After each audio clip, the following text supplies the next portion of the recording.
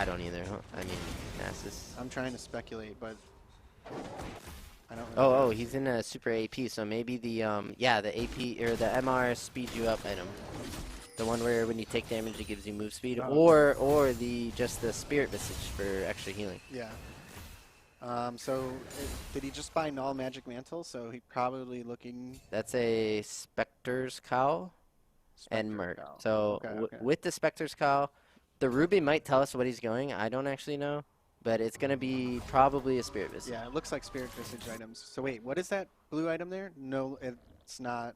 Oh, Null Magic Mantle is... That's a Specter's Cowl. It used to be 1,200 gold. I think it still is. No. I just had the two mixed up. Yeah, you're talking about the skirt. Yep. And now it's all on Tristana, but luckily she has Kraken Slayer, so she can DPS through the Nasus, but it's really all on her. But try, if you put a Black Shield on Nasus, you cannot Tristana R her away. You can't Taric stun her. You can't belly flop him. Black Shield on Nasus would be bad news. As we see, he'll approach Gragas now. When Gragas belly slams into Nasus, that is risky business. It is. It gives Nasus an angle, but in a really long lane, you're going to have another couple belly slams to get away there, so I guess enough space for him to feel comfortable. But if you do that one belly slam and now he's Wither and Ghost, like, do you really have a chance of getting away? If he stands on top of you and you can't belly slam away, then I don't think so. Here we go with the 2v2. Kata will go in first. The delivery man will ulti up the Graves while Katarina deals with the Syndra. Syndra will go down to Ignite. Kenny with the flash in. Here's the big play. He goes for it. He'll drop instantly to the Jhin. I respect the try, but it just doesn't work. Yeah, I think there's no way he knew the Morgana was there, and he flashed over the wall. He immediately got vision of the Morgana and probably thought to himself, oh, shit. Hey, in every squad try, you need a playmaker, and that is Kenny. Kenny will go for the big play, and win or lose, you just draw it up again and try later. You look at the bot and kind of look over your mistakes. What can I do better next time? And you know Kenny will continue going for those until it works on the big stage. Yeah, we do see the Bork for Katarina here, so... You know all about that. Yeah, we got the resident Katarina player in our squad. We sure do, and he rushes Bork, and he loves it. It's Kraken Slayer second for our guy. I wonder if that's what it'll be for Kenny here. It may be. We do see and two then longswords. If she goes Kraken, she can actually DPS Nasus as well. Yep, so that's probably what she's going second. And he misses the belly slam, and yep, I knew that was coming. Yeah, and you can maybe R the Nasus away, but now your problem is Graves. Katarina with the ulti doing a good bit of damage, getting Graves low, but the threat of the Nasus, who already has a Specter's Call, Divine Sunderer, just means Cat has to, give that play up. 1-for-0 for McMaster University, keeping this game tight. The gold lead is only 400 for Kent State, but they do have a 2 Drake lead, with the 3rd Drake spawning in just 50 seconds. Looking to see which team can set up, get vision, get control, and maybe get sides going as well. This game a little closer than last game, at least as far as individual lane goes. But I can't get up. Like, the Nasus is so scary at this point. And it is the Spirit Visage second, so his healing will be out of control. You now absolutely have to have Grievous on him. I'm looking at the Grievous for Kent State. I don't see any. We know Katarina ulti can apply Grievous. And I think that is it that I can see. That's so not enough. They're going to have to pick some up if they're going to want to look at winning some of these mid-game team fights. For sure. And if they don't get Grievous and they try killing Nasus, they'll lose the game. And this guy's playstyle try. I mean, we're going to see him plenty this season. Yeah, we do. He's whipping out the secret sauce. He's got sealed spellbook right here, or unsealed spellbook, and he's got exhausting cleanse. That right you're not going to expect the cleanse. As we see, red team will take Drake. That's number 3 for Kent State. They just need to play Soul now. But what's the response? Nasus will shove mid in. He's collecting his farm. He's stacking that Q. There's 2 time bombs on the map. Try. It's the Nasus is one and the Drake Soul is the other. Hey Frank, do us a favor and click on Nasus champion, and so we can see how many stacks he has on his top left guy. Right there. Click on that. Down at the bottom.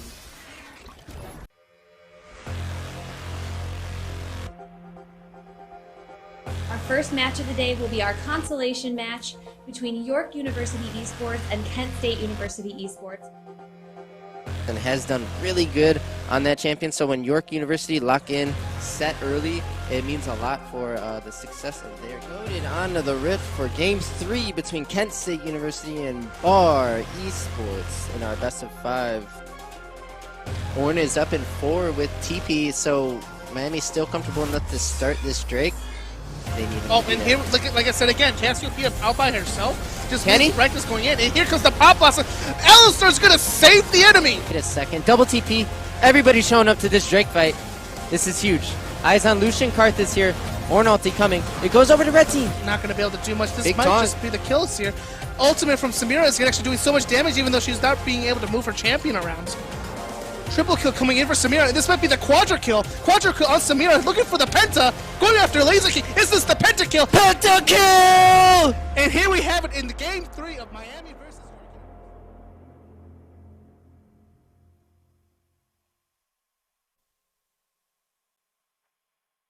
Welcome back, everyone, to Week 3 of the League Saturday Series Season 2. I'm your host, Holy Boxers, coming to you live from One Life to Play Gaming and Esports Lounge. Now, we've got some sun poking through the clouds this morning in Parma, Ohio, so I think it's going to be a great day. Now, it's Week 3, it's still early, but these teams have kind of gotten their Weeks 1 and 2 jitters out of the way. They've gotten a chance to see each other play. They kind of are going to have those games in the back of their mind while they're competing against their opponents. Now, as you can see over here, our standings, it's kind of a nice bell curve. We've got a chunk of teams right in the middle there with the 1-1 standings. Now, our best of 3 today, the first teams on stream are going to be Glacial Esports and McMaster University Esports, and they are both currently standing at 1-1. So this best of 3 is going to be a tooth and nail fight to see who's going to walk away 2-1 and who's going to walk away 1-2. So without further ado, I'm going to send it over to the guys for a little bit of pre-game chat. Remember, if you haven't seen these teams play, you can see them full gameplay VODs on our YouTube at One Life to Play. So please welcome the dynamic duo, Diddy and Tribulge. Thank you very much to our wonderful host, Holy Boxers, for a great introduction and try. I'm here. I'm Diddy. And I'm Trifulge, and the team just can't mess. I was going to say the team can't stop messing up with our words, and then I go ahead and mess it up right there. Well, we all should have done some, what is it, like, Dude. red leather, yellow leather, getting those vocals going, make sure our speech was nice and clear, but yeah, we fumbled the ball on that one. I should have played some Eminem on the way here and tried to like rap along to his lyrics. Like Rap God? Yeah, Yeah, God. That's the perfect start to the day, yeah. Right? Because then I would hit every word on this. But what I was going to say is I cannot wait to get into Week 3 of LSS. Our teams are stacked. The standings is tight. These two teams are fighting to improve to the sole second place in the standings. Right now, Holy Boxers was explaining it. We have a few teams at 2-0, a chunk of teams tied for third at 1-1, and then a few 0-2 teams, what you would expect in a ladder like this.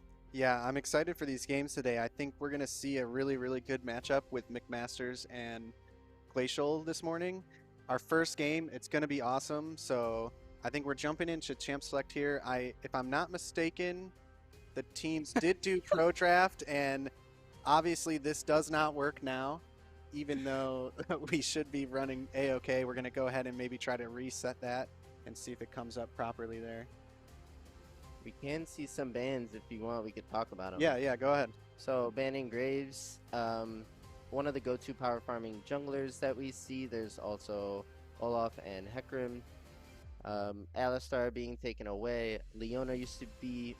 In Pro Play, Leona was the premier go-to support for a few patches, but on this patch, for some reason, teams are prioritizing things like Alistar, Maokai, so I think the support role, bit of a shakeup, but these teams at this level, high diamond, will still take that Leona and be happy with it. Yeah, Leona is a character that I do not like to see in the bot lane in my own opinion, because I hate playing against that champion. It's so easy to get a big setup, and, you know, she's so impactful right now. That's as simple as that. Incredibly impactful. Yeah. So to see her slip through, do we think that we're going to see this in first pick? Oh, so they did do Pro Draft, so we're not going to know, but if it does come out here, I'm going to assume that somebody grabbed it after that first ban phase because she is a priority pick. We don't see the Jin ban either. So do we think that Jin was actually banned here, or No, I think Jin has actually fallen in priority to Really? around number 3 to either Kaisa or Samir, depending on the comp you want to run. okay. If you want to run a nice pick comp, bot lane focused, where you want to play through bot side, Jin is still a great option. But in terms of AD carries that can win you the game, that can DPS and do their jobs the best, it's Kaisa and Samir. Mm-hmm.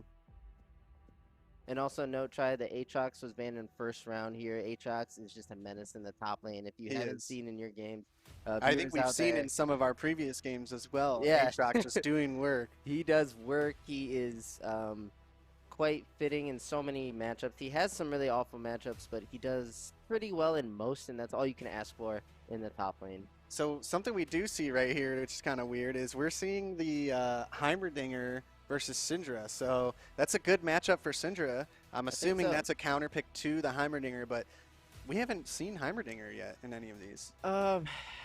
Yeah, he's a rare champion. He's effective at what he does, right? But what he lacks is the mobility of. And like, there's that Leona. Okay, yeah, the Leona with the Kaisa, very deadly combo. And Aphelios we have seen in pro play. SKT's AD carry, the name of him escapes me, got a pentakill recently on Aphelios, so you know those numbers, those Aphelios numbers are going So up. you know we're going to see it more often And now. we'll see if this guy can recreate that in this situation. But on the Heimerdinger, I just think his strengths are his static team fighting, right? Yeah. Where he doesn't really have to move around, jump over walls and stuff like that. Anything outside of that, Heimerdinger, pretty weak champion. Okay. Something I'm trying to recall what I saw, but I was watching I saw some LPL out in the lounge here. If you guys don't know, here at One Life to Play, we've got a plethora of televisions out in the lounge that you can watch your favorite streams. We've got streams running 24/7. So I saw an LPL game going, and I kind of caught the pick ban. Yeah. And I'm trying to remember, but I saw the strangest ban as their first ban of the game. They took, what was it that they banned out? First ban. I'm going to have to think about it, but I was like, really? Like, that's a priority Yeah, to I'm people right now? Something I intrigued. haven't. You have to go figure Yeah, it so out. I'll have to figure it out. So I'm gonna go ahead and we're gonna go ahead and go to a quick break as we load into game here. We'll skip this spectator delay, and we will see you guys when we get onto the Rift. Don't go anywhere. Under chat, there should be a thing that has a number for stats. Oh, it's hopping from Oh, director camera. yeah. At the right above his picture, there's a number. So he's at 480. Wait a 486 second. stats. There's a 5-man Taric ulti so that red team can advance past this blue tier 2 turret. Katarina goes in for the double. Going in again, taking one too many tower shots. Tristana locked up and will get sniped down by the Jhin. Now the Jhin answers with 2 kills from base.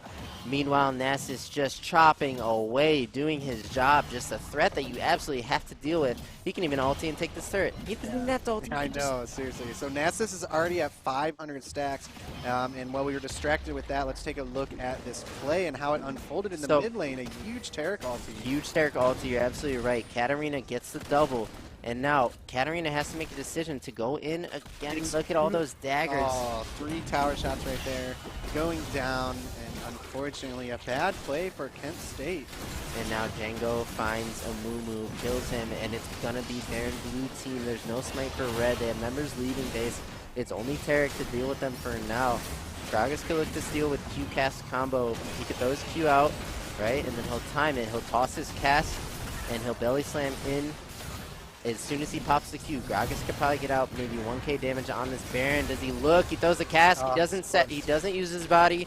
The blue team will go ahead and secure that now. It's looking decent for McMaster University. Now what Ken has to do is just minimize for this Baron. And the sad news is they're going to have Baron buff 4 Drake number 4 spawning, and that's what you have to deal with now. I think the scenario there, looking back on the play that had happened right before Baron, was Kent State University was thinking, they were seeing Nasus in the top lane pushing, and they were thinking it's now or never to 5-man dive this team and take them out when Nasus is not here. Right. He does not have TP because of Unsealed Spellbook right now. This is our chance. They went in, the dive did not work out in their favor, and now McMaster having Baron here is really bad for Kent State. Definitely, and it was really well played by Ager here, the AD, who I think has been putting on a great performance in this series here. And we see Kata, she's dead. That's her flash, and she cannot really. She can maybe blink to teammate. Okay. Oh, but the Graves are, and she's still burning. Sekiro will snipe out Kenny. Way to hold the R until she blinked away. Katarina getting caught out in the jungle there. This Kent State comp lacks wave clear. They don't have the rides that they once had. How do you deal with these Baron minions? Really tough. Here comes Gragas with the cast play. Will only bot the Morgana away. Not going to be enough. Where's the Nasus? He's in bot lane doing his job. And this is just too much pressure. Now they could play mid bot. They could take control of this blue quadrant here and go ahead and deny Kent State from getting the Cloud Soul. Something that I'm not even sure would even save them at this point. As we see the scatter the weak into the Syndra ulti, and now it's all full pressure mid Jin ult just to zone them. And what do you know? Ayo, it's Django looking for the turret in bot lane. Now is their chance to maybe kill him, but he could just back up and wait for his team to get pressure somewhere else. Has, if you look at minimap, Morgana already wrapping her way down to assist him in case anything happens. I think Red is thirsty for just an answer here. They would love to get a kill or something to set them up for Drake. Otherwise, they kind of have to walk into this blue squad. They have to hope that everyone's recalled and that this is safe. I'm concerned that this dragon doesn't really mean much for Kent State here. Cloud Drake on their team, I don't really see where the benefit comes from. A lot of their units have stationary ultimates as far as like Katarina goes, Amumu goes, Gragas goes. I don't think that Cloud Drake is really going to benefit them that much. Yeah, it's got to be the worst one of the four, right, for this Kent State team. So unlucky roll on the Drake type. They do get the Drake first, but they just can't stand face-to-face. And we are back. Welcome to week 3 of the LSS Season 2. We are hopping into the first game of the day, Glacial Esports versus McMaster University, and I cannot wait to see how this game is going to play out. Yeah, I can't wait to get into the action as we see a 5-man blue unit. That's Glacial in the blue jerseys here, running top lane, looking for some cheese. And if we don't get into any action soon, I was going to talk about the top lane matchup, but let's see what happens. We're getting into here. action right away. This is what I like. Going to start with a Pantheon leap here. Can he get the leap? Will he flash for it? You could trade flashes on the set. And he does flash. Set will go ahead and flash. Time that and return to top. Could be a potential gank setup. Is that flash for flash worth? I mean, you are trading the jungler's flash for top lane, so maybe, like you said, that's now a good gank setup in the top lane early on. They time that flash, and they just know they have a guaranteed pick on set if he doesn't play carefully. Yeah, it's all about how you cash it out, right? Yeah. The investment of flash for flash, it really depends on the execution over the next 5 minutes. I think if both flashes come back up, it's actually good for the set because Pantheon, I think, as a jungler who might on the spot need to show up to a situation, that guy's going to need his flash. But yeah, like I said, if it pays off and they go grab that set, it will be worth in the end. And in the top lane, we have a set into Kled matchup, which is fighter versus fighter, right? It's not the tank-tank matchups that we sometimes see as snooze fest. I went ahead and looked this matchup up during that quick break we had, and it appears to be set favored. And so we'll have to keep tabs on how the lane goes and if Pantheon will want to disrupt this. Yeah, I would like, I like Kled as a champion, so I would like to see some spicy Kled plays coming out here. I'm excited for that. Set right now is just really strong. I was watching some gameplay yesterday and saw some wild set stuff going on. Huge shields, big turnarounds that looked like guaranteed kills that ended up not being kills and actually being, swapped back. Yeah. And, oh, man, that champion, it throws me off guard so hard. Oh, definitely. And even these teams, even at this level, because a good set can really find angles to get those ultis into big stun combos. And then when you go and try to answer with DPS, he drops fast shield and true damage across your entire team. So really, in my opinion, it's all about the set player and his experience on the champion and the proficiency there. An average set will produce, but a great set can win you the whole game with one nice setup combo. So we just see some casual lane trading going on here. If we take a look at the farm, everyone doing pretty good so far. It looks like the junglers. Yeah, here's Okay, the we see return. this gank. No flash on the set, so I don't see a way out. He's going to drop that W, get a nice big shield, do some damage back. But Kleb will drop mini, shoot him with his pistol, and that's first blood. So try That's to what I'm answer talking your about. question. Yeah. That is worth. So nice plays from Glacial Esports with the 5-man topside invade into a 4-camp topside from Pantheon. This looks well designed as a play, and that's a good way to get Yeah, your it Kled really ahead. is. You know, if you really look back as if you're trying to analyze the plays that just took place, you think about their strategy going into that top lane right there, getting that flash actually guarantees that kill early, and now hopefully it can help snowball them into this game through top lane. See a 2v2 that starts right as Glacial is hitting 3. So it might have been a bit more than McMasters wanted to chew. Oh, I'm sorry, it's just the AD. So yeah, positive trade for McMasters in the bot lane. We got to see some of that Aphelios action. Look to see if he can build the CS lead on the Kaisa. Yeah, I think if I'm Kaisa here, I really don't want to 2v2 in this lane for a while until I get some items, get level 6. Then maybe I'm looking to trade. But even though I have Leona, I kind of just the plan would be to just kind of hang out and chill, get my CS, play with the team for objectives. I think so. This could have been maybe an all-in. We see Wax Chimoni taking Kled down into mini, but if you're a top laner, you know that, wait a second, we have a 2v2 in the mid lane. Lilia gonna flash away from the duo of Glacier as the McMasters University mid laner Venerated hits a nice, wait a second, Oh it's a no. 1v1 in the top lane. That's a solo kill for Wax Chimoni on the set, the payback. Man, 1-2. Kled really, really doesn't want to die there in that scenario. They just picked up a kill on set. You want to keep that lead. You know, that play that happened at level 1, getting that flash, you kind of just threw it all in the toilet. I could agree. I think the mistake the club player made was not recalling when he had a crash after the first kill. If I'm not mistaken, he wasn't on this serrated Dirk when that went down. But we'll see the Pantheon visiting the Syndra, who cleanses early and now has to flash. I think they're going to get it. And that's a Nice. And he foul, does get the kill, goes over to the Heimerdinger. Coach Nice. Coma is his name, by the way. Shout out to Coma, one of the GOAT coaches that was Faker's coach on SKT when they won all those championships. Damn, Coach that's Coma. really him too, Yeah, probably. he moved to Wow. America Yeah, free games. to play in this. And now he's insane on this Heimerdinger. So I think he could carry. Obviously, he understands macro at a deeper level than us both put together. So we cannot criticize the Heimerdinger. Yeah, not whatsoever once this whole game. entire Yeah. game. Heimerdinger, you're getting away with whatever you want. We won't criticize a damn thing you do. And you can tell how beautifully he's now pushing the mid wave after that kill. Yeah. Wow. So this second pause here in a row, I don't know if we have some DC issues. So we're just kind of hang out, talk about what we've seen so far.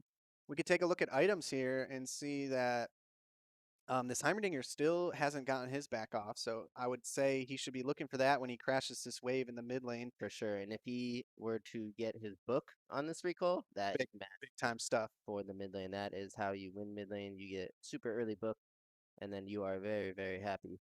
Another thing to point out, look at the CS numbers in the jungle. Lilia's up about 20, but Pantheon with those 2 assists, this is to be expected in this matchup.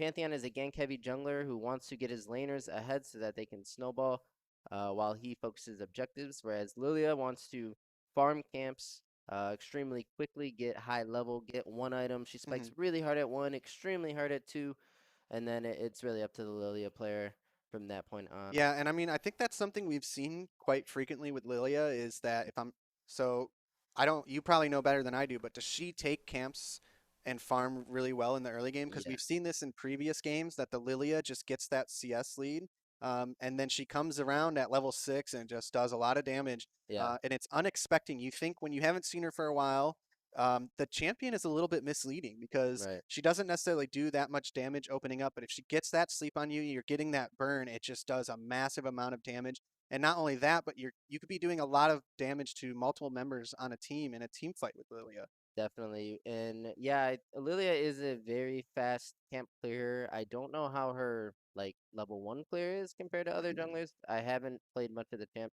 but we can see here her CS numbers are higher than all of her laners at this point. She is 6 while Pantheon is 5. So And she's soloing Dragon right now. Actually, will this get sussed out? we see Pantheon kind of making his way over, but is he looking for the bot lane gank, or is he curious to see what's going on at Dragon? Yeah, I mean, the wave's in a decent spot. We see McMaster's bot lane backing up. They're going to say, hey, Pantheon's here. So I think they just want Drake and they want to get out of this situation. Heimerdinger's here as Pantheon's well. stun comes in. The Unite drops, but the Thresh hook drags him under turret, and they'll go ahead and take that kill now. Oh, man, and then Heimerdinger just catching Lilia on her way to help that play. They didn't even know he was there, and he just one-shots her from the bush. Coma, you beast. And that's why you draft the Heimerdinger. I know from experience if you get hit by that grenade, it's going to hurt because that W is guaranteed. And that's what we saw happen to the Lilia.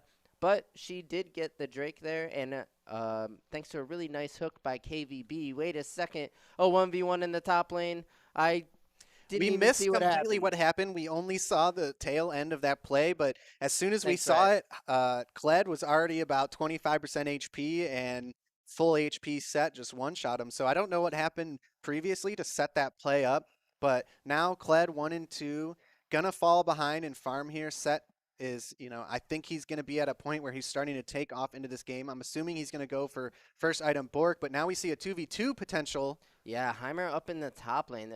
Heimer's not the explosive champion that really roams to a lane and makes a big impact. He likes to set up in a lane. So I wonder if he'll take control of top himself or just run back to mid. It probably just run back to It's his hard to say because Heimerdinger at first look you always think, okay, he has to be set up to make plays, but if he has ulti, so he has ulti right now, with one of those bouncing grenades That's right. or rockets, you could do a lot of damage without having to set up turrets on a gank or have that long range stun as it bounces into lane. Wait a second, Chad. I think we're gonna see. We see the grenade will hit the slow. The Kled ulti comes in. The chain will land. Syndra ulti goes down on the Kled, but it's only gonna get a mini until he drops turret aggro, and that's a 1-for-0 so far. Leona here to back it up. We Do they see the dive? sleep come out from Lilia. I'm sorry. Okay. What? I was gonna say, do they dive? Leona showing up. She does. Okay, she does not have ulti. Oh, she does have ulti right now. So I was thinking maybe they would dive there, but maybe she knew Thresh was coming up through river to assist the roam. Yeah, So I think so. I think the supports kind of have tabs on each other a little bit. If the one's missing, the other one can't. Just call a dive like that. It maybe could have worked with a nice CC chain started off by Leona and ended by Coach Coma. But it didn't. That's not what happened. And I think we're starting to see the set take control of this matchup. I wish we could have seen how it worked. Wait a second. We have a full-on dive from Kaisa. She's under turret. Going to get Jaeger. She will trade 1-for-1. We have a red TP coming in. That's set. West Shimoni with a big tackle into a probably two-man stun. There's the one he's going to pull this is the not looking good. Pantheon back. And that is going to be McMaster's University taking control of the situation with a nice TP from set. Yeah, unfortunately, Kled did not have TP there, so he couldn't respond. And after the Kaisa went down to tower, it just, looked hopeless for them as that TP started to come through. Yeah, and it's hard to say if the 1-for-1 for the Kaisa is worth it. If we look at the wave and it's bouncing back to her, then it's probably fine at the end of the day. I guess the main thing would be is what is the state of Aphelios right now in the meta? That's a champion I don't really see in solo queue or in flex games, and I don't necessarily know if I've seen him in any of the amateur or pro play that I've watched. So is he kind of just out of the meta, or is this just a comfort pick for Jaeger here? No, I think he's returning to the meta. Remember, SKT played it. He's popping up in North American LCS here and there. It's a situational pick. I think you take it when you don't want to go Kaisa for Samira, and for whatever reason you don't want a lethality AD. You want your AD to be able to 1v9. Maybe your AD is a hard carry player, can't get their hands on Kaisa. You go ahead and take the Aphelios. In terms of their scaling, I think it's situational. It's really just up to the AD player on Aphelios versus Kaisa who can output more. Because when you talk about Aphelios, you have the Aphelioses that die because they're immobile and don't do anything, and then you have the Aphelioses that 1v5 pentakill. It's really the situational execution. Yeah, I'm one of the ones that just dies because I'm immobile. Tried that champion a few times, a little too much in that kit for me. Yeah, same. I only play him when I get him in ARAM, and then I'm like, what am I even doing? Yeah, seriously. But yeah, we see the wave did bounce back to Glacial Esports, so that's pretty good for Kaisa, although she's down about 15 CS to Aphelios, so that might shake out to be about even. We see Aphelios has completed Kraken, though, so he'll be the stronger AD on the map. And I wonder if they will look to get Drake number 2 here. It's spawning in 15 seconds. I think her build path looks like she was setting up to get Q evolve as fast as possible. I could be wrong, but I think off of the items that she has right now, she has evolved her Q, which is a lot of DPS in singled out trades as long as the missiles aren't targeting minions. So that could be good for her, and that is why I think she's not coming back with the Gale Force on this first back, as she's trying to rush that empowered Q. Okay, that makes sense. Yeah, whenever you see like double pickaxe or Yeah. pickaxe double long, serrated Dirk, you can expect the Kaisa looking for that Q evolve.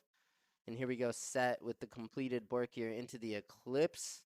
Kled, Eclipse. Interesting choice because Gore Drinker is still on the table for Kled. Yeah, I think he's going to have extreme difficulty contesting this lane with this set now that he has Bork. Yeah, Bork's set is really crazy. Yeah. You basically can't fight him as a melee champion unless you really outplay or have some tools to help. And we see Drake will now go over to Glacial Esports, so it's tied up 1-1. I didn't exactly see this setup, but it just looked like not much of a contest here from McMaster's University.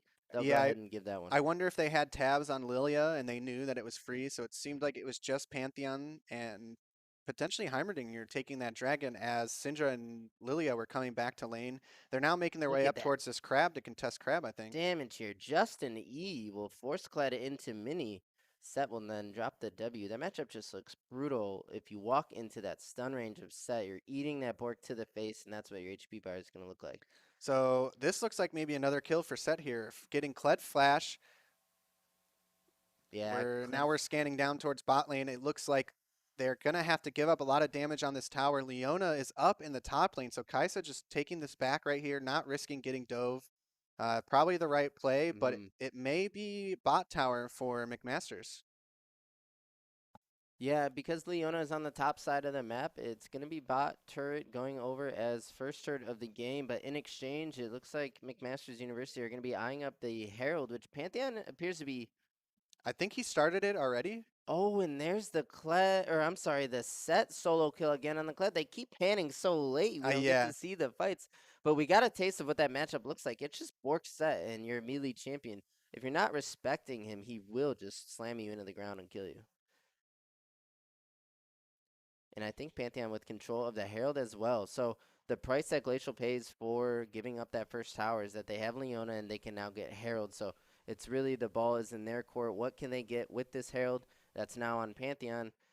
Probably a turret, right? Maybe that mid lane they can look to crack or something I else. would say they look for the mid lane because the more lane Heimerdinger has to just set up turrets, can control and just be shoving waves in the mid lane. I'm surprised the matchup is not going more in the favor of McMasters here because Syndra is a really good counter to Heimerdinger. You can pick up his turrets with W and then just toss them into the brush or out of the lane. It's harder for him to shove waves, but right now he's 2-0, about even in farm with the Syndra. So we'll see if she gets to a point where she could just shut him down by tossing turrets and one-shotting him. But Heimerdinger looking pretty strong right now. He does have Ludens. Yeah.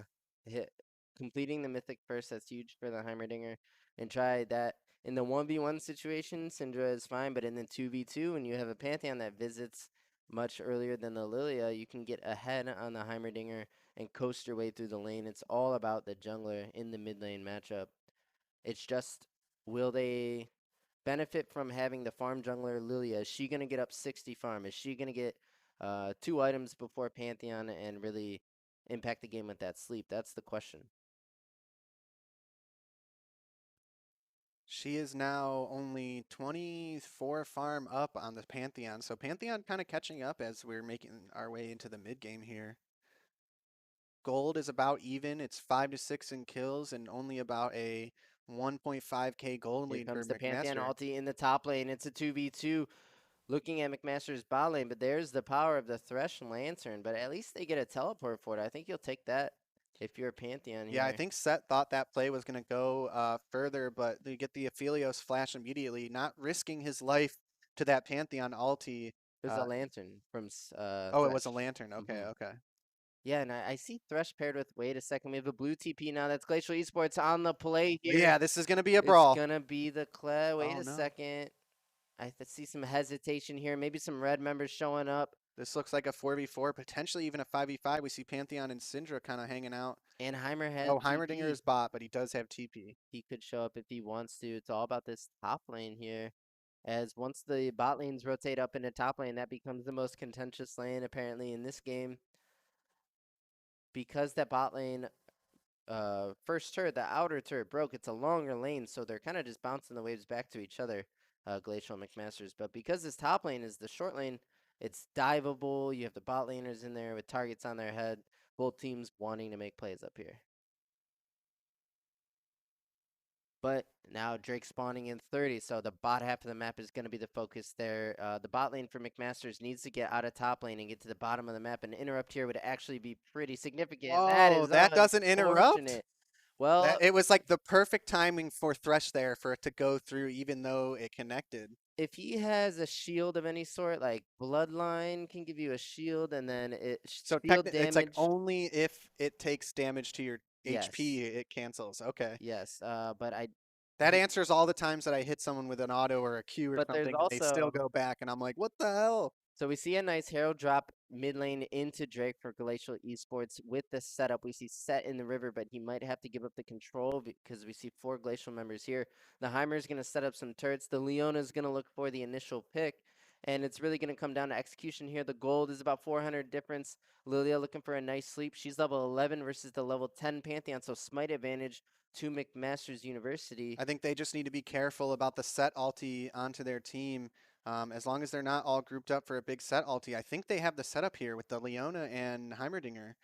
He's going to probably drop empowered turret, and yeah, we see the line of scrimmage. A nice scat of the week by the Syndra. The Leona will go in. Ultis the Aphelios. That's the target. We see Kaisa will ulti back onto the Aphelios as well. Now it's just an all-out Set is brawl. just unstoppable. The Set punching down the enemy AD carry. Watch it, Chomp. He's running away low. But the Heimer or the Kled. Oh in my God, they're mini all form. so low. The Lilia is quite healthy. The red team here, McMasters University, kiting into their own jungle, and it was the Pantheon that steps a bit too far. Oh, And he was about to Jaeger get Skarner right there. crits, Or Skarl. crits Kled as Skarl's on the way. Yes. You know Kled is going to be yelling at Skarl about that one. Yeah, I think they bit off a little more than they could chew here in that play. Pantheon jumping in on top of them, 1v3. They were all really low, but maybe a little too aggressive on Pantheon. Yeah. But wow, what a play for McMaster. They are now up 5 kills and 2K gold, and they're picking up that dragon as well. Yeah, and it's going to be Ocean Soul try, and you saw it first. It was the Set doing a ton of work. Eventually, it was the Leona ult landing on Aphelios really made that fight winnable for Glacial, but it was really the nice kiting. Aphelios could flash over that wall. We had so many sums were up for that fight, right? Yeah. And when all the sums are up, the Leona ult landing isn't necessarily going to win you the fight. It really is about the tit for tat there, and McMasters University coming out on top. Kaisa maybe going to get picked here. She needs to be careful. Nice. Uses the Nice Gale juice. Force to dodge the hook. Another TP. This is Heimerdinger on the flank. This Whoa, looks crazy. Here Heimerdinger. comes the bomb. He's going to drop it, drop some turrets. Does he have a Zhonya's? Zhonya's? No, he doesn't. Now there's no more damage here. It's just a Leona with a Kaisa that is I'm not sure if that was the play. Yeah, I'm not sure about that one. If he did have Zhonya's there and he dropped everything and then Zhonya's, maybe he had a chance there for his team to pick that up before going down. But man, really just, I don't know if he had vision of everybody that was there. Did he know he was TPing into a 4-man group there? It's Coma. He had to know. It's his team's You're fault. right. What am I criticizing him for? We did say we weren't going to criticize him at all. It's literally actually Coma. So I think his team just wasn't there fast enough. Yeah. Team, what are you doing? So we see McMasters University taking down the mid outer turret for themselves. And it's Ocean Soul, like I was saying, and we see Set completing the Gourd Drinker. I really like Bork into Gourd Drinker because the idea is the Gourd Drinker keeps you alive to auto more with the Bork, right? Which will heal you, and those two can work together really well. Not a build you often see, but it makes sense on the set here. Who's looking to take over this game despite the early game focus from Popang. Yeah, Pantheon. Set is just really big right now. It's going to be difficult to deal with him. 6-1.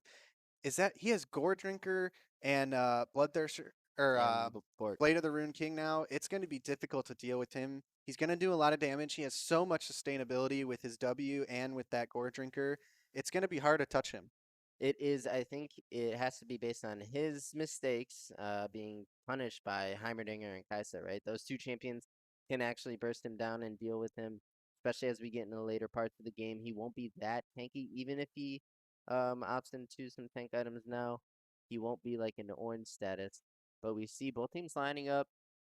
Baron is live, so it's topside focus for both teams as we see them running Yeah. through. I think if I'm Glacial Esports here, I'm looking at Dragon. Dragon is up in 1 minute and 10 seconds. And Glacial Esports comp, I think they really, really want to have control of the river in around Dragon Pit before the fight starts and not to be kind of coming up on the Dragon play as it's already started. They want to have Heimerdinger turrets down in maybe the Pixel Brush or even in the pit, ready to be set up with the Leona all as threat to zone them off into their own jungle. But like the last fight we saw, when they're rolling up to Dragon as it's spawning and Lilia's already on it, they're in a really tough position to kind of get in there and do anything about it.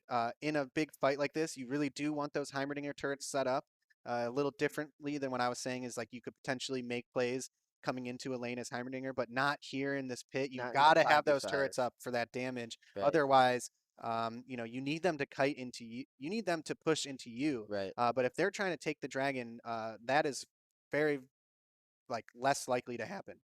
Definitely. You see both teams fighting over mid control here. Mid control is the best way to get control of the river. If you push that mid wave and they have one or two members answer, that allows you to now walk in, and we see McMaster's University with control. And yeah, I think Heimerdinger lacks the space to really have turrets set up. See, he's kind of stuck in that bush. He can't walk into the fog of war. And red team, that's McMaster's University with third Drake. But here's the Kaisa Leona ulti into the back line with the Pantheon. Oh man, they just It's an don't have all-out the damage. Heimerdinger has gained some space here. It's a 1-for-1 so far, but it's Wedge to me Oh, on the the fail back line on flash. the set with a double kill. He could probably make that a triple. This The- set is unstoppable. Look Oh, at the this. Kleb will shoot over the wall, and Oh that's my Jaeger gosh. again hitting him with the crit. It was a scattered fight. It went so quickly, but Drake and Teamfight win going over to McMaster's University, Man. and they will march straight to Baron. That's exactly what I was talking about. So when they were kind of in the mid lane they were kind of contesting that Scuttle Crab in the topside river there. And I think during that minute countdown for Dragon, they should have been down in the bot river, clearing vision and setting up for Heimerdinger to be there so that when they all came in to look, when McMasters came in to look for that Dragon, they were already set up. Exactly what happened was they were trying to show up again late as it's already going. They didn't have the setup or the damage. And now we just see Heimerdinger taking that plant, trying to stall out the Baron. It looks like maybe he did successfully stop the Baron play, but he does go down. And yeah, they're chasing him off. So worthwhile play there. I thought maybe a misplay to go over that plant and give you life, but I did not pay close enough attention to death timers, and he was enough to stall out the Baron and cause the reset for McMaster. Yeah, definitely. Not too bad of a hero play from Coach Koma here. You really want to see Azanias on this guy, though, because he's been in so many situations where Azanias could actually threaten lethal on, the people he's fighting. But without the Azanias, he does a lot of damage. He will stop the Baron, but nothing more after that. So now it looks like he's picking up double rod. Is he going Rabadons? Death Cab, yeah. So that is a really weird path for me. I would have gone immediately into the Zonias from the Luden's Echo. It's like that is a huge key item on Heimerdinger. Yeah, it's hard weird to to see. say. I never play Heimerdinger. I have no Neither idea. do I, but I mean, I feel like since season 3, that's just like what you do. Because when you set up and you drop that, you could drop your alted turret and then use Zonias, and now you have time to stall out a fight and do damage. If he goes down before, let's see how he manages this situation, because Set is approaching here with the stun and a few autos in the tackle onto the Pantheon. Coach Koma drops super turret, runs away, but the Set W flash will take him out, and now he's looking at Pantheon here. Pantheon can shield some Oh damage, my but will he gosh, go this down? set- Oh! Wait a second, the shutdown by Pantheon, and now it's Glacial Esports on the play. There's no Thresh Lantern to save the Lilia.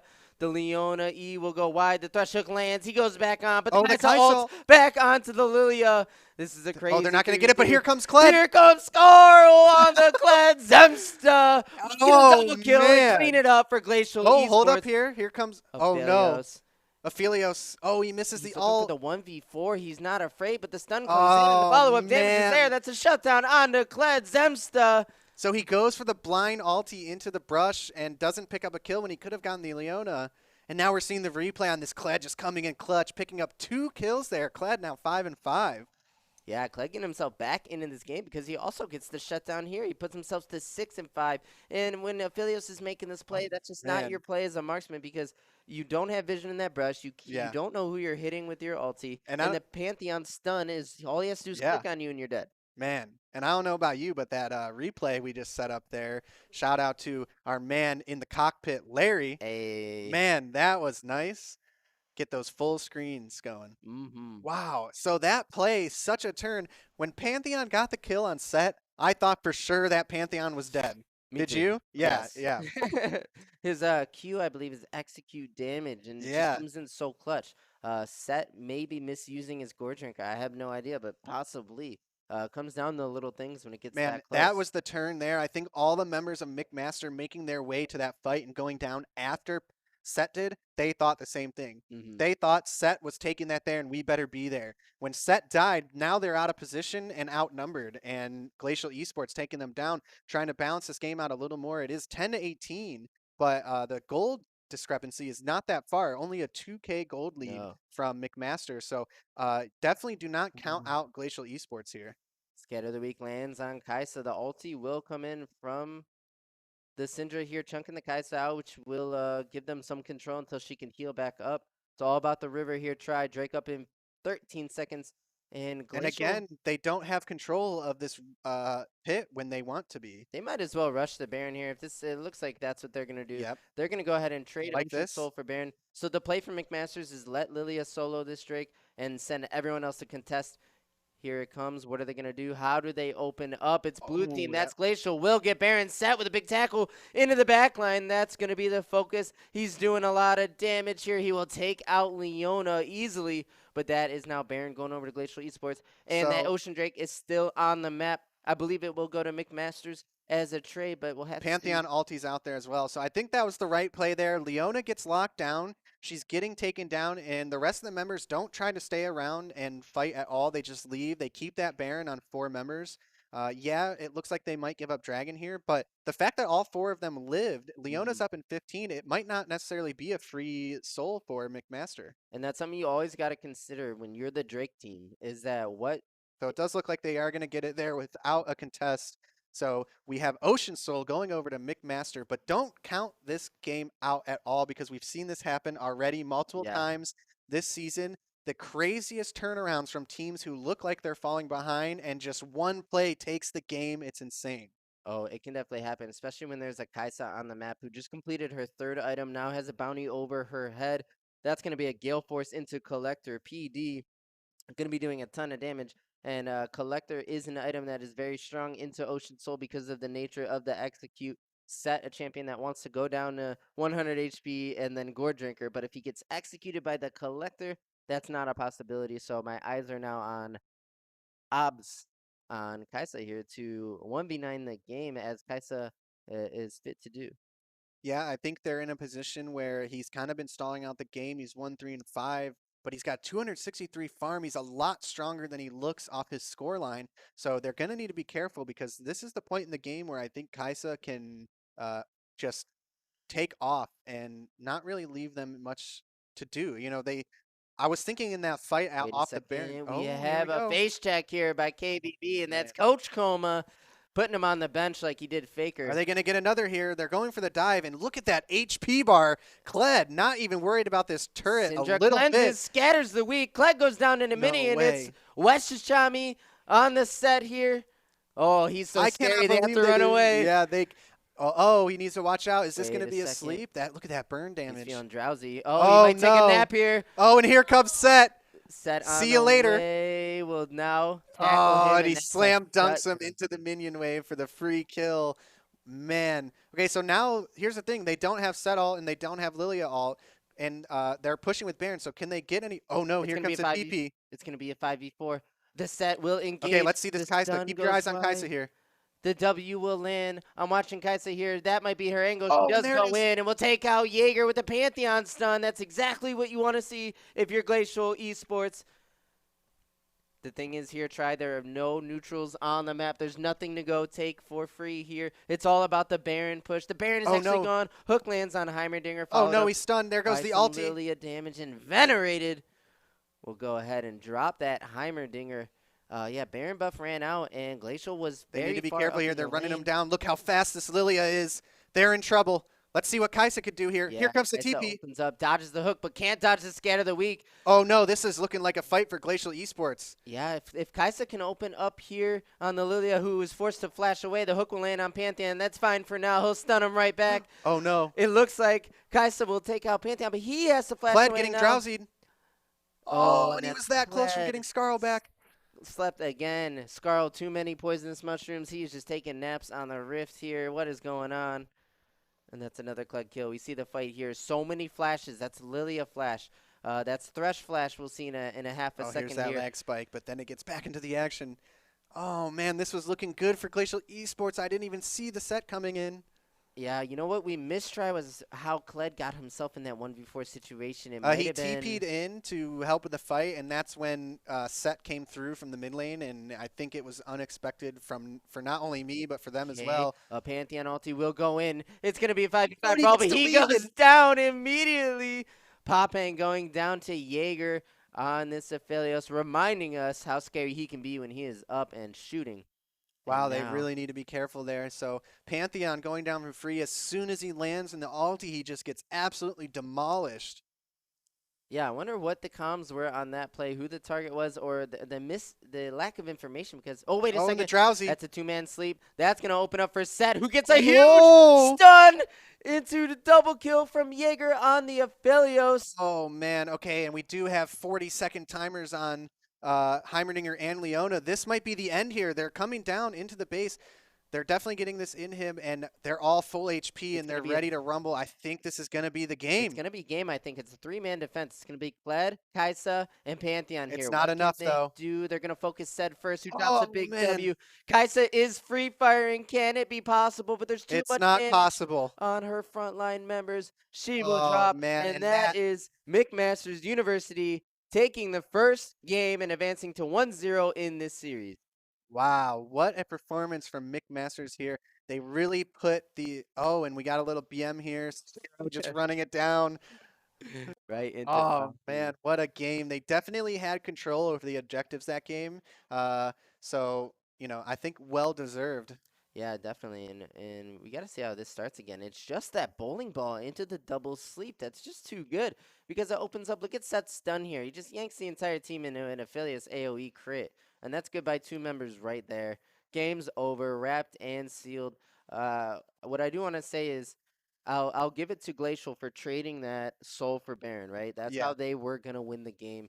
It's just they kind of got ran down after the Baron by the Lilia. Remember that chase is so potent.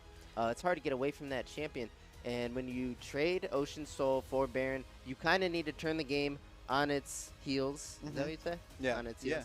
You need to turn the game and win it with that Baron. So that was their kind of knockout punch attempt in the last round, if you will. Didn't work out, but it led to a very exciting game. Yeah, it did. I think it looked like they were maybe scaling into that late game. Excuse me, with Kaisa. But I think the issue there is Set was already out of control at that point. So what are you going to do? Too hard to kill. He's got the Gore Drinker. He's got the Bork. And he's just got like 5,000 HP plus his shield. And it's too difficult to get through that on top of the rest of their team. They have the Syndra for the one-shot. Kaisa having to be so careful because of that. Yeah. She can't walk up to auto with the threat of Syndra ulti being up. And it just puts her in a position where she has to wait out in the backlines for so long before opening up that by the time she's free to do some damage, the fight is already too far gone. Yeah. Yeah. Yeah, I can agree that we saw a lot of nice scatter the weeks. We saw a lot of nice thresh hooks, right? The set was played around really well. Like he Yes, he was set was. up from his team to Yeah, just the run set in. was definitely set up Oh, all wow. game. He just is set. Yeah, damn. Wow, taking the first game of set, or taking the first game Set. in set one Set 1. of the match as set, being set up by his team. Wow. It's just set things, you know? What are you going to do? Just set things in 2021. I wonder if they'll ban that champion because it is a strong one. Oh, after that, I don't even care where Maybe he's not. at in the meta. I'm taking it out of that game. I think you could take we'll get a better matchup approach because Yeah, like you said, you did take a quick peek to see what that matchup, who was favored in that matchup. It was a set favored matchup, but man, dude, yeah, that was a good game. It I was a love good these game. games, guys. Starting off the day with a banger, yeah, and no doubt. that's how I like it. You know what? Something we've seen in Season 2 of the LSS, almost every game that I love, What's that? level 1 shenanigans. Oh, the shenanigans. The shenanigans at level 1, That's right. sometimes they pay off, sometimes they don't, but when you see it work out like it did last game, Yeah. Unfortunately, the game went out of favor for Glacial Esports as we started getting into that. But starting off the game with that play, costing Set his flash, and then in exchange, turning that into a kill off the gank before his flash is back up is so well played and well put together that you would like to see some of those things going off into the later game. But as the game gets going, as things get hectic, as you fall behind, who knows how comms were, things start to get a little crazy. But it seemed like they went in with a game plan for level 1 and it worked out well, and we've seen that a lot with the teams in Season 2, and I love it. And it speaks to the preparedness of the teams in this league, when they pulling out the book for these games, because the teams are competitive. They'll do anything for the slightest advantage, even if it's a flash for flash trade that you can now look to abuse. That's what you got to do. A great thing. These teams are here to take the win. This is not a for fun tournament. Yes, it is fun, but come on. Not for fun. No, it's not for fun. It just is fun. But they're here for the dub. You have to take every little advantage that you can get. And we saw McMasters University do it so well today in that game. Let's see if they can pull something out just as well in Game 2. If I'm not mistaken, we are in Pro Draft for these two teams. Unfortunately, we haven't got many organic champion selects here, but that's okay. We do understand there is a difficulty when you have 5 members on a team. Not everybody owns every champion, so Pro Draft is the way to go, and we are cool with that. But for now, man, yeah, for now, because everybody can you guys just better like get Ghost. it together. Remember Ghost? We didn't forget about you. Yeah, we didn't forget about you, Ghost. You better can have pick up every those champion champions by now. Like, we should. That fool's been buying rune pages. Yeah, are these guys buying rune pages? That's why they have to pro draft? Like, guys, just stop buying rune pages. Yeah. It's a scam. Or open your champion capsules. We all know that you have 150 champion capsules in your thing because you don't want to break down all the champion shards. Those could have gemstones in them. So just open them. Duh. So those going to have gemstones in them, guys. Get your champions so that we can do organic champ select so that we can react to each pick. Please. We should make it mandatory for playoffs. Mandatory for playoffs. Okay, guys. That's what I think. You have from now until playoffs to buy every single champion on all your accounts. Or don't fuck it up. Or just bench yourself. Or bench yourself. Yeah, where's the subs at? We need... No, we're fooling around. But on the bright side, we did fix our champion select today during the last break before getting into game. So you guys are about to see that. Oh, yeah. Our cockpit says we'll see because we did set it up right as we got here today into the lounge. That was the first thing I checked today, but unfortunately, it still didn't work. So here is the... Let's see how it works right now. Dude, coding problems. Am I right? Coding problems. I don't even know how to code, but, you know. This man is like coding champ select, like getting errors that look scary. Yeah, cut it out, the errors.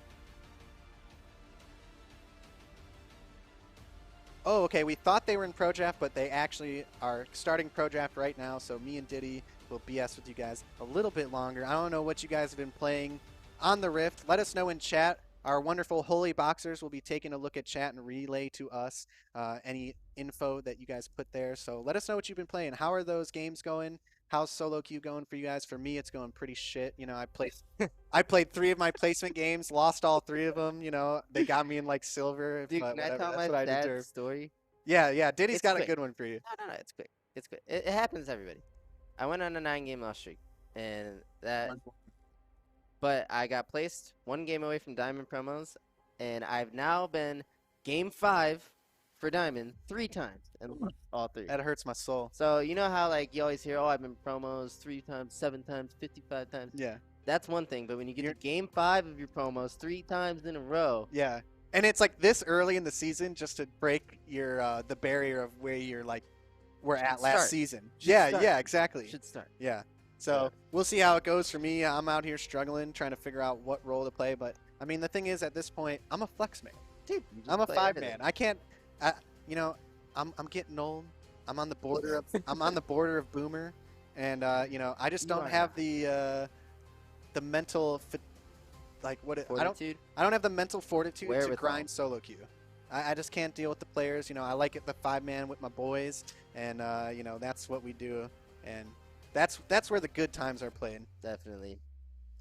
Enough about Okay, playing, so we got guys. we got a set who ints their ass off every game in Silver 1. That's all right, man. Hey, watching these games here, did you see the way that set performed last game? Take some notes, and you know, no more inting, because this is the place to be to watch some high-level gameplay in the amateur scene. You know, you can definitely learn a thing or two from these these players. And I can. We got some loot. We got a Lulu player. Man, I tried a Lulu top game. It didn't go that well. It didn't go that well. No. No. We saw that Lulu mid last week, didn't we? I think so. Lulu mid is with the Heckram. Mm-hmm. Yep. That worked out pretty good. That is for sure what made you pull out the Lulu top? I saw it was the top win rate for this patch. And you were like, ooh, juicy. Yeah, I'm like, oh, it must be good. Yeah. And it wasn't. Hey, that's how I feel when I play random shit. I'm just like, oh, I feel like playing mid. Oh, this champion's good. Go in. Okay, I should. 0-5. Yeah, okay. You know, these guys win all the time on this channel. Talking to one of our buddies, shout out to Dodd. He was taking a look at all of our win rates. So we got the squad. We play flex games pretty often. You know, we like to enjoy a little bit of clash. I don't want to toot our horns, but yeah, hey. I got plans tonight. Wah, wah. You're benched. So where was I? Oh yeah, we like to play a lot of flex. You know, I won't toot our own horns, but we do have a pretty good win rate. So toot toot. But you know, that's where I like to be. He was taking a look back, looking at a lot of our win rates. My Vel'Koz win rate over like all the seasons is like above 70%, but I just cannot get myself to play the one. I can't play one champion for too long. I don't know about you guys. Let us know in the chat, but I have ADHD when it comes to maining a champion. I just can't do it. So shout out to everybody who can actually main something and make the climb into season 11. Good job, guys. And enough about playing. What about watching? Shout out to our. This is for Eltum Estri. Little shout out to their man Dunder. Shout out Dunder. I don't know who you are, but hopefully we wish you luck in your solo queue and flex adventures this season. Zach, enough about playing. All right? They're bringing up bad memories of my Game 5 losses. What about watching? There's so much league to That's be what we need to do. now. While we're waiting on this pro draft here, I'm going to figure out what that pick was that I was telling you guys about for the LPL that they banned first rotation. I don't know what they were doing with that, but I'm going to figure it out. There is LCK going on, okay? Faker just played up against Showmaker, and one of them, Showmaker, I think was on Yone, so go watch that game. Ooh, that game was that's crazy. Probably a spicy game. There's LPL going on right now. You could watch FPX with Nuguri. It's such an entertaining team to watch. If you guys want to go watch some league after, of course, our games, the LPL is extremely exciting. And then there's the NA try. Did you like that hear just started? anything? Yeah. I don't want to spoil it. The games last night. Yeah, straight up spoil them because yeah, Spoiler Hey, alert, spoiler like, alerts for anyone in chat. If you guys have not watched the LCS games yet and you do want to watch them without spoilers, go ahead and mute the stream for about 2 minutes while Diddy gives us a little bit of rundown. But make sure you're paying attention because games are going to be starting here very shortly. You do not want to miss it. Don't go anywhere. Let me break it down. So it started with Team Solo mid. They got Sword Art over from. He was originally, I forget. He was in China, I think, on Suning. I don't know where Sword Art came from. They brought Sword Art over on a big contract. That was a big deal. Okay. They brought Huni into the top lane. They have Power of Evil in the mid instead of Bjergsen. Bjergsen as coach. TSM, hype, new roster. Remember I sent you their trailer? Yep. They Yeah. got upset. Wait, that trailer was hype. They got upset by 100 Thieves right off the rip. Shout out Papa Smithy. Shout out 100 Thieves. Let's That's go. our boys right here. Okay, that was hype. Next, this isn't in order, but Hey, you know what we need here? Sorry to cut you off. No, go ahead. Well, I'll let you finish. But before we get into this next game, I need our wonderful Holy Boxers to run up to the front and grab one of our new hoodies off the rack so we could show those off. Wait till you guys see these. Sorry, it's not a hoodie. It's a jacket. Wait till you guys see these jackets. They're so awesome. I cannot wait to show you guys. You can pick them up in our store or in the lounge. 6070 Broadview Road in Parma. Make sure you guys come down and check it out. I don't know if anybody watching the stream or any of the teams here are local. We have a couple local teams, but I'm not sure about the rest. You guys are in the area or even close. If it's even an hour drive, guys, I guarantee it's worth it. Bring some buddies down here on a Saturday night, play some games in the lounge, get the full experience. We got a lot of awesome stuff here. Trust me, you won't regret it. couldn't have said it better myself. Try. So I'll let you take it away with that 100 Thieves upsetting TFM. That's what I like to hear. That's not. That's just the. That was just the first game. Okay, we're gonna hand it over to Holy Boxer so you guys can take a look at this jacket. Man, these are awesome. Ooh. Oh yeah, make sure you get the look. Oh man, look at that patch on the side, guys. This is nicely embroidered. This is part of our champion teamwear line. So this is a awesome quality, extremely warm, extremely high end. Everything is, woo, look at that. Uh-oh. What happened to Katie's head here? She turned into the eye guy. What do you call that eye guy? I don't know. Do we have a name for the eye guy? We don't. No? Our Angry Gamer. That's the Angry Gamer.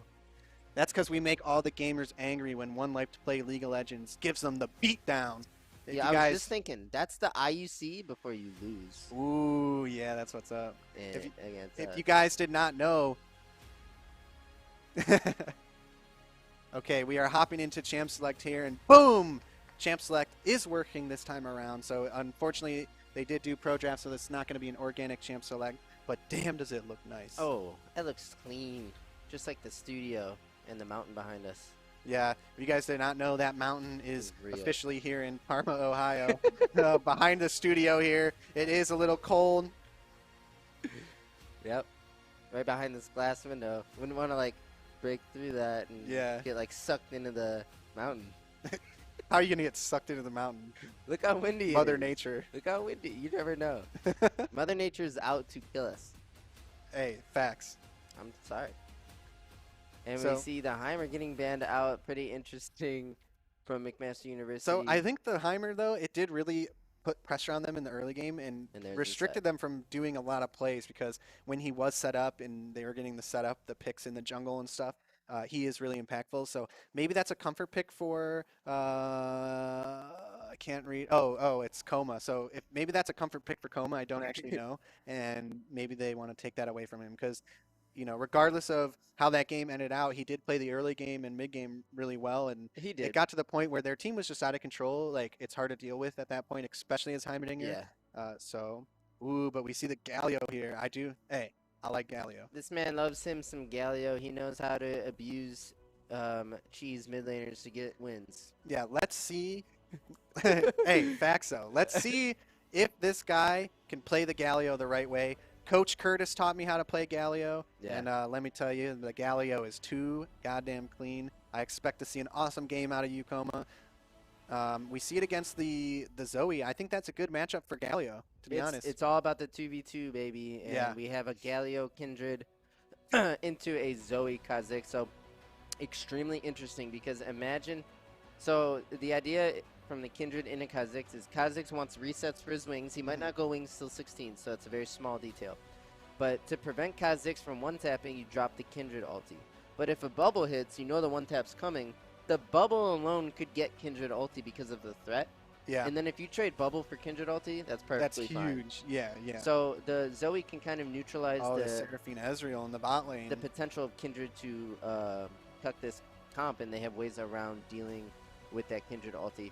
Another matchup to talk about is Garen into Ornn. I think the Ornn was probably the blind pick. The Garen was probably the answer here. Very easy champion to execute. Let's not miss over any little things here. We do see Garen with TP and Ignite. So that is going to make this top lane a little more volatile, Yeah, and we'll see if it pays off. Does he need that? Do you see that often? So I've ran TP Ignite like maybe 6 times. Why do you not need the flash on Garen? Because On Garen you need it. I don't play Garen. Okay. I think on Garen you absolutely need flash. I don't like Ignite TP on Garen. Also, I don't like taking Ignite over flash in the Ornn of all champions because Ornn is just going to hang on. Yeah. And he's going to, it's going to be hard to avoid his ultimate. It's going to be hard to avoid his knockup without a flash in these volatile plays. You take Ignite, and we see he switches to Flash. So Flash Ignite would be slightly better. I think Flash TP is the way to go here. But when you take Ignite in lane, especially when you're giving up your Flash, it's to cut healing. So against Aurelia, against Riven, Conqueror champions that are going to heal, you need to... so on Camille, you drop Flash, you take the Ignite against Aurelia, and then when she goes for her all-in stacks on you, you Ignite her right away, cuts the healing, and now you can win. Yeah. But in Ornn, or against Ornn, he doesn't have that healing that you can really cut. It's really just about increasing your chances to catch him off guard and get a solo kill. Try and get a solo kill, yeah.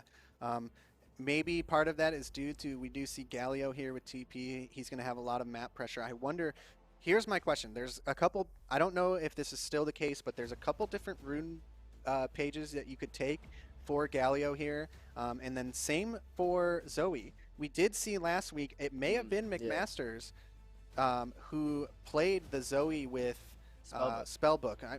I think I'm wrong. I think that was Mark Boots who played the Zoe with Unsealed Spellbook. Okay. Will we see that on this Zoe here? Because we do see she has TP. And same for Galio. You can take Unsealed Spellbook with Galio. I don't necessarily know if that's still a good meta option, but it was at the end of last season. So everything could have changed with these new items.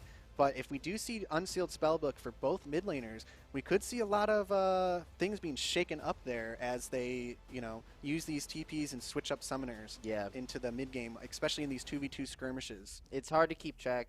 One of the reasons Spellbook is so good on Galio is because the heal can be like a way to get your taunt onto someone that increase move speed. Ghost can perform a similar function. Exhaust. Galio is a very well-rounded champion. Yeah. But I do expect Electrocute on Zoe and Aftershock on Galio as just the go-to. That's like the standard. Yeah. But yeah, Spellbooks would switch it up. They're hard to keep track of. When you fight a champion like Galio and he exhausts you, you're like, wait a second. Yeah, you're like, he just TP'd the lane or something. You're right, just like, okay. Same with Zoe, but if you go Spellbook, are you using sums? Does that mean Zoe gets your sums? So does Zoe win in the Spellbook v Spellbook? That's a hard, probably. Realistically, he TPs to lane, he switches over to exhaust, he drops the exhaust. Now Zoe picks it up, and she took Ignite with her TP, so now she's got both. Definitely, I think Zoe could come out on top with if they both took Unsealed Spellbook. And lastly, we can take a quick look at bot lane. Kai'Sa, Alistar, pretty standard into an Ezreal Seraphine. Ezreal Seraphine, to me, is a weak side bot lane. You want them just chilling and farming. Yeah. Seraphine, you pick her because her ulti can randomly win you the game. It's so I was going to say, who scales better? Both are scaling champions for their damage. So, but Kai'Sa is kind of like... Kai'Sa has that 1v9, the pentakill potential. But the Ezreal and the Seraphine, you have Ezreal, who it really comes down to the player, and the Seraphine as an enchanter, I think will scale a bit better than an Alistar, who is just his one play is all he can do. So, other than the Kai'Sa is the X factor for McMasters, I think. Right? I'm not sure which team is actually blue and red. We have McMaster on blue side. And so Kai'Sa, I think, is the X factor for McMaster for them to scale it in the game, not to mention Ornn items. But on the other side, you do have the Ezreal Seraphine can scale insanely well in the game, as well as Kindred. Okay.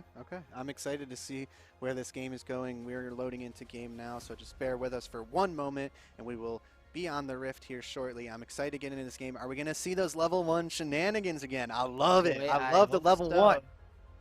I hope so. I think it's a McMaster. I think we're going to see McMaster making their way into something early on after after seeing it happen in game 1 with Glacial. So will we see maybe some 5v5 stuff going on here?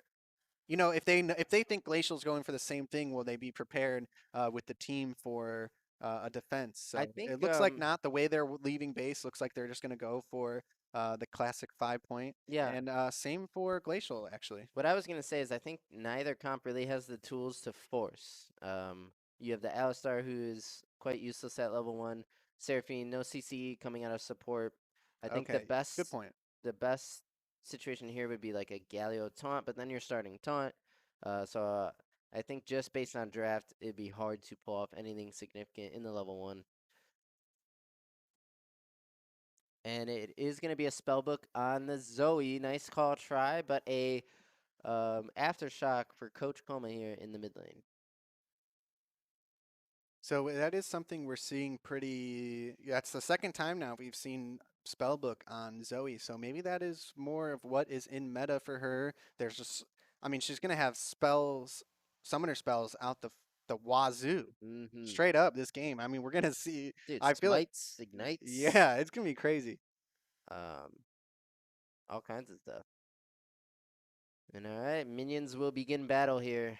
Try as we see opposite starts from the jungles. Then This is what? pretty interesting. Kha'Zix's going to be pathing probably towards his bot side, and the Kindred the opposite towards her top side. This could mean a split map in the near future. This could mean a slow early game because the junglers won't be running into each other. But we'll have to see if either of them detour in that standard pathing. So I'm excited to see. It's been relayed to me that Orn here has more games and a higher win percentage than they did on the set. So we might see Orn doing some work this game. We did see Set go 11-2 last game. So here a little more of that tanky, you know, noodle pick Mm-hmm. here. But, you know, Orn can still do a lot for a team. Oh, for sure. Setting up tons of plays, being unkillable. I like the comp here from McMaster. I do too. I like the way they fit the Kha'Zix in and then drafted around it, I think, pretty well. You have Zoe and Alistar and Ornn to set up the Kha'Zix, and then you can fall back on Kaisa as the late game insurance plan, if you will. But it's all about the Kha'Zix, getting him an advantage, getting him an early kill would be huge. He can get to the point where you just can't go in certain places of the map or you're risking being one shot. Kha'Zix is out of control. You know, that's who I play Yeah, in the jungle most of yeah, the time yeah. when I am in there. So something I want to point out here is Coma, man. I'm already seeing it. The Galio stuff I don't like. I see you using Qs on the Zoe here, and what I think you should be doing is clearing that wave as fast as you can and getting wards in the jungle and being there for Kindred on these scuttles. You could definitely double scuttle this Kha'Zix with the Galio Kindred against Zoe Kha'Zix, in my opinion. Another thing to look at, Try, is the top crab marked for Kindred? It must be Yes, because it the is. bot one is not. Oh, it is. Mm-hmm. And that is a nice RNG roll for the Kindred, getting that So 50-50 for herself. So something that is so Zoe can flash here. oh, and there's Yes, a he flash in the will. There's drowsy. a It's gonna flash be a kill. Bop! bubble. Bop is right. That is Coach Coleman going down to the Zoe, who I believe found an ignite on a minion, Oh, and then it's it was too instantly disgusting. lethal for Galio. Yes, and first blood going over to McMaster. And we see the Garen here trading back with the Ornn. Try, I'm with you. My eyes will be on Ornn in the team fight situations, but I just think Garen Ignite in lane, there's no opportunity for skill expression for Wet Shamani is my first guess, just because of the all-in threat. We see Garen trading aggressively, knowing that his passive. Wait a second, another Oh bubble no. must have landed on Galio, Oh who is no. no flash. They can give this right over to Sekiro on the Kha'Zix, and that is not what you want to see for Glacier Esports. So something I wanted to point out is, and I don't fully understand it, we may have talked about it before, but there is a way to manipulate and kind of what is the word I'm looking for? To oh no, we I see a think play Zemsta coming is out as here. I'll good as finish what I was dead. saying. The question is, can he take Ornn down with him? And the answer is no. So nice play by McMaster's University, getting a kill onto their Ornn because of the pressure of their members showing up behind the Garen here, who now is facing a freeze unless Ornn goes too crazy here. He is facing a freeze. That's a nice recall. Top Yeah. laners, take note here. He trimmed the wave just enough so that it's still going to slowly beat that blue wave, and we'll keep an eye on how many minions are there for Ornn when he gets back. There is no TP for Garen to come in and crash that and Yeah, reset it he's for in him. trouble. So that is a very good situation I for think the Ornn due to here. that, we're going to see a large farm and like that's just really bad for the top lane. That's It really is. bad for Garen to have to go down there to Ornn. Now Ornn TP'd back to lane, so no TP, but getting this, the wave is just perfectly set up for him, and he's in trouble. So Garen being really aggressive here. I don't know about that. Okay, I think it's on Wetshimani now to just win this outright. I wonder if that Ornn can all in. He gets He the does. 6. He drops the ulti, bops Oh! him in the air. He needs to Oh fire no, breathe one more he's time. not gonna be. Oh, the flash. The Okay. flash. Oh, no. Oh, Q no. misses because he gets Garen's flash. Good job by Zemsta holding flash the whole time until he got the Ornn flash. And now here's the answer from Glacial Esports. It's going to be Drake #1 going over to Pophang and the gang. And that's Red Yeah, Sea. and so that's a free Drake there. They did almost kill Kha'Zix in the jungle, so Kha'Zix forced to reset and just a free Drake And I think he for flashed Kindred in the Ka. team. Yes, he did flash. So we have no sums on top lane and flash down on Sekiro, so they're going to need to be careful making plays here into this game for the next 5 minutes. Don't want to give up too much here, but going to be 4 minutes and 30 seconds for this dragon, so they definitely have time. I think they kind of want to just play it chill, play it slow. They have a great late game team comp. They just don't want to do anything too drastic. Kha'Zix, level 5, so level 6 soon. Kind of just taking things slow, making sure they get their farm and try and level into the late game. Yeah, we see Kha'Zix down. Wait a second. He will plant right onto the Kindred's face. He's melee range already. He will WQ. That's a nice chunk. She's forced to here comes flash away from Galio. the Alistar Oh, no. combo. Oh. The Galio follow-up, and this looks like it's good for Glacial. Coach Como will take down Sekiro, and that's it for now.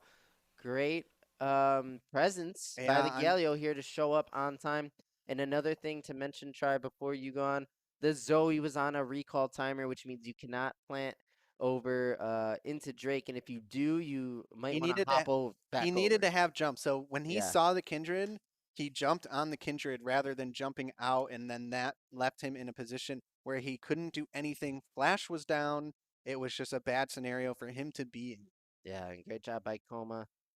Wait a second. There's a fight over Scuttle here. We'll go to Kendrick. Gives her 6. She's going to need that very soon. She'll drop the Lamb's Respite. He's going to go on down the anyway. way to Here help. comes the bop But from Zoe. Sekiro. Yeah, the Sekiro and Venerated duo here. Is the play over? Is Zemsta? No, he should be able to plant right over, right? All right. So something I was talking about earlier that I forgot to finish what I was saying, and now it looks like I'll wait again because there's going to be a brawl right here over this red buff. Yeah, it's the 3-man assault for Zemta needs to be careful here. It's Galio's on the way. Oh, and here comes the ult from Ezreal. Zemsta did a lot. I think Galio can maybe clean this up here as a couple red members are getting in low, trouble. but there's the taunt on the Venerated who will go down. They want to give it over to the Kindred. That's Pophang getting himself on the board. Decent aggressive play by McMasters, but I think a better response by Glacial Esports. And they'll stop the recall of the Ornn here. And that's Glacial looking for another frag here. I think it's doable. Who are they going to give it to? It's going to go over to Galio with a shutdown for Coach Coma. Galio in a good position now to be scaling into this game. He had died twice early. Pophang is going to have to fight Sekiro if he wants this blue. No. He didn't get it. Oh, wait. Okay, he did. That is like the faintest blue I've ever tried looking at. I feel like it was bugged a little bit or something. Like, look at the blue on Galio versus how it looked on. Maybe because he was in Kindred river. there. Maybe. And water is blue. Okay, so so now I'll go back to what I was trying to say for the second time. I think you can manipulate where the first Kindred mark will go, and then based on where it goes, you can kind of predict where it's going to show up next. You can control the first one? I don't know if it's 100% guaranteed, but yes, you can influence it. I think it goes opposite of where. So like if he starts top and he goes and clears blue, around that 3-minute mark, it spawns like around when Scuttle does, and it's either on one or the other. It's always on a Scuttle, the first one, I think. Yeah. It's always on and so it's on the opposite side of where you're clearing when it's like processing the spawn. I guess. Okay. I think. I've heard that somewhere. It could be wrong. It could be old, and it's not doesn't work that way anymore. So looking at this blue buff, there is definitely some bug going on there because it's like it's definitely messed up. Yep, and And it's now it's gone. gone. So didn't even get the full duration. Maybe. Or it just that's Thanks, so weird. spectator. It felt like not a full duration of blue, Mhm. but could be off. Because Kazakh still has his. Oh wait, and Galio. I'm confused. I'm also pretty confused, but Forget the remember, buffs. Forget the buffs for now. spectator has a mind of its own. Try, you just can never be too surprised by what's going on. And so what do we got here? It's Drake up in about 25 seconds here. McMaster's University clearing out some vision as they should. Kindred appears to be top on Herald with Garen stuck in the top lane with that ignite. He can't get down here. Yeah, So TP is gonna be up for this Drake, I think, for Ornn here. So definitely gonna be the that could be advantage a for one shot for McMaster. Kha'Zix. Kha'Zix could jump on Seraph. They weren't aware Seraphine was roaming into that brush. But all signs are pointing to McMaster's University taking this Drake in exchange for Herald because Kindred is not even bothering. She's going to invade, splitting the map, taking Kha'Zix's topside camps, which could lead to a possible dive topside, but it's an Ornn. But you do have Ignite and the execution power of the Garen ulti, So they're just gonna along with let the this Undying. Mountain Drink go over to McMaster. Ooh, nice root up by Oh, the Seraphine. She missed ulti. tries to follow it with the ulti, but it just wasn't quick enough. Ornn just bopping Garen around right here. A little bit of damage. Look at that. Garen just did nothing to Ornn with that spin there. Yeah, Ornn is slaying here in this lane. He will drop an ulti. He's going to look for the kill on Zemsta. And look at that double knockup. He put Oh, him in man. the bouncy house right there. Perfect timing. Let's take another look at that with this epic replay system here. Bam! Watch the double jump here. Garen thought he was on a trampoline with his homies because he is stuck in the air until he dies. Beautiful timing. Watch the Ornn. He goes in E into R. Garen Oh, is man. floating and will go down. What a play. So still Here's the flat. answer. Oh, and here comes the TP for Ornn. Yeah, it's going to be covered by Ornn here. No ulti, but are they going to be able to set something And up? Zoe, that's a Oh, double TP. TP. Two members of McMaster's University showing up, and I'm not sure if that's Yeah, what you I want to don't- use both TPs on Yeah. because there's no neutral nearby. By the time the TP was coming in, it seemed like the play was already over, and maybe they chased. And I was thinking, oh, well, Ornn just uses ulti. I don't know if they're going to be able to catch. And what do you know? It's both TPs. I Yeah. think maybe they jumped the gun there. It looked like there was going to be a dive coming in. Oh, And now that they don't have opens up. TP to respond to this. I didn't even realize the Herald was going down top. And that is bad news bears for McMaster. It's going to be a tower for Glacial Esports. Yeah, just Oh, said. wait, they might not get it.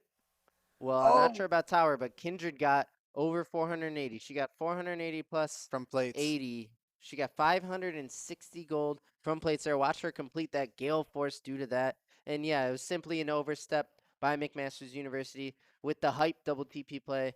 As a solo laner, if my laner TPs, it always runs through your mind, should I make this double TP because it hides your TP coming in, which is really nice. But over-indexing on the defense of the bot lane turret leads to some nice plate money in the pocket of Kindred, who we know they need to scale into late. Yeah, this is a close game here, a little bit closer than the first one. Very close. I mean, I guess let me take that back because game one was pretty damn close for most of the early and mid game. It started to only take a turn as Glacial kind of was just leaving the objectives uncontested. Kha'Zix is going to walk up here. He'll get the taunt. He still has jump, but a couple turret shots means Zoe needs a heal. Meanwhile, Kindred ulti going down. There's the Galio ulti. Here's the combo, but Venerated will tap the Zoe. knockup. And the Kaisa will also drop as well. That's a 1-for-1 for now. Glacial advancing on KVB will go down. Make that 2-for-1 for Glacial Esports. Taking down the enemy bot lane here. Looking to get some pressure in mid as a result. Glacial Esports. Man, what a play. Things were looking real scary when that Kindred ulti went down. It's only guaranteed for the Galio ulti to come in right at the end for the knock up and shield. It was just really, really well executed. And Ornn will set the Garen up for the Kha'Zix, who's at no, and here comes the bouncy house, but he misses. Flash will now go down. The taunt is looking for the Ornn here. It's all about the Kha'Zix and whether or not he wants to jump. He won't. The Seraphine gets pretty close, but I think she's fine. Wait, Unless Ornn is running it down. Shimoni wants to look for the kill. Will breathe fire on her as she floats away and question marks him. How rude. Just kidding. It was emotes, which is perfectly fair game. Not even slightly rude. Yeah, I'm trying to see more emotes out here, guys. Make them creative. I don't want to see no mastery level 7 and ooh, thumbs up. I'm trying to see some, fizz emotes and, tell a story with your emotes. Oh, the Kindred Flash. She steals Gale Force. There's the Gale Force. Another Q coming in. There it is. 1, 2, 3. And Oh, the Empowered no. Auto popping, taking out Jaeger. Just caught him out in the lane. Was that her ulti there? I didn't even see any shield. That must have been big burst damage there from Kindred because I did not see the shield from Kaisa ult at all. It looks like she just very recently used I it. think she used it right there. I thought it was the Gale Force because I saw no shield, but I think it was her ulti. And what actually happened was Kindred just had That third burst through it auto. immediately. Yeah, the third auto on the E, especially if that thing crits, can do a ton of damage at this stage of the game. And that's popping, you know, kind of showing what Kindred can do. And not to mention, she can shred any member on the enemy team. Well, Alistar and Ornn, among others, are very difficult to take down. But It if just there's a depends champ, as the Kindred scales in this game. mhm, If he gets too many stacks, she's going to be in a position where that Ornn may not be as difficult to take down as we would think. Looks like Popping tried to hop over that wall there to and what? didn't make it. Maybe he's fake hopping? Players in this league wouldn't just fail a hop twice in a row. Right? You got to think, what's the next layer? Like it's a bait. No, no, I think it's better he No, didn't no, get it over. was a But bait. it's It a was a bait. Drake start here for Glacial Esports. It's going to be a 5v5. Garen rolling up. It starts with Ornn. Also look at Alistar up in that choke. Who's going to engage? It's going to be Sekiro. Goes in for the steal, but it goes to red team. That's Popang on the smite. He's going to dance around. Going to have to drop the ulti, but he doesn't. Here comes the Galio ult. Garen in the middle will silence and ignite. And now ulti the Kaisa. Garen doing his job. Oh my! Here This comes is the a brawl. Seraphine. It's an all-out brawl, but it looks good for Glacial Esports because Wasachomp has the flash over the wall. And that's Glacial Esports with Drake and Teamfight win for the cost of Kindred, who I don't know why, but did not use Lamb's Respite. I think he might have been in the bouncy house there for that. I Locked think up. yeah, the Alistar as well as the Ornn made it difficult for him to actually get that ulti off before dying. And then the Galio ult was 1 second too late with the shield. And oh my gosh, the Zoe getting away with 1 HP. Holy. Venerated with the shenanigans on the Zoe, just testing his limits here and getting away by the hair on his chin. But Glacial Esports with the gold lead for probably the first time in a long time. If you go back to Yeah. game one, they were behind, for a long time. So up 3K. Something I'd like to note here is we do see that fight going over to Glacial as well as the Dragon. And what do you know? They were in the pit and in the river grabbing vision and getting control before the Dragon spawned, something that I thought they were really lacking on in game one. Preach, Ty. And they do that now. And what do you know? It works out great for them. They take down McMaster there and get the Drake.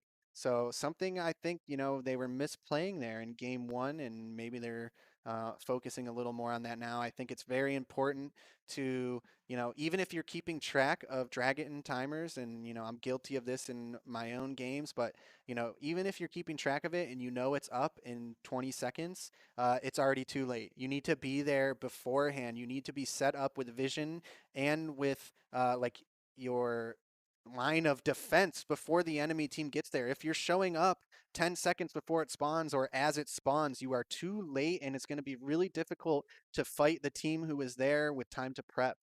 Well said, Try. Could not agree more. And they did look for the steal angle there with Kha'Zix jumping in and going for that. But if you want to call it a 50-50, just not going the way of Sekiro, falling to Popang. And then after that, yeah, the setup leads to Oh, teamfight win. But it's going to be a Galio look for a taunt onto the Ornn. But the TP from Zoe oh, Zoe's gets going down. interrupted from the Oh, silence. The Garen ulti will come in he still has all. Yeah. and take out the Zoe now. It's a 4v4 on this front. Nice Seraphine stun. It's a front to back where Popang is getting a lot of damage down. Oh, And will also, who does the Herald go to? I missed that, but it's going to be Glacial Um, Esports cleaning up, getting the Glacial Herald, did and get doing Herald as well. everything. Wow, what a great play there. That is an interaction that I absolutely despise. If you Zonias or like in some way cancel a Garen ulti, it just is back just up. If the cast comes out, that shit better go on cooldown, and I hate that it doesn't. I think a well-timed Zonya's there Yeah. for Zoe, but unfortunately, just the way the Garen ultimate interaction works, it just, does not count as the cast, and it's still on cooldown, and he just kills her for free right afterwards. Really unfortunate, but, still going over the way of Glacial Esports there. In a honestly, great TP cancel from Garen, because he was going to be stuck in the bot lane alone. Right. It's No way huge. to get to that Herald fight beforehand, and if Zoe had gotten there, it may have turned in favor of McMaster. Definitely. It would have been a 5v4 if Zoe gets in there. The interrupt was actually so massive for the result of that fight. And I saw Kindred doing a lot of work. And Ezreal here is quietly on 2 items now. 3-0 and 5 is the scoreline. He's going to start hitting really hard. And it really comes down to the Ezreal player. This guy could carry the entire game. It's always possible on that champion. The amount of distance he can cover, the amount of range he has in his kit just means that if you don't have an answer for him, like a Zoe bubble, an Alistar combo, a Kha'Zix one tap, he could just run rampant in this game. So we see another Drake is up in 30 seconds. It's going to be a Cloud Soul. So let's see if Glacial Esports here, I mean, they are in the red side quadrant for McMaster. So they do have vision control. If they, this is what I'm talking about. They're setting up right now to have the control and maybe set up a bush cheese or something. But this is what they needed to do in game 1 to secure those Here it dragons is. and keep the game a little more even here. So we see Ornn top lane. He does have TP, but they just have absolute control over the bot quadrant for But they're looking to McMaster. trade So Baron. Remember, it's a theme in this league now. It's if you're over-indexing on a Drake, like Venerated now can tell them that Baron is relatively safe, but they actually suss the Baron out and they're sending members. So this actually looks really risky for yeah. McMaster's University. They might want to smite it and get out. We'll have to see what Sekiro does. Oh He's my gosh. sticking Baron. He's looking for the smite. It goes to blue team. That's Sekiro.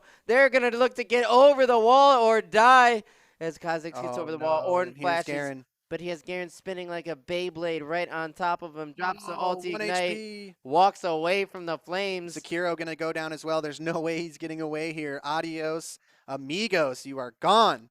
And that's everybody other than Jaeger dropping for the side of McMaster's University. But they do successfully take the Baron away. This is another Baron And for they- Drake's trade. And they love do have seeing one this. Baron buff left on Jaeger here. So, maybe worthwhile, but giving up all those kills, I don't think we had any shutdowns on the side of McMaster, but only more gold and more free time to take control of vision and waves for Glacial Esports here. So, taking the dragon right now for free.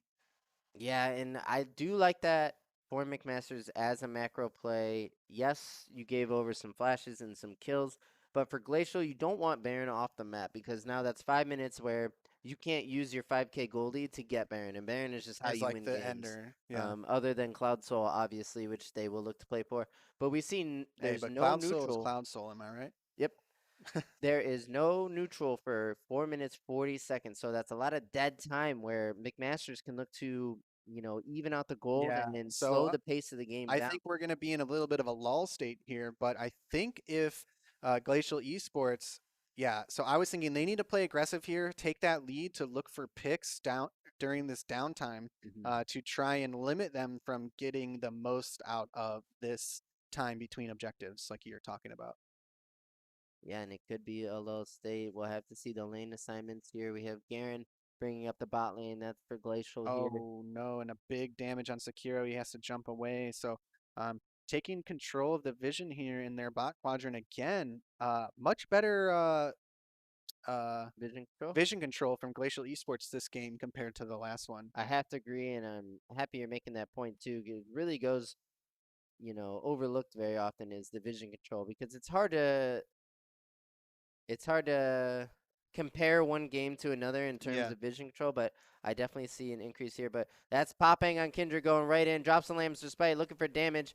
He will not die now, but will he right after the Lamb's Respite? We see an Ornn ulti. Knockup. Pretty good choke here. This could be good for McMaster's University. That's a big shutdown for the Kaisa. It looks like a 1-for-1 so far. You will take that from McMaster's University, especially on Kaisa. Yeah, definitely. So getting that shutdown gold as well as only losing one member. So definitely a worthwhile fight there for McMaster, and only one step closer to being in this game still. They are only down 6K gold. I think the biggest thing here will be to not give up that Ocean Soul for free, but maybe what we see here is another soul for Baron trade.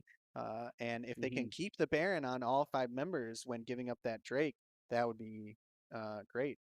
Yeah, I wonder if the trade is on the table for McMaster University. I think go for it. I like when teams do that. I Getting do Baron too. I is think just it's massive. a very, you know, trying to contest that dragon is not always the right play. And as we get further and further into the league Saturday series, I'm starting to, think that more and more. And I'll take that into my own games to, say that this soul is not the end all be all. You need to try and use the Baron as leverage in these kind of scenarios. We've Right. seen it multiple times so far in this season. We've seen it absolutely turn games for the teams who have taken sets away from other teams who have had the lead for the entire game. They make some kind of Baron trade or Dragon trade, and then make a big play, which just Yeah. ends the game off of one fight. Right, right. And games can end at the drop of a dime.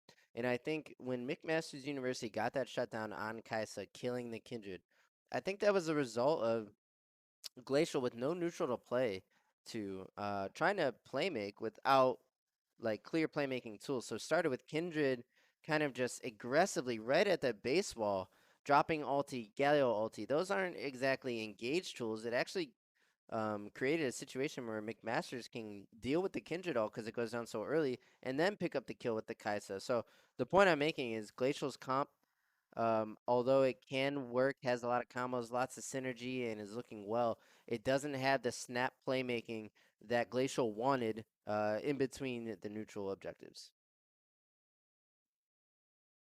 And it's just a full-on base defense here by McMaster's University. I think it's going to be up to Glacial to prioritize one of the objectives, and then McMaster will probably, if it's Baron, contest, and if it's Drake, they'll look for a trade.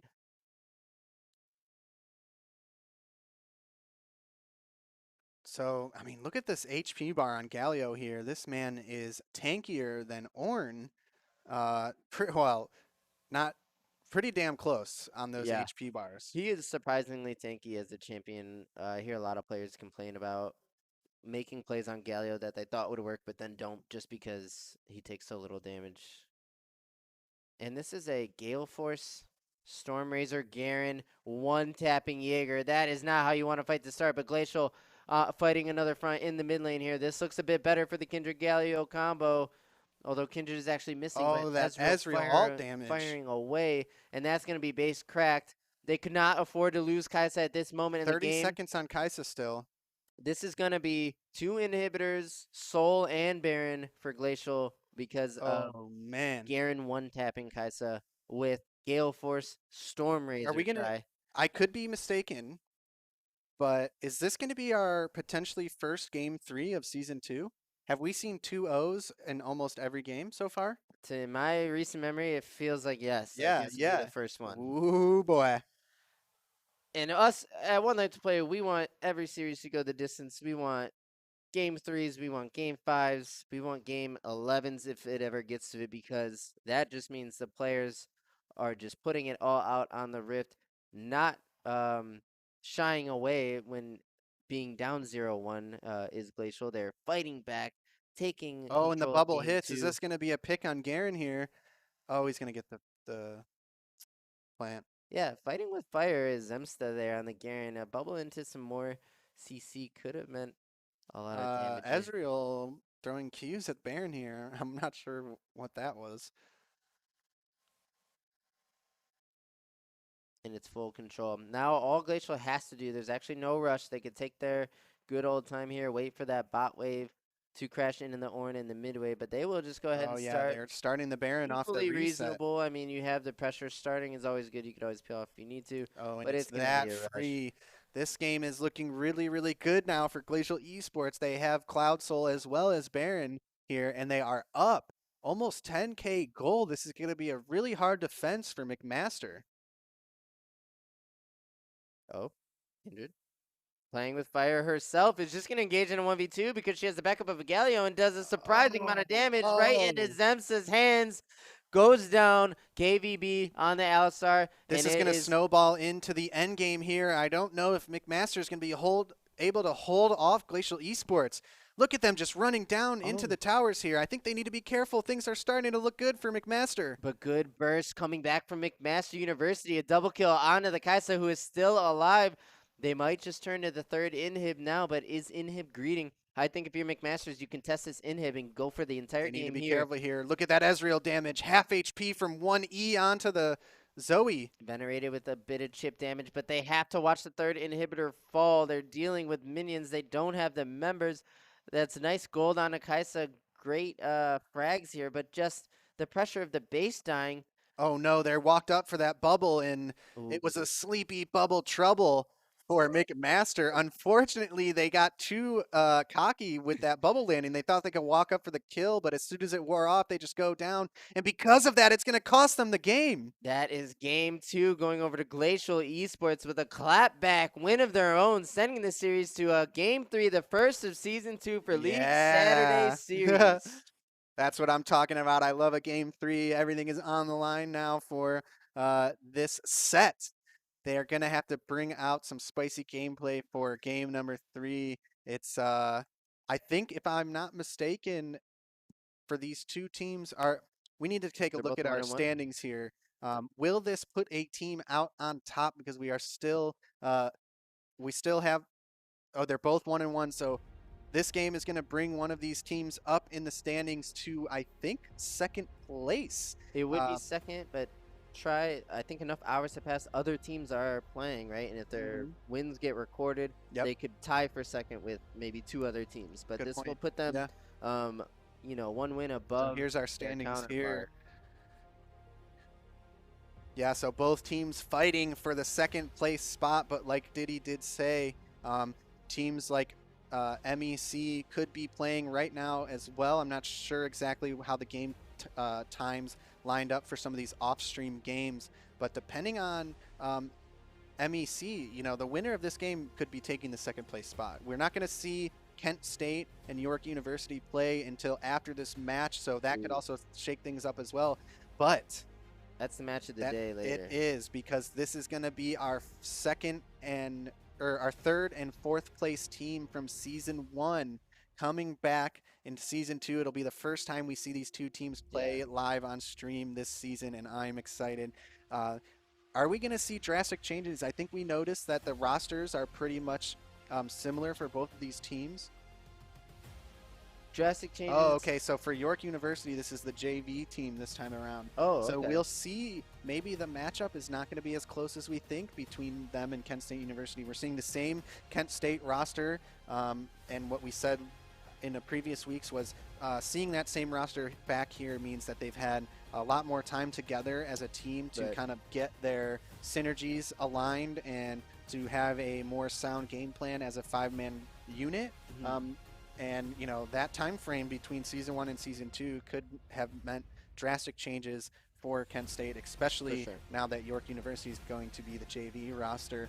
We might see a pretty large skill discrepancy, but I don't want to but is it the JV roster from York that has gotten them to 2-0? Yes. Until this point. So they have proven that they can find wins in this league. Yep. When I hear that it's JV for York, my odds might tip towards Kent State just hearing that, but still, they're 2-0 in this league. Yeah, we shouldn't count them out based off of that whatsoever. That's right. That's right. And talking about Game 3 here, it's really hard to say, Tribe, if we can't watch organic live draft, then it's hard to really make predictions on picks, bans, and adjustments because we don't know the story of the first 2 drafts. So just to speculate, you might want to get rid of the Garen because it's Gale Force, Storm Razor, cheese. It is baked, deep fried, tossed in cheese again. I mean, the Garen worked for them there. No, cheese not in a bad way. I'm not but okay, maybe that does sound derogatory. It worked. The kill he got on Kaisa won them the game because it got them 2 inhibitors. They went took Soul. They went took Baron. Yeah, as well as canceling the TC from the Zoe. That was huge as well. That could have turned the entire Baron play up on that side of the map, if she was able to TP and he was stuck running from bot lane, Yeah. it could have been a totally different game from that point forward. And that's why I'm saying ban this champion. So I would show the respect. Oh, McMaster should ban the Garen. I think so because okay, I thought you meant vice versa. Like they should toss it. They shouldn't pick it next game. No, I think it should Okay, be banned because it's a pick that will surprise you. Nobody knows the damage of the Gale Force Garen. Nobody expects Flash Gale Force Ignite silence. There's no counterplay. It really took Kai'Sa out of the game. It took Zoe out of some favorable situations. So I think that could be an adjustment. We know the set we want to ban out from Glacial. So, but like I said, if it's not an organic draft, it's really, really tough to talk about draft adjustments in here moving forward. So I just can't wait to see the comps and discuss. Yeah, I am excited to see these comps. I like to see when teams make big draft adjustments. And coming into Game 3 here, we might see some really spicy things being switched up for both sides. Like it's always throw the book out, any crazy strategy. Yep. And that's what I like to see. When it gets down to Game 3 and it's up to it's all or nothing right here. You really sometimes teams get desperate. Some teams fall back on comfort. So you never know. The picks that we saw in the last match could have been some strategic formulated on paper, but when it comes to this and now it's 1-1, you say, all right, guys, just play your best champions, and it can totally shake up the comps. What I'm curious about here is we have not seen the first jungle matchup was what, Lilia into a gank jungler Pantheon. Yes. Pantheon and Lilia. We now have seen Kha'Zix into Kindred. Where is the Olaf, the Hecarim, the Graves? Yeah. That's why I was wondering about the bans. Like when we're seeing, are they picking the bans that actually are happening in Pro Draft, or are they just banning at random? Because some players will just ban. Because as long as you're not banning someone's champion they're going to play, it doesn't mean anything if they've already done it through Pro Draft. But for us on our end, we want to see what. For all we know, those picks have actually been banned in these matches. Okay. But it's hard to say because we did see the Heimerdinger ban last time, so that seems to make sense. Real. Like they probably banned the Heimerdinger away from who was that in the mid lane, Coma. So and in a best of series, a lot of people like to talk about how a little mini meta will devolve between these two teams. Yeah. I think what typically happens is as you see their pocket picks that come out, Garen, for example, you need to sacrifice meta bans like an Olaf ban. You need to put a Garen ban there instead. This opens up the Olaf. Yeah, and then you see the Olaf come out in big trouble for... You could see Giga OP comps coming out from this because if you're taking meta bans or S tier bans off and you're putting the pocket bans in, and that could be how it go. Obviously, draft is so complicated. We don't know what the coaching staffs are thinking. We don't know what the players' tendencies are, how they're feeling, what champs they want to play. It's really hard to speculate, but that is how it could go. We could see some S tier picks come through, and I want to see these junglers on Hecarim versus Olaf. Like, me too. I just want to see that. It's because those are the meta picks, and they really are so impactful in these games that you want to see them, make those dominating plays and be like. Dude, Olaf is one of those ones. He just runs through everything. That ulti is so crazy. Depending on setups for other teams, and you just run through all of that, and you've got this Olaf on your face. He's hard to kill, and the lower he gets, the more damage he does. You just see these trades. We saw trades last night in some games that we happen to be watching. If you guys did not know, One Life to Play officially has a League of Legends roster. You guys can check that out on Twitter. If you go to One Life to Play GG, you can see team announcements as well as match day posts so that you guys can keep up to date and watch our team play. Last night, they did take the awesome dub in Phoenix Rising's league, and we did see some crazy Olaf coming out in that game. You know what? It's Gorjinker Starax. Those two items, I think that's what he built. You get the Gorjinker heal and the Starax shield meant that he really could run in, do a ton of work, and get out. And then as he was getting lower, he did an exceptionally good job of spacing his champion properly, avoiding lethal, holding his flash at the very last second, holding his Gorjinker until Starax pop. so much. And, we And see there's the team team, here. guys. Check it out. That is our roster, and these guys are absolute menace on the Rift. You guys should have seen Yoshi Mimar on the Kassadin last night, just going absolutely ham. Yoshi on Kassadin really redefined how I view the champion. I think everybody watching that game learned a lot about Yeah, Kassadin. and he had a lot to share on the way Kassadin is now played in the new season versus how he used to be played before. It was all or nothing, hit 16 and then win the game. And we heard a little bit of secret sauce on how now Kassadin has those early spikes when you finish items, and that's great to hear. I like to hear some of our own players really diving into that theory crafting and kind of forming a meta around their champion and really understanding the game and knowing what their champions' roles and objectives are to win a game. Yeah, and this win conditions. That's kind of like understanding the intricacies of win conditions for a specific champion. Right, and it's a testament to how much thought can go into one's toolbox, like one's champion pool, because there's 160 champions. Some are only good in some matchups. Some are good in some jungle 2v2s.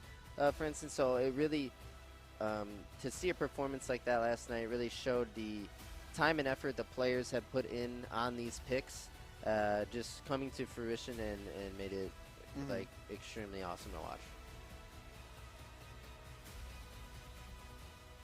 And for me and Diddy both getting distracted as there's a bunch of stuff going on in the studio here. It caught my eye, and then I just got completely blank mind. I'm just like, Let what's going on? Let me continue talking about the LCS. All right, so we talked about 100 Thieves, right? Yeah. They upset TSM.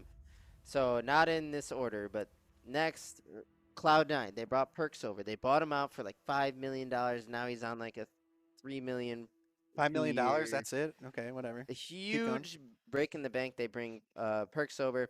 In the top lane, they have, he's a rookie, or I'm sorry, I don't know if he's a rookie. I can't think of their top laner's name. But in interviews, they did team interviews with these guys. The top laner was like, every other top in NA is bad. We are going to stomp everybody, blah, blah, blah. They were upset by, who was it? Evil Geniuses. Okay. Who put together a nice roster that looked good, but should not have lost to the Cloud9, the Premier, the Perks. The you're all trash top laner guy. Yeah. What's his name? He's like, someone in the chat would know it. He's like, double lift is out. He's like, I'm gonna be the shit talker now. I'm better than everybody. He knew that's like, he gets some clout that way. And the best part is he was on Ornn, so he talked a lot of smack, which I don't dislike. I like smack. It all depends. There needs to be a good boundary between like actually just shit talking somebody and like friendly banter in sports. Sports is a entertainment business, and you need to have some fun entertainment and story, like a monologue to go along with these players, and I love to see that coming into esports. We really only saw that in traditional sports until recently, so I like to see that. As we are getting ready for the Game 3, I'm going to go ahead and pass it over to our wonderful host, Holy Boxers, and we will be back with Diddy and I shortly. Thank you guys so much. I just wanted to come on briefly and update everybody. Unfortunately, Glacial Esports top laner had to leave unexpectedly, and they have a sub coming in. McMaster University is okay with that, so we will be proceeding with Game 3. I just wanted to let everybody know in case they saw a different name on there. So that is Glacial Esports top laner will be different this game. We're super excited that we get to go into Game 3 for the first time in Season 2. So after this quick break, we'll come back with pick ban, and then we'll jump right into that.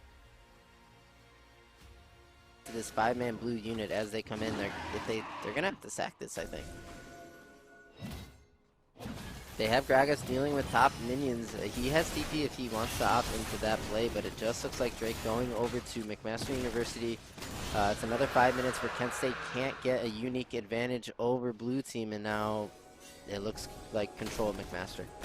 Yeah, this is a scary situation to be in, especially against a team like McMaster's, where at this point they now have control of most of the map, and if it's anything like last game, they're just going to slowly choke them out until they have the opportunity to make a play that can end the game. Bottom line, you need like 3 members to deal with this Nasus. And Like, what do you do right now? Like, do you send 3 on Nasus right now and try and kill him before his team gets there? And 'cause they have to do something. yeah, I think that is an option.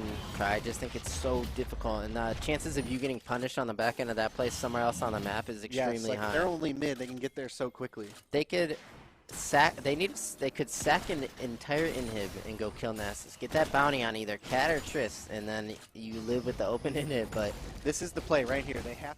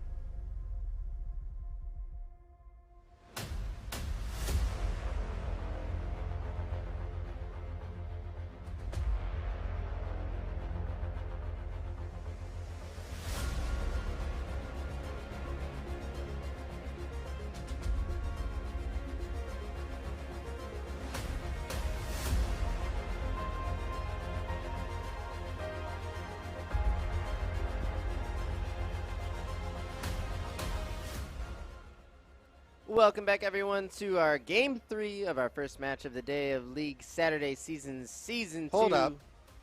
Did you say Game 3? Yes, I did.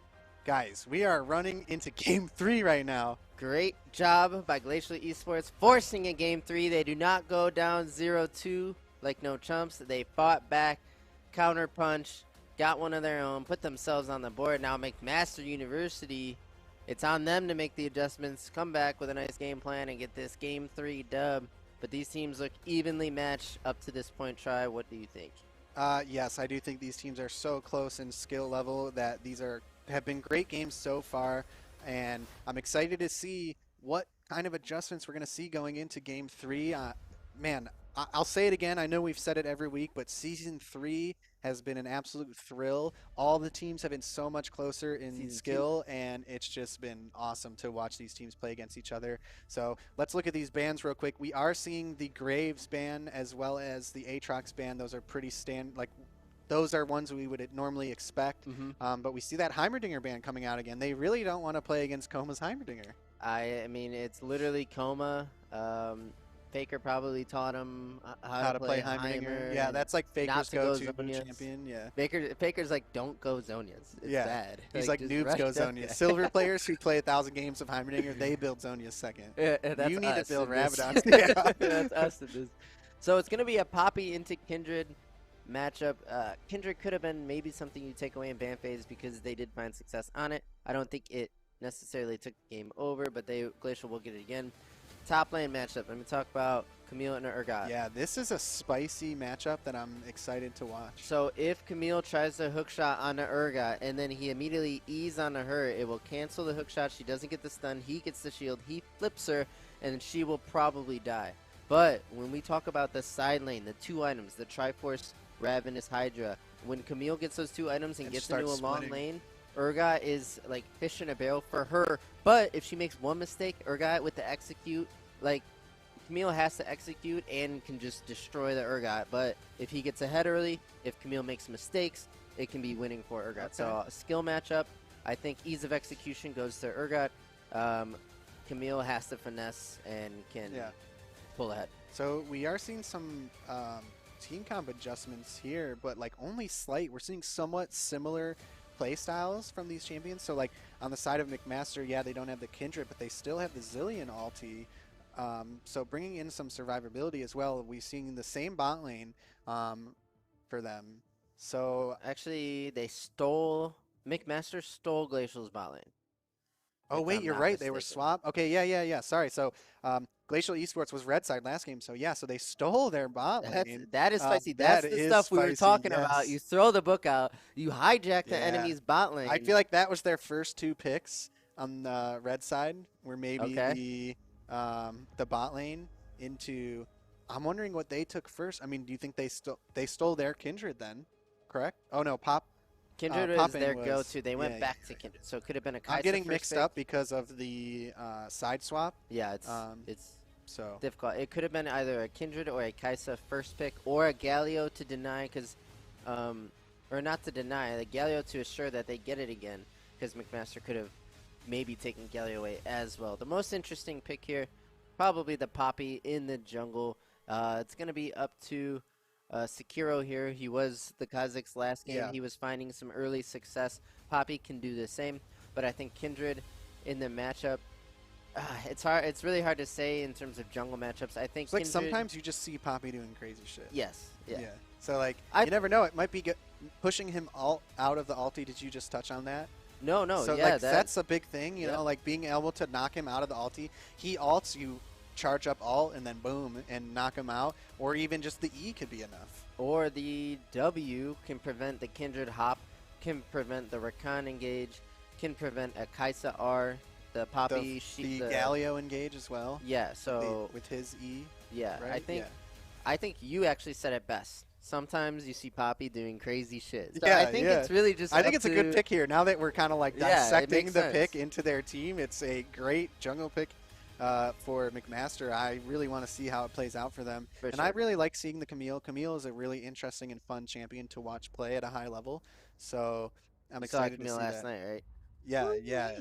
That's what I'm talking about. Spicy If Camille stuff. can get to that phase in the game that we saw Camille last night was destroying a set, picking him apart in the side lane. She can do that to the Urgot.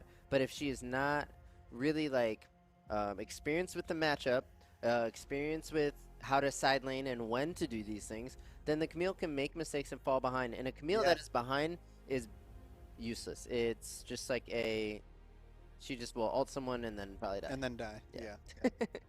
So we'll go ahead and hop over to a quick break while we wait for the spectator delay, and we will see you guys when we are on the Rift.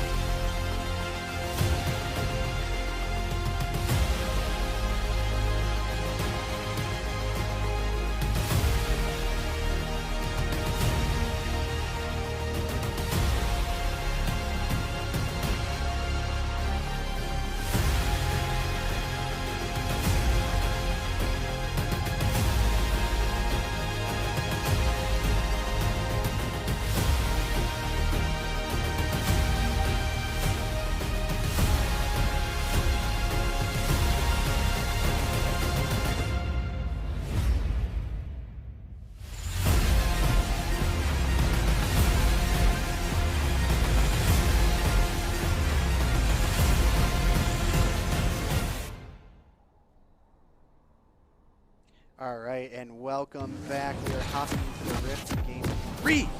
Game 3. Zach, try. It's game 3. Who's you Zach? could toss game 1. Zach is the champion. Yeah. I was just making, Yeah, I Zach. got you. Like, what do you think about Zach, the champion? He's pretty cool. So you could I like his toss name. game 1. Stop talking about Zach.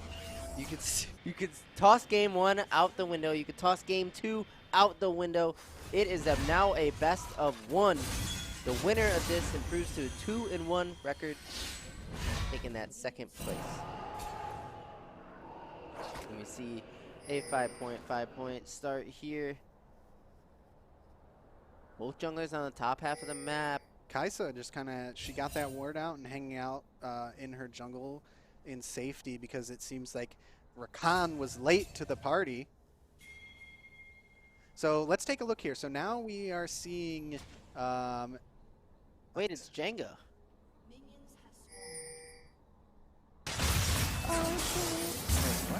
It's a literal challenger now. That was...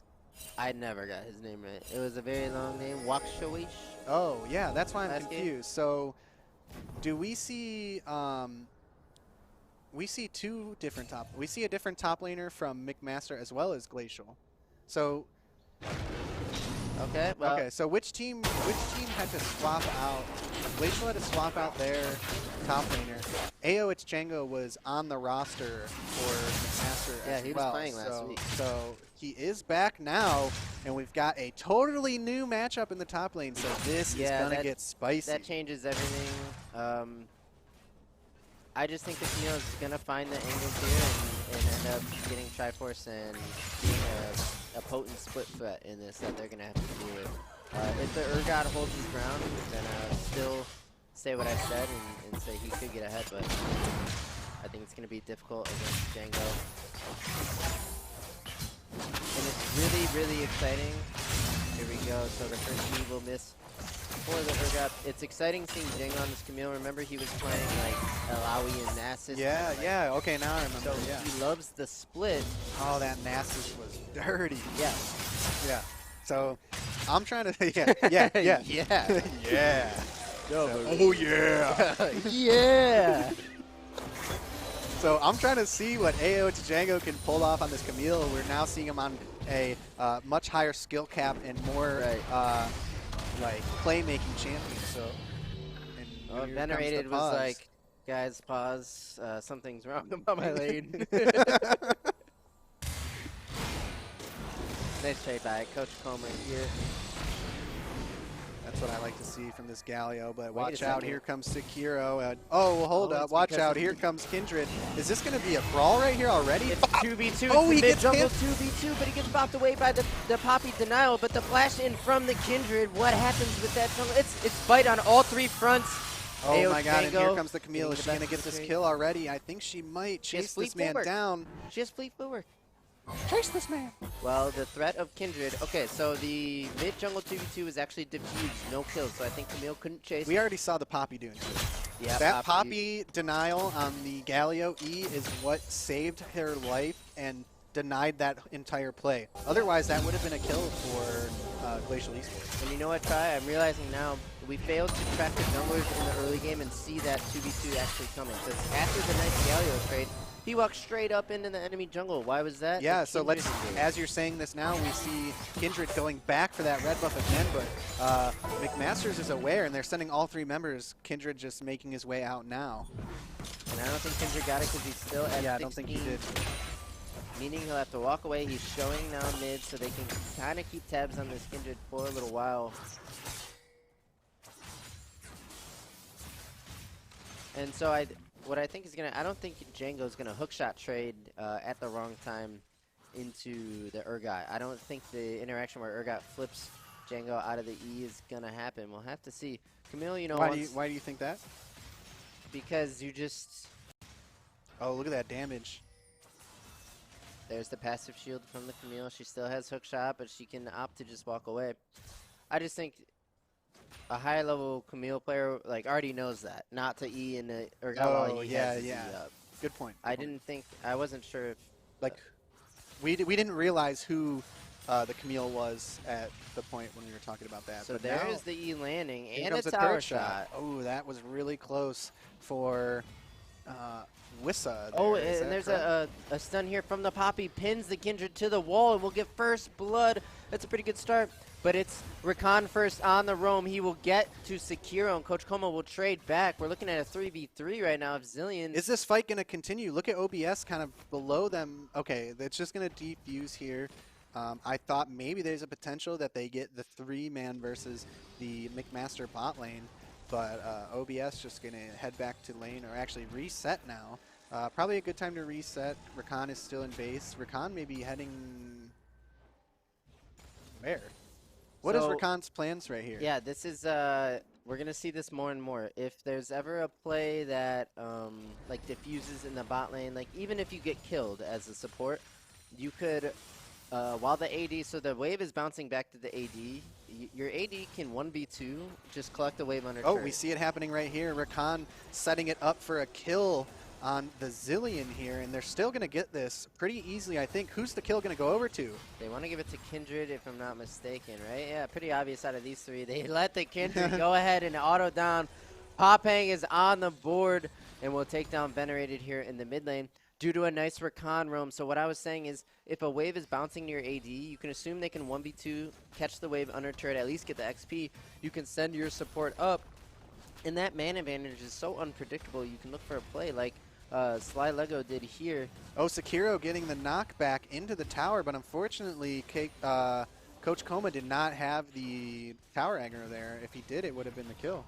And now we see how Seraphine is walking up through the mid lane. So now both supports have ditched their ADs. This is a trend that you'll see more and more of in this league as players are adopting this new principle, and it's basically just to roam your support. Like sometimes, some games after 5 minutes, supports run straight down mid and go to like wherever action is. And I think it evolved from the 8-minute Herald play was send your support at Herald 8 minutes. That has turned into like just send Like your that's support meta now. up. I mean, the meta, yeah, I think a trend is a better way to put it than to say the meta because it's, you know, it's costs and rewards too. Like, you pay a price for sending your support through mid lane every recall. But if you play it right, how much does it really cost you? So Rakan went mid during that, but we still see Kai'Sa here only down 3 farm.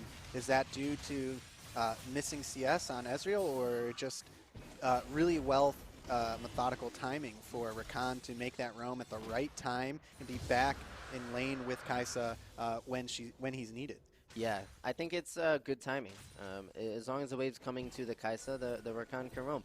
If the wave is bouncing away from Kai'Sa, then Rakan probably needs to be there, and at least Rakan. And that's the situation right now. So Blue Wave is pushing away from Glacial. They need the Rakan here, otherwise Red could freeze, and Kai'Sa can't walk up to the wave 2v1. That's kind of how it would play out. So Rakan, what he wants to do now is kill this Red Wave, get Blue Wave under turret, and then he can look for another roam. Yeah, and due to that play, Kai'Sa getting a little bit of solo XP, so OBS is already level 6, and maybe that's going to turn into a good setup in lane here, but not enough DPS really.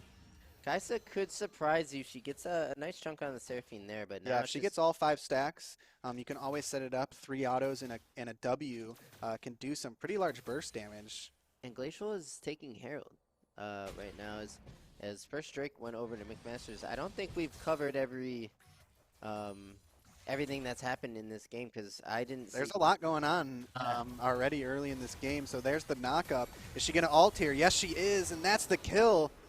Nice. Unfortunately, it goes over to Sly Lego. Oh, advance from Jaeger. Let's see who can take this home here. Oh, one more auto. There it is, and another kill for the bot lane here. Kai'Sa, that was really well played. And we see another 2v2 in the mid lane. Here goes the Kindred and the Galio dealing with the Poppy. The Galio will flash over to try and taunt the Poppy, but the top Poppy has an undying of his own. Now it's a 2v1. The Zillion with double buff just peppering this Galio as he walks away. This could be another kill. And that is the kill for Sekiro on Coach Koma. Let's take a look at that fight in the mid lane because it was really up in the air of who that was going to go for because it was just back and forth. So what's so interesting about this? Oh, never mind.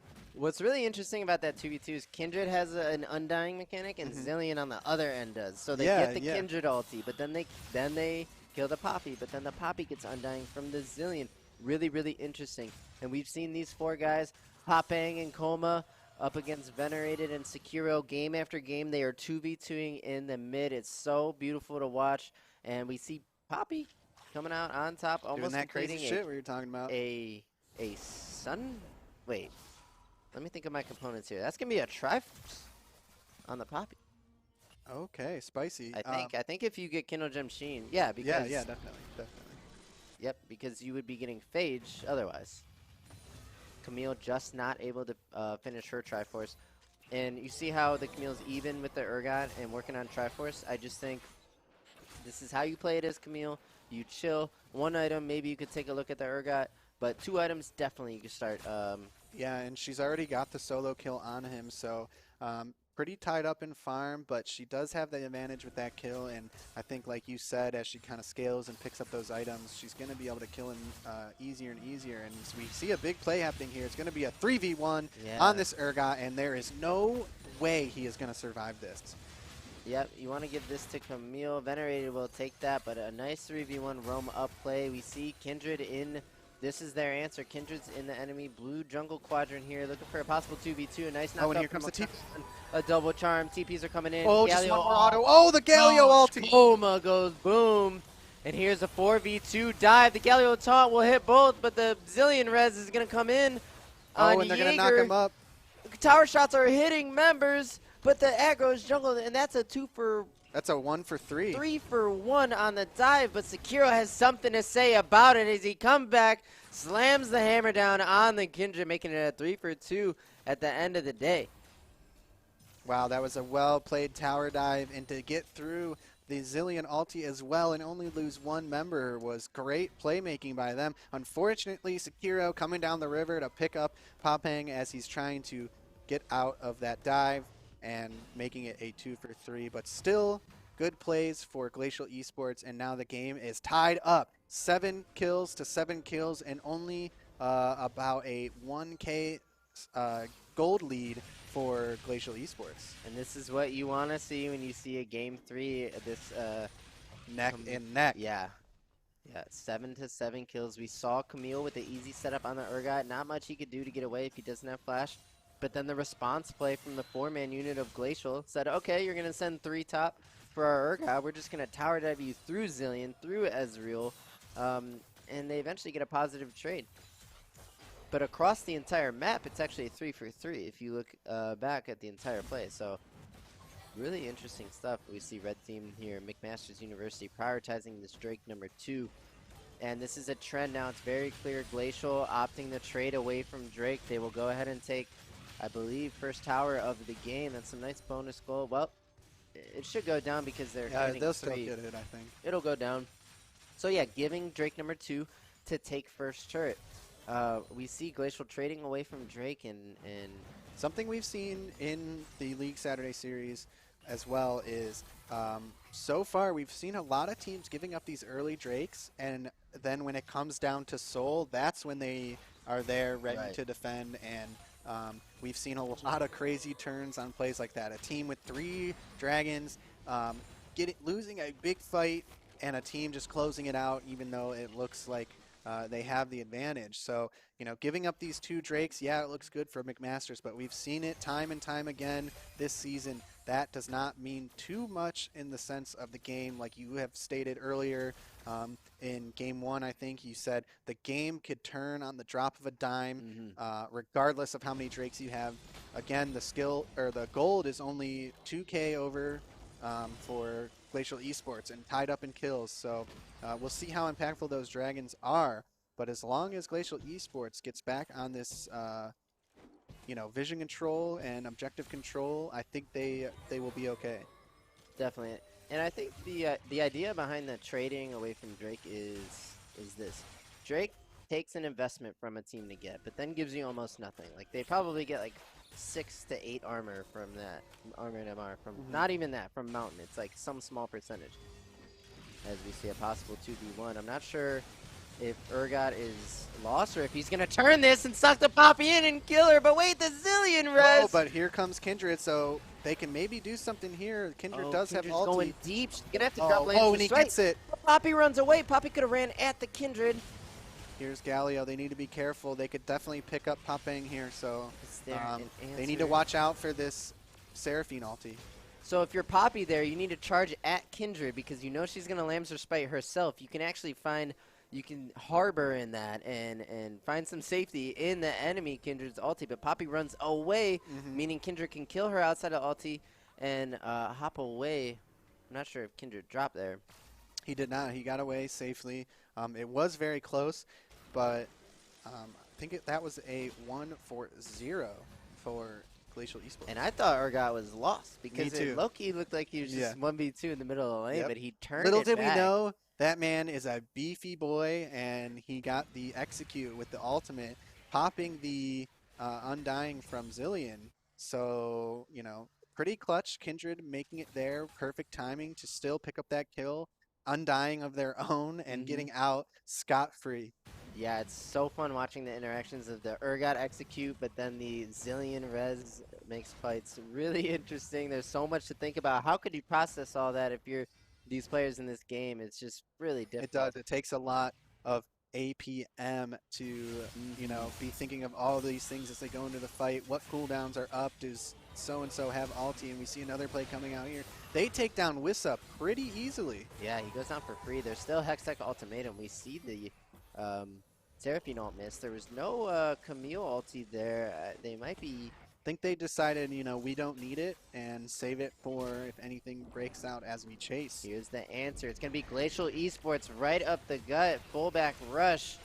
We see Herald here is going to be a bit of a distraction, but it's a minute 16 till Drake, so you would assume McMasters can deal with this Herald and actually recoup and get to Drake in time. So I have to see how this setup looks.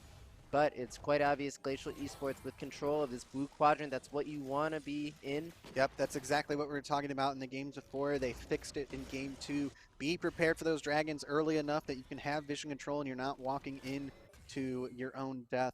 So here they're resetting, Dragon up in 45. Do they have enough control of the river to get back in time without the members of McMaster setting up? So it looks like we're seeing a reset here from Seraphine as well. So if you create Fog of War in the enemy's jungle, they need to take time to lock arms and walk through. And They need carefully play- they need to kill wards. So if you get Fog and then reset, you will be there first again. It's you would keep the tempo Okay, as long as your reset makes sense. as long as you're not like messing around on your reset too hard.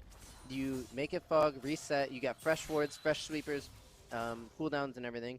You go back and you're actually first again. So we see now Rakan goes in with the sweeper. He knows that they went in and put some shallow wards in. Oh, So he needs to be careful.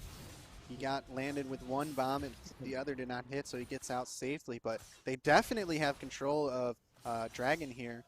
Will they get it for free? Galio does have TP and ulti, as well as Wasa has TP. Oh, but he's already there, so going to be a free Ocean Drake for Glacial Esports. So, you know, next Dragon, they could tie it up here. They just need to be aware of these objective timers. And I'm curious as to the call of McMasters. I'm not questioning the give Drake call. I just want to know like what exactly they were talking about. Is it Camille would rather the map be split at this stage in the game? She doesn't want a team fight. Are there cooldowns down that need to be up? I'm not sure, but great job by Glacial. I think it was just the setup was too good. I think so too. Like the setup And actually that's by it. Glacial was just too good. You know, I wonder if they were listening during game one and they knew that we were criticizing their objective control, because they've really tightened up in this game as well as the last game, and it worked out for them well. Lots to learn when you watch these teams go at it. Camille working on item number 2. I take that back about Poppy. That is a Divine Sunder on the Poppy going into a tankier, bruiserier build. I thought, because I don't, well, I do build these items, but I thought that if you bought Ruby, Crystal, Sheen, you had to go into Try, but I wonder if that's what he was looking at, but those two opening items leave you options to build into other things. Yeah, or I if think that you, was you must be able to build those two in a Sunder, I think. No. Like, is there a Phage in Sunder? It has to I be. don't know. I don't think build it. it's I don't Sheen. play champions that use it. Or so. Kindle Gem, I mean. Sheen, it must be Sheen, Phage, Kindle Gem. It's okay. Very Yeah, I'm small still point. grasping the new items. I haven't done my due diligence to study what is what. It's all based off of personal experience so far, and I don't necessarily play those types of champions.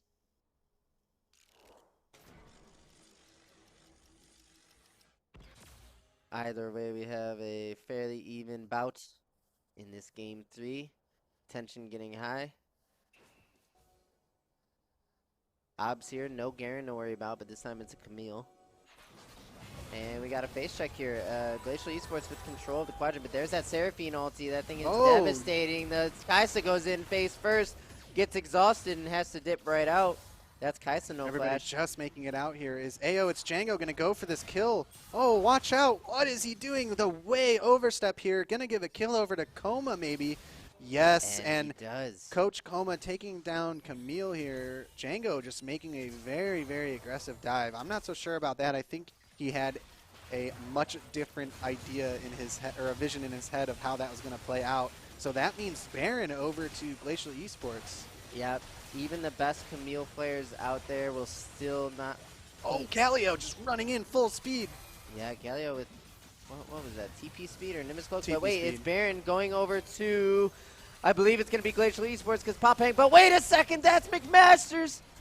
Oh yeah, it is Popang. Sorry, I thought that was McMasters on the steal, but the fight breaks out. It's Galio ulti going onto the Kindred. Kindred doing plenty of DPS. It's front to back. They're going to go Poppy first. Oh, Poppy they need to be gets careful the when Zillion this ulti. Poppy comes up. They're all bunched up here, Watch and they're pretty Jaeger. low. Watch Jaeger on Ezreal here. It's a really nice angle for him. Oh, He's no! going forward. The Camille's here. That shutdown And after shutdown. Oh, man, and that is the Baron. Say goodbye to the buff, because that fight did not go in your favor. The TP from the Camille, the respawn timers were not long enough to take the fight after you took the Baron. They needed to get out. Once they popped the Zillion ult on Sekiro, they should have just left because they were all too low, and it just gave them enough time for Camille to get there with the TP, and that is really, really bad for Glacial Esports. Losing the Baron, losing mid, and giving up some kills over to Camille as well as Ezreal, if I'm not mistaken. He picked up one there. Yeah. But Yeah, it's the Camille TP. So because Camille still has TP, the Baron is the right play, but you need to kill it and get out immediately because of the threat of that Camille TP. She can TP to anywhere in the map and Spider-Man her way onto your backline. Not to mention, Ezreal was relatively unthreatened there, and Camille wins this. But there's a TP. Kaisa look for the 2v1. Ob's pressuring, but there's the hook shot. Can create a lot of space. Urgot not the best champion to chase after Camille here. What is this? Urgot says, I don't care, I'm getting you anyway. Oh, but he lands the R. I wonder if she'll tick down and go, but here's Venerated. We'll have to self-ulti on Zillion. The Seraphine ulti hits, and the Poppy Stun will come in as well, forcing the Kindred ulti, but there's so much undying here. People just don't die in these mid-skirmishes. I know, it's so crazy. I really want to take a look at this in a second. We'll wait until things clear up here in the mid. I don't want to miss a fight, so I mean, look at the way this fight plays out for them in the mid lane. It's like people are just barely surviving here, and people are getting away with these fights like 0-0 that look like kills. I mean, right here again, Poppy knocks up Sekiro here into the wall, and it looks like a kill, but he drops the ulti, and now everyone just gets away with the cost of some Kindred ult and Zillion ult, and it's just wild to see them play out like that. It really is wild to see a Zillion ult traded for a Kindred ult with no kill at the end, but we see it's possible 5v5. The focus is on Popang. And what do you know? Drop. Here's the 1v1. Camille finally wins that over. Sekiro is looking for Drake. He will secure it for McMasters. Coach Koma maybe looking to go down to Django here as well.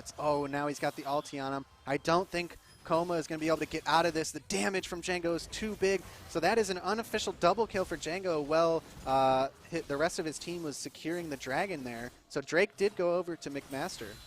Trinity Force, Ravenous Hydra on Camille try. That is the point where you start popping off on this champion 2v1ing, just assassinating people across the screen. And great job by Sekiro and the gang from McMaster's University to get control of that Drake pit and win out in that situation. And they're looking at base. Oh, here comes the Rakan flash. A pretty big knockup. Where's the damage? There is no damage. Oh my god. Kindred zoned away. Well, they defend their inhibitor. I was getting ready to say it's going to be inhib down into possible soul setup. Or if they want to play for Baron, it's 24. They're going to play for Baron. That's in 230. So some vision control and some jungle clearing on their way out here. McMaster's University in the driver's seat with the Camille with 2 items and the 4-man unit with plenty of answers. Here comes the Rakan engage, followed up by McMaster. That's an absolute one shot. KVB going down. Looking at objective timers, though, what can Glacial do with this? They can't run to Baron. It's not up for 2 minutes. They can't I think they're just going to try and get this mid tower. It's looking pretty easy. So they're going to take that and then maybe look to get control of vision around Camille on the jungle. brawl, look for a pick. Camille's looking for out-of-position targets that are making mistakes in these rotations. Yeah, she needs to be careful, though, because they are playing fairly close-knit. So if she looks for a play over the wall on an unsuspecting bystander, she may make a play where she jumps over and surprise, here's the whole team, and now you're in trouble. Yeah, and the game with Camille is I think you just want a 1v1 situation. You know, Urgot and Camille in the side lane with the TP flank potential. That is where that champion gets the most value in these games. So we're going to see AOH Django probably constantly pressure this side lane opposite of Baron, right? Baron's up in just over a minute, and Django's TP will be up in that time. So it's all about the 4-1 split for McMasters and what Glacial can do about it. Yeah, I think Glacial currently has some decent vision up near the Baron pit, so as long as they can handle some of these waves and then get vision control, like retake that vision control like you were saying, then they'll be all right. Oh, we see an engage here. There goes the Kindred ultimate is down. It's McMaster University. Jaeger will take out Rakan. It's a full-on advance. There's the Poppy tackle, the stun. Venerated takes out Kaisa, and it's a full team wipe. That is going to be game. We got 40-second timers on 4 members. There's no way Urgot is going to be able to stop this push, and this is going to be a Game 3 going over to McMaster University, and they're going to take the set. They are. That's McMaster University winning and advancing to 2-1 in the LSS, putting themselves in unofficial 2nd place as the ribbon is tied on top. And we got Sekiro again with the run it into base, and Would that not be unfortunate if somehow... A bit of fountain diving to celebrate, you know what I'm saying? Wow. Just taking a That's what we were dip. talking about. On the drop of a dime, just one fight ending the game there. They did have the base open, but, you know, there wasn't much defending it once they got that inhib down. And, Here's the Camille flank we were talking about. If she gets this angle onto a carry, the fight is pretty much over. I mean, we saw it was a beautiful... once the damage was gone, like you could look at their health right here. Barely any damage going out to anyone other than Sekiro here. Once the Camille got the pick on the back line, what were they going to do? There is nothing to do, and the setup was there, and Urgot was top lane. I think his lane assignment needs to be, Baron is up in a minute, Camille is on bot side. You need to be bot matching Camille so that if she TPs, you can TP up, right? Yeah. Well, Urgot is top side. That means he's essentially missing in the equation. There's no answer to the Camille, so they look for what was a 4v4 engage with Camille, TP, flank, end of the game, close the curtain. Wow, so congratulations over to McMaster University Esports, just closing out that game with an excellent flank by Camille. Congratulations to making your way into the unofficial second place for the LSS Season 2 so far. So we will see if you keep that second place as we finish off our games for today. But wow, just a convincing win there for McMaster. Yeah, definitely. And it came down to mid-game playmaking and rotations. We saw so many times in this game, you know, one team would look for a kill, well, that kill would get res. And then you look for an answer, well, that would get Lambs respited.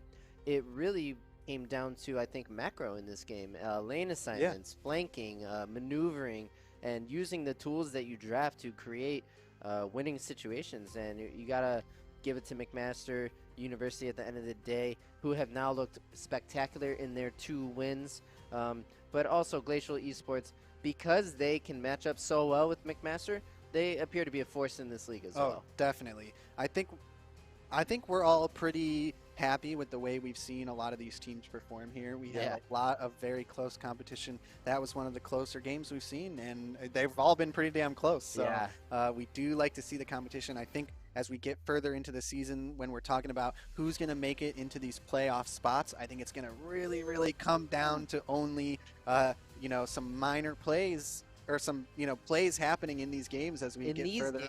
These very games. So, you know, last season, it wasn't necessarily every game counts, because there were some teams who we just saw running, you know, running away with flawless records.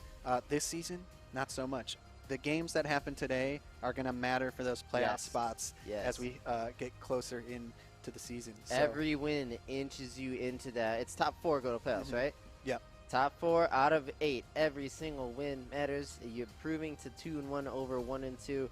When you look back at what's the difference between being in 5th place and 3rd place, it could be 1 win. Like there could be 3-way ties, there could be tiebreakers, there could be an 8-way tie, maybe. Maybe that's not it's even exciting possible, stuff. It is exciting stuff. So I'm gonna go over and pass you guys on a quick break while we wait for the next teams to be ready for their matches. It's going to be Kent State University versus York University, and man, it's going to be a banger. Yes. So we will see you guys there. Do not go anywhere. Stay in those seats, and, you know, get hyped, guys. Get hyped. These games are going to be awesome.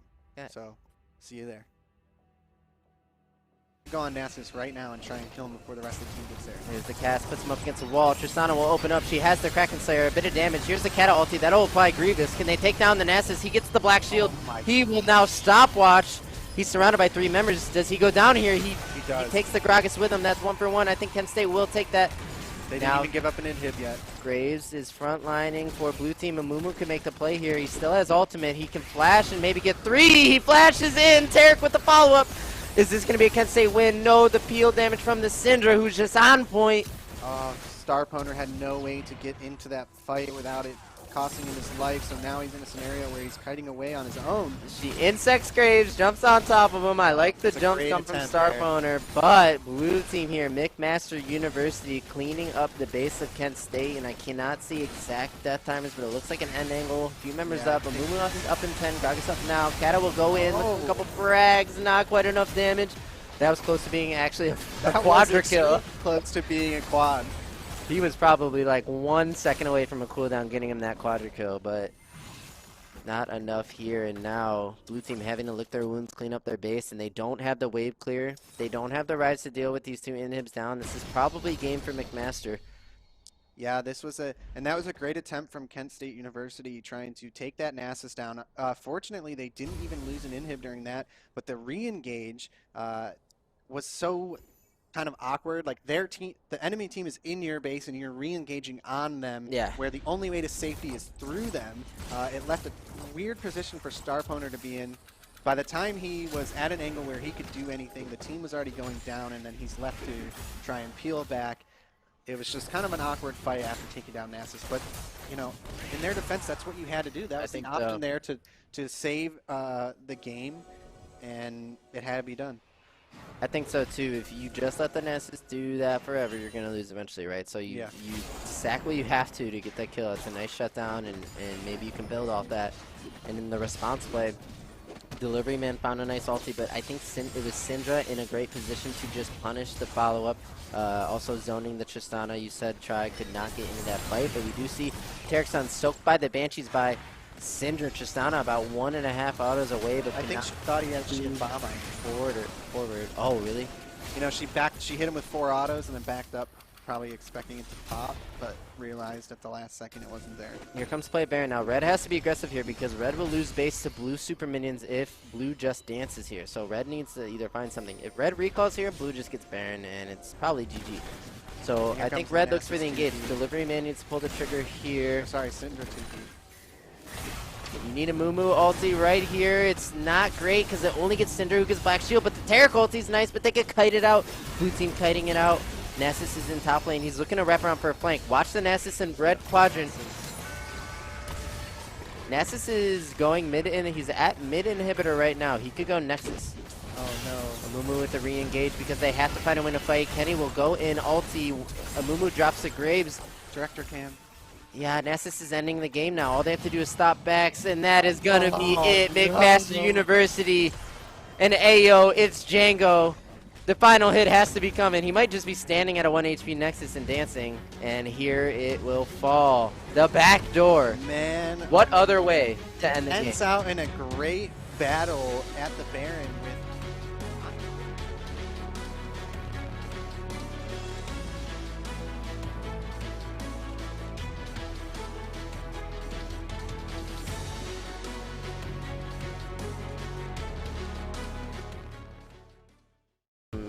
technology that the Gragas won't expect. He'll probably run him down and kill him at some point. Yeah. And he'll just be such a threat that I think, I mean, the 600 Challenger LP on a pocket pick here with the Nessus, I think is just going to pop off. I don't know. All I've seen was him. All right, everybody, I hope you didn't think we were going anywhere without an interview. I'm going to bring in Venerated from McMaster and ask him a few questions.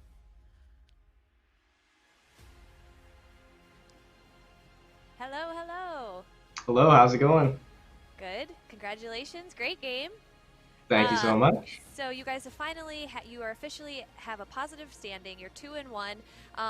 What do you guys feel like you kind of did differently to pull that game 3 out? I think game 1 we had a solid game plan. We picked the Syndra into the Heimer. We knew the team fights were going to be pretty easy for us. Our jungler was also popping off with the Lilia, getting a lot of sleeps. Yes. I think game 2 we had a bit of a hiccup in like the team comp. We weren't really sure how we should play it. We were also trying out something new, seeing if we could pull it off. So then game 3 we just went back to what we know and the bread and butter of what we can play, and I think we were able to play the game slow and then ultimately come out with the victory. I like that. I didn't realize you guys were trying something new in game 2. I actually really love when teams do that. Did you guys discuss that, actually saying, hey, let's like switch it up, let's do some spice? What did you guys how were the comms for that?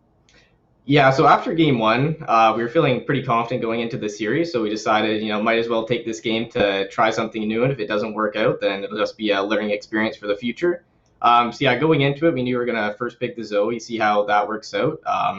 Definitely learned a lot from it, learned what we can't do with the comp, learned what we should do differently next time.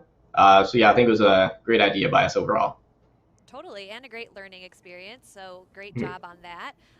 Now, I have to ask, do you ever duo with your jungle or your top laner? Because I felt like you guys, the three of you specifically, have great chemistry. I mean, the team overall. But what is that like outside when you're not competing? Well, surprisingly, my jungler always refuses to duo with me. And my top laner, I've played with him a few times, but other than that, we don't really play that much. So I think it just comes down to knowing what to do during game time and having good synergy in a competitive environment. Great. Well, you guys nailed it. Great game. Congratulations on sliding into that second place spot. Although after today it might change a little bit, but great game. We can't wait to see you guys play more. Thank you so much. Uh-huh. All right, everyone. So we will go to a quick break. We will be back afterwards with York University and Kent State University, and this is a little bit of a grudge match. They played, you know, the consolation match last season, LSS Season 1. They came in 3rd and 4th place. I know York University's roster, that's the word, is a little bit different, but like Diddy and Trifold were saying, they, you know, Kent State University has played together this whole time now, a 5-man team getting really gelled. Their standings are a little bit different right now, but it's still early in the season, so we cannot go based on numbers alone. So I'm really excited to see these teams play. I know that they are itching to get into the match, and one of them will come out on top, so after this break, we'll see who it is. And I think Nasus is kind of in the same spot as Tristana to me. I don't really see him that often when I play games, but I feel like he's in a really good spot. I think he could be. I think he Nasus goes is Sunder. strong. I think he goes Sunder, and the CDR that Sunder lets you stack, and you also get magic and AD pen, right? So his R, the damage that he does around him, is gonna have some percent penetration damage along with his E. And I believe he'll just be a force to reckon with and really hard to play around. And I think you need Tristana to kill him. No one else can kill the Nasus other than the Tristana. Yeah, you got to get those stacks. I see this Tristana star opponent knowing what skin to play to win because Is that the best skin? I don't know. It's the new Pengu one. And Oh it's the yeah, good ooh, promo that's for it. so cool. No, it actually is cool. Yeah, that's so cool. It's not as cool as Tarek's skin though. Come on. Yeah, you're right. All right, we see a fairly This is a fabulous bot lane. passive start here. The Mumu will start topside along with the Graves. Graves, a pick we haven't talked about. We haven't talked about much of the champions on blue side other than the Nasus. But wait a second. Spicy. Wow, in first blood already over to Kondrax. Yeah, And hold up. Let's take a look at this. it's a cheese. It must have been a Tarek cheese out of the bush. Walks out of the bush with the E, and then that's a Tristana all in. Yeah. Looking for a 2-man. Morgana, if she was extremely quick, could maybe Black Shield that, but she leveled W, it looks like. That is a brutal way to start lane for McMaster's University. Unfortunately, the kill going over to Tarek, though. So if Morgana, Wizen, Chamamuchi, if he would have not leveled a spell, and then as Tarek leaves lane, level E, and Black Shield yourself, that play could have been negated. Yeah. So you were saying we haven't really talked about Graves that much, and I think we haven't talked about Amumu as much either, because he was like super OP busted, right? He was. He himself the champion, and his items got nerfed. I don't think Amumu is the pick nowadays. I do think it's good into Graves, though. Graves is weaker into AP champions because of his True Grit armor stacking passive. He likes to go into the AD matchups like, I don't know, Hecarim maybe, for example, because Hecarim, once you stack the True Grit armor, it's tough to deal with. But Amumu, on the other hand, has no job other than locking down the Graves and just dealing AP damage, which is harder for Graves to deal with. So I don't love the Amumu pick, but in a Graves, I think it's worth considering. Okay, I like that. Let's hope he doesn't die here to blue buff. And we also see junglers are trading full clears again. This is good for the Amumu in my opinion because Graves can hit level 4 faster and get on the map faster, which means he can get to Crab faster. Typically, Amumu only has 20 CS, so what he's doing is he's skipping Gromp to get to Crab on time. I think that's the right play because, like you're saying, this Graves, he's going to clear his Krugs. He's going to go right to that Crab. It's not going to be there, and maybe Amumu will be making his his way to the top crab already. Yeah, if a Mumu double crabs here, that'd be great. If Graves knows where Mumu is, though, which is fairly common in these games, he could just rush to top crab. Looks I think like that's he what is. he's doing now. Yep. So good heads-up adjustment. And while a Mumu takes Gromp, I think that means Graves gets top crab. And we'll end up seeing the jungle CS numbers even out again.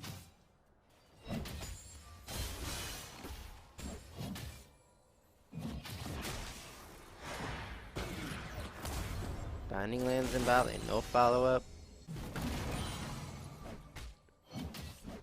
Top lane looks like it's going perfectly fine for the Nasus, and typically you want to abuse the Nasus in the early game, so if that doesn't happen out of this Gragas. Yeah, and I don't think he's really going to be able to punish him here at all, and I think once he hits 6, Gragas is not going to be able to kill him. I think it's just too late for Gragas to punish. Welcome back to everybody out there. Thank you for waiting for the match of the night, the marquee, the grudge match, the return of what was the 3rd place match of Season 1, York University versus Kent State University. I'm Diddy, this is Try. How are you feeling right now? Oh, man. I am feeling fantastic. This game is going to hype me up for the rest of the day. I cannot wait to watch this. I'm trying to see who will come up on top as the returning player or the returning teams from Season 1. Yeah. Kent State University or York University. And like we said before, this is a new roster from York University, but we also did say that does not count them out, because if you take a look here at our standings, York University 2-0, Kent State 1-1. So just because this is a JV team for York, that does not mean you know, that we should think any less of them compared to the roster they had before, because they are still performing extremely well. But you know, I'm not biased at all. Ever. No, never. Except for right now, because I kind of do like the roster from Kent State University. We've seen these players before. Some of those guys came down to the lounge, checked it out. A really nice, great group of players here. So, you know, best of luck to them. And it was Kent State that took 3rd. Yes. Eventually, right? Yes. So put themselves in the prize pool at the cost of the 3rd place for York University. So don't think the roster might be different. These JV kids, they appear to be newer. They could be account change names and all that, but the coaching staff, all the analysts, the prep work, they lost that 3rd spot to this Kent State team. They are coming back for vengeance now on the Rift. Can't wait. And this gets started. will they take it? I like Kent State personally because unbiased, by the way, I just like them. It's like in a sense, it's like as far as this matchup goes, they're kind of like the hometown. Sort of. They're like you know? the Season 1 represent team, because we lost York's starting roster. There's Miami's no longer with us. Bar's no longer with us. But there's Kent State. So it's like in a sense they're kind of the returning champs. Kind of. Kind of. They weathered the storm of They learned through Season 1. Yeah. They went through the entire Season 1 and they're back with the same lineup. You can't say that about any other team in this league. So and that's why I'm excited to see them perform here.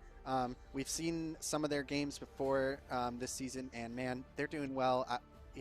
I think they even switched up some roles. I think we saw some of the members from Kent in different roles, and maybe that time frame between these seasons that they've had a chance to like mesh together and play. They just found like, okay, you know, so and so does a little better in this role, and this person, you know, maybe jungle mid duo is a little better if we have it this way versus like, you know, because we've seen Star Poner kind of hot between top and ADC. Yeah, I can cover the changes. So it was the delivery man and Condurex in the bot lane right at the beginning of Season 1 when we burst this entire thing. Now they had Star Poner, who was going into top lane. They bring Star Poner down into AD. They take Musinator and put him in the top lane. I believe he's a support main, and they're going to keep Condurex in the bot lane here. So the new duo is going to be Star Poner and Condurex. These guys are quick to pull out Lucian. They're quick to pull out Pantheon in the support. They go for kills in the bot lane. They do. They'll play Tristana. They'll probably play Samira Kaisa. Like, Star Poner goes in, he goes for those plays. I just got flashed, and no, it was not some you know, Oh, I up. missed it. Oh, you did? Ah, Yeah. rats. Unfortunately, we do see that these teams will be doing pro draft. We thought maybe we were going to have an organic draft really? here, That is. but I think for York University, they needed to do the pro draft. So, you know, guys, we Man. warned you in the beginning. Those champions, Get those guys. champs. Get those champions. You know, Just get we 'em. really like that Just organic get all of 'em. draft. We'd like to see um, the way it plays out in pick ban, Yeah. and that's fine. You know, we'll Get- we'll live with it. But hey, like we said, by playoffs, have that shit handled. Have your champs by playoffs, or Yeah, I will or else, or me and Diddy are coming for you. I'll flip this entire desk. Oh, never mind. I won't. This desk is too heavy. But I'll flip it if people don't yeah, have this their desk champs is in attached to the playoffs. ground. No, I was going to see how far the desk goes out. Was gonna, Anyway, have your champs by playoffs. We want organic drafts, and look at Oh, this. and man, would year. you look at that? That must have been put together right here behind the scenes during those first two matches. Just damn, does that look nice? It does look nice. I like the one second to left middle with the eye over. Second to left middle, guys. You know. The one second to the left of the middle. I think you could Everybody just knows call what I'm that. talking about. Yeah, the second one. You like option number 2. I mean, Yes. we're American here. It's left to right. You know, so like 1, 2, 3, 4. Dude, how do you know everyone is American? There could be New Zealanders in the chat who are like, All right, "Oh, New no." Zealanders, do you guys read from right to left? Like, what are you Yeah. talking about? Dude, if you drive on the left side of the road, you must read right to left. No, No? that's not how it works. Yeah, Okay. hey, Well, for I all learned those, something today. have you guys seen all the people from London and from England just writing English, backwards from right to left? All right. All I'm saying is we're not all Americans here. There could be Yeah. anyone okay, in the you got a world good tuning point. So in. second left to the middle. Yeah. Yeah. Exactly gotcha. what I said, and we all know exactly what I was talking about. I hope I get one. Hey, but yeah, cop that merch because trust me, guys, that shit is fire. It is great quality. We do have an awesome line of champion teamwear here. You can grab some official One Life to Play and champion teamwear merch. I'm telling you, that stuff is awesome. And, we also have some other options too. We have some graphic tees that are made directly out of our lounge, designed by our very own team, produced by our very own team, and you can pick those up for a pretty damn good price. So check it out. We got a lot of cool stuff. So, you handle some graphic designing for the tees, right? It's a shared effort. A lot of our graphic tees here. We've got our great designer Phil out here. Pretty creative on the t-shirt front, making Okay. some great stuff. He's got some equipment that he brought up here. We could print the tees right here. So 'Cause check it out, guys. We got a lot of different options for some really cool stuff. I was gonna ask, when do we get the Mortal Kombat tee that has the square with like the medallion hanging, and you know what I'm talking about? It's in the works. We got some. we demand. We We demand that shirt. got some Illustrator work that needs to be done to vectorize that so we can get it at a good quality for you guys. Diddy and I completely distracted from this pick ban here, so we can jump in and kind of recap what we're seeing pick and ban here so far. So these junglers, let me talk about junglers. Pick ban junglers are very important. We see top tier junglers power farming. The Hecarim we talked about, the Olaf we talked about, and now Kane going down. This leaves in priority Graves, Lilia. So if one team prioritizes the Graves, the other one would want to pick Lilia into that, or Talia. This team, their jungler being the delivery man, actually slotted into jungle today. I'm not sure if we've seen that. I think it was Rek in previous seasons. So being an AD main, you can't whip out just Talia because it's a good matchup. Oh my god, is this a Rengar Iron? Oh no, is it really? Please. It's gonna be. Please. Yes! No Let's way! go, the Rengar Okay, Iron. I like this. Kent State University bringing out the Ivern Rengar bot lane, and I have not seen In-game. anything this damn spicy in the LSS. This is what Let's we're go. talking I am so about. excited to see the way this game is going to play out. This happened to me in a solo queue game, and, I, unfortunately for them, spanked their asses. But I don't think that's going to happen here because I believe in Star Pwner and Condorex to bring this spicy matchup into the bot lane and really show us some of that secret sauce. Oh, this is some deep in the shelf sauce. That Dude, they're this pulling is out. wild, They're going and- back to and I like grandma's I like sauce. look at this team here. So they're taking Kenny in the mid lane on Corki for that range DPS. They've got this crazy spicy bot lane, and then they've just got the the Malphite Amumu. Like, you cannot go wrong. The setup for this team is going to be so big. And then once this Corki gets some items, he's going to be spitting out so much damage. You know, and I look at York University's team now that I'm, you know, I've gotten the Ivern Rengar out of my system, and damn, their comp looks good too. So I think this is going to be a wild match, or a wild game one of this set. You gotta give it to. I love the Kent State's. Oh no, what is it? When you do something new, when you Innovative. I like Kent State's innovation, but when I'm looking at it by the book, York University has it all. They have the better mid jungle 2v2. This is what's most important when you look at draft. Who has the better mid-jungle 2v2? You got to give it to the Graves Galio. The Galio is the setup. The Graves is the carry. When you look at Amumu Corki, both of these champions need plenty of time to scale. They need situations to develop in front of them. Amumu wants to fight team fights over objectives. Corki wants to do the same. But Graves and Galio are better in more situations, so it's all about the mid-jungle execution. Looking at the top lane, it's tank for tank. We're just going to call that a wash. And then we have the Rengar Ivern into Kaisa. Thresh. This is I think this is spicy. So for Kent State University, this just looks really good for them in the bot lane. It's going to take a while for Kaisa to scale. Yeah, they're going to have to deal with the flay hooks from Thresh. It's going to deny a lot of that Rengar engage hopping out of bushes, you know, get hit with a flay. It's pretty easy denial on the engage, but early game, if they really style on them with this pick, they could really, really punish this Kaisa. This is in where the first like 15 minutes of this match. This is where we need a observing team to watch the bot lane more than like only watch the bot lane. Yes. I mean, this is gonna be wild. Yeah. I cannot like. I'm just excited. The last That's all I time- can say. I'm just excited to see this matchup play out. It makes sense. I've seen it personally. It totally flopped, but like. That's a solo queue game with a bunch of shitters. The last time I saw this, Rengar Ivern pulled out, it was the All-Stars. I believe it was LCK versus LPL. So they took 5 All-Stars of LCK against 5 All-Stars from LPL. Everybody was off-roll. It was a fun game. And it was Faker on Rengar with an Ivern as support. How did I not see this? I need to watch that. It's like not. It's like a I didn't fun really game. watch. I know. I didn't really watch All Stars this time. Yeah, around. and All-Stars was. I didn't watch any North American All-Stars. I don't like that event that much. I'm not gonna get into it. Yeah, it's not as. It's not. We're here for the competitive. Yeah.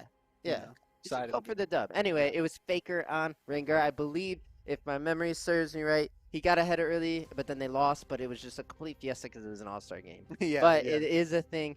For those of you who are not too familiar, the Ivern can place a brush anywhere, and that gives Rengar a free leap in and out of the brushes. So if you combine your lane brushes with some Ivern brushes on the opposite side, your Rengar now becomes incredibly mobile, incredibly It's hard to terrifying. deal with. And another thing, let me mention, if Starpwner is well versed on this Rengar, he can empower W out of a Thresh hook if he needs to. Because Yeah, really good yeah. Rengars, they will fight, they'll build their stacks up, and then they'll hold W, they'll look to get the 3 stacks, and then if CC hits them, they can double W, it reduces the damage, and it will cleanse the hook if I'm not mistaken. Oh, And that's man, what I'm looking This is going to for. be exciting. While we load into this game, we will head over to a quick break, and I cannot wait to see this game start out Let's with go. this crazy, spicy bot lane. So don't go anywhere. You're not going to want to miss it either. We will see you on the Rift real soon. Nasus, he's already sustained too much.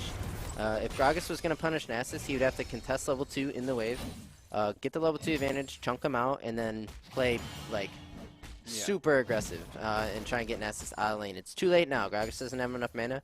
Nasus has too much HP, so he's able to just free stack. Wave's in not a bad spot for him either. He could walk right now and it would come back to him.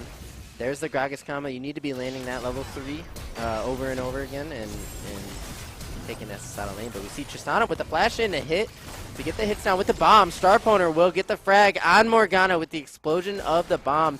Now this is 2 kills for the bot lane. 1 apiece here for this Tristana Taric that you really like, Try. Yeah, think I'm we are liking gonna what I find some see so success. far. I'm getting a master class on how to play Tristana. He's playing extremely aggressive with these Tark stuns. Every time the Tark stun is on him.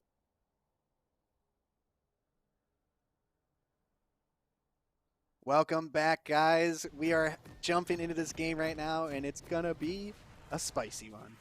That is for sure. There is no question about it, Try. We're looking at a Rengar Ivern in the bot lane, supplemented by Corki, all kinds of DPS. No worry about damage profile when you have a Corki in the mid. He covers it all.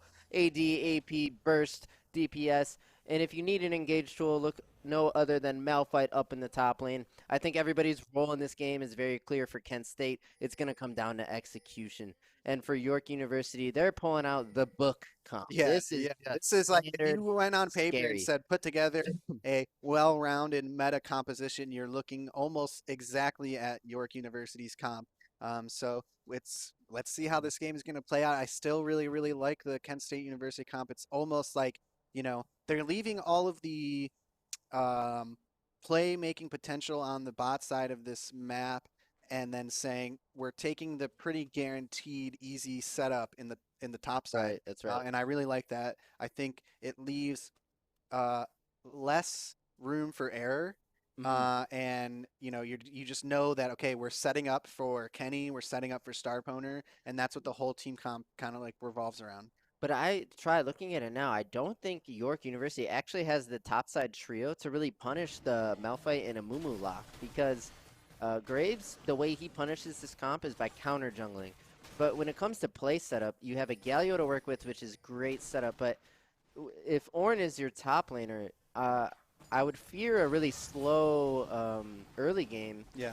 On this for York, because if you're letting Amumu and Malphite get 6 for free, you're probably doing something wrong. Amumu needs to be punished early by Graves in some sort of counter jungle that can maybe be backed up. And here's by the thing, Galio. how easy is that counter jungle going to be for Graves here? Because if the team of Kent State responds to these, jungle invades, they really do have a comp to get on him easily and burst him with like Rengar, Ivern, the Amumu. Like if he's caught in the jungle, if they place wards down, if they're expecting the invade and they respond appropriately, he could get punished very easy. Yeah, that's a good point. I don't think Corki is the man to... Corki is just weak in the early game skirmishes, right? You drop about a 250 DPS combo, and then he's just an auto attacker at that point. He really is the most item dependent. So when you're looking at strengths, it really is you have Galio over Corki in the skirmish, right?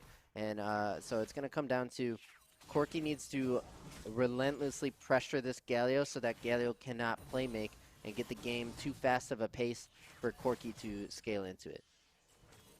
And the activity is probably going to be in this bot lane. You can see Rengar has to walk into Kaisa auto range to last hit these creeps, but when he's supported by this Ivern, it seems to be no problem. And that's Red Wave. Will eventually... Yeah, I see Starponer here with the skin to win. So, I wonder if these are champions they've played in the past or if this is something they've been working on. It's got to be something they've worked on. You don't just pull it this out. combo out game one without plenty of reps on it. So I have to see what kind of practice they've had. And here comes the Corki and Galio Big lane. chunk damage there for Galio onto that Corki. Yeah, and it's all about the mid-jungle 2v2. So keeping an eye on junglers. They're doing opposite clears, and they're absolutely mirrored at this point. So they're on opposite crabs at this point. Both teams should be aware. Amumu doesn't see Graves. He can assume Graves is on top crab, and vice versa, right? So we could look for a split map situation. You see Amumu's Gromp is coming up. Graves could look to take that and begin splitting the map, or you could look for a gank here. And here comes the Graves for the gank. Lucinator, will he get out? I think he could flash away from this, but his flash might get followed. Okay, no follow. Okay, so they take the flash, they call it a win. I think that's maybe the right play. So they get the flash, they force him out of lane.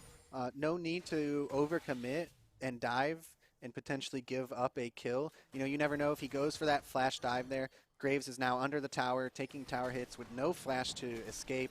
At this point in the game, only a few tower shots could take him down. But look at this TP going right onto the tri-brush that Graves is walking in. So I'm assuming he took plant over or eat over the wall, as Director Tool's not showing us anything, but I can tell from the mini-map he's made his way out, and he's now recalling, so... Yeah, denying the Gromp from the Graves, because while that seems like a small thing, if Graves gets that Gromp, it can actually lead into quite a big farm lead, because not only does he gain a camp, he's denying a camp from the Amumu, so you can look at it like a 2-camp swing. And here we see the Rengar Ivern Look at setting those up a plants fight. down. Oh, Plenty my of bushes to navigate. He but flashes the Rengar, into the plant. he flashes really early. And a flash auto from Thresh won't do it. So Starpwn are chunked out of lane possibly at this point. He's going to have to back here. I think it's too risky to stay. I want to take a look at that play so we can kind of just see for the first time like how this plays out for them. So the brush is set down. He gets the jump there. Look at that. Another brush and then another leap. What do you know? Another brush. Like, you know, as he picks up this damage, that Kaisa is just going to be deleted in a situation like that. Right now, it's just too early for the damage output to be there. Yeah, I have to agree, Kai. We're looking for Rengar to pick up items and recreate that situation. It didn't work out. You can even look at the summoner exchange here was probably in the favor of York University as well as chunking him out of lane. Yeah, it was a flash for flash, and they got the heal from Ivern as well as the ignite from Rengar. Oh, I didn't even notice the exhaust there. So, yeah, sum's going down for pretty much everybody, but still heal on Kaisa and a flash on Ivern. And the heal on Kaisa is huge. It just means if the Rengar Ivern would have continued that play, they would have lost it hard. The fact that they 100%. win that without the heal is really nice there for York University. Playing textbook, but I do notice that Amumu is doing perfectly fine in farm. And if he hits his 6 without any problems, that's a win for the Amumu. Again, Graves not the most punishing jungler. He needs to be taking enemy camps away to get his small leads. And we got a slow start. It's brewing. The tension is building. So, you know what's unique about this game here that I'd like to point out is so far in all of our games, we've seen a lot of crazy action going on early compared to Season 1, as well as like very tight, close games, okay? So now we have 2 of the teams who participated in Season 1, Kent State. They play the longer game. So will we see a different, play style here in these games where we're going to go longer without big fights happening? We're going to go longer into the scaling of games with low kills. Other games we've had at 7-minute mark, there's already a triple kill on somebody because we've got a 5v5 over the first dragon. Yeah. Where in this game, KSU gave up Drake early to York and playing patiently, no kills yet.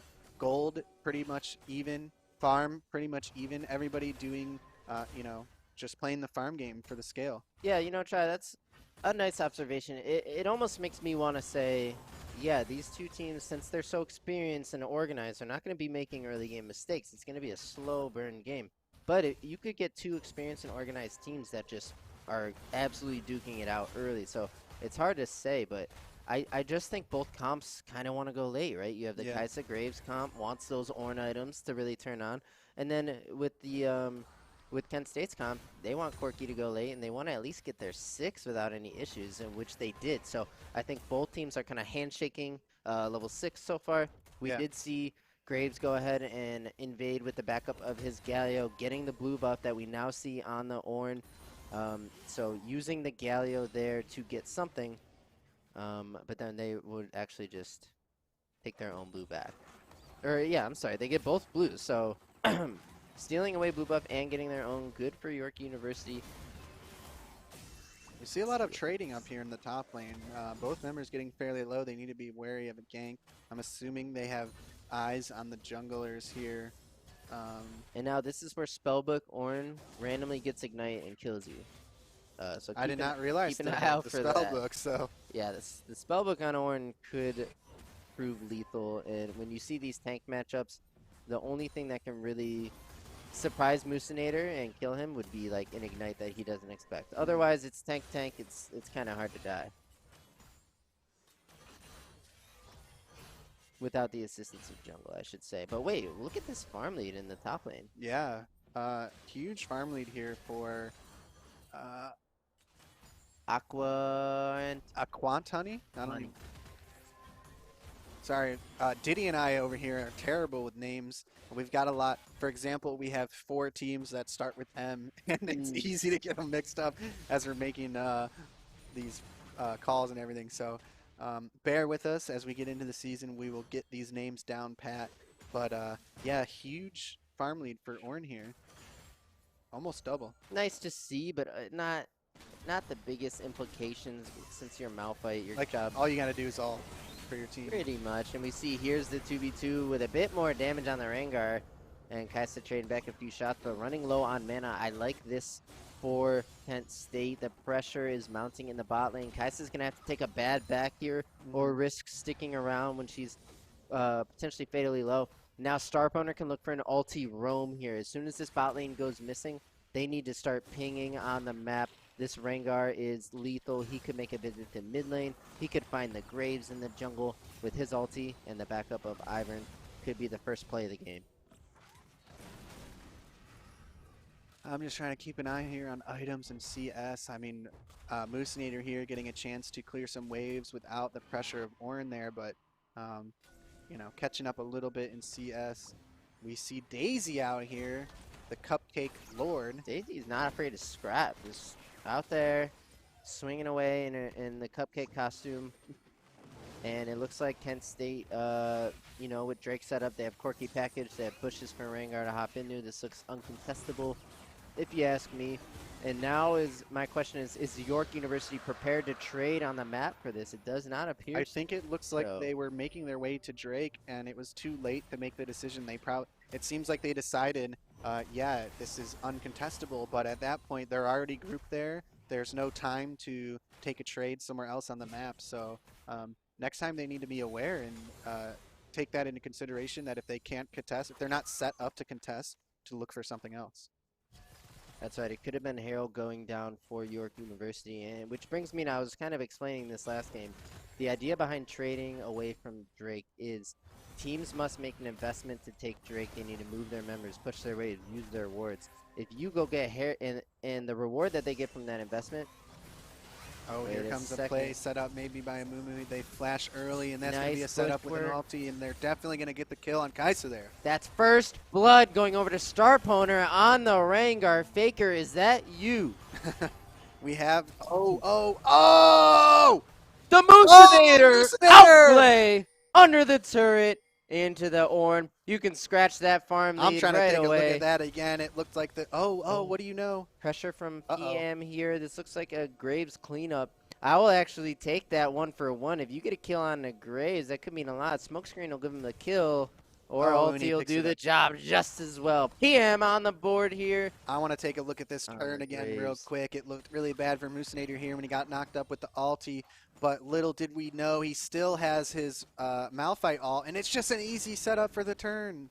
Yeah, it looked like Aquanthony was looking for lethal there before, like during the knockup, maybe before Malphite had a chance to punch back, but putting himself under the turret just means that if R goes off, then you die there, giving away your lead. I'd call it about even now in the top lane, maybe slightly Ornn favored, given he the still CS is behind lead. about 40 CS, so definitely a farm lead for York in the top lane here, but like we said just a short moment ago, is that it's not necessarily that impactful when you're talking about this matchup.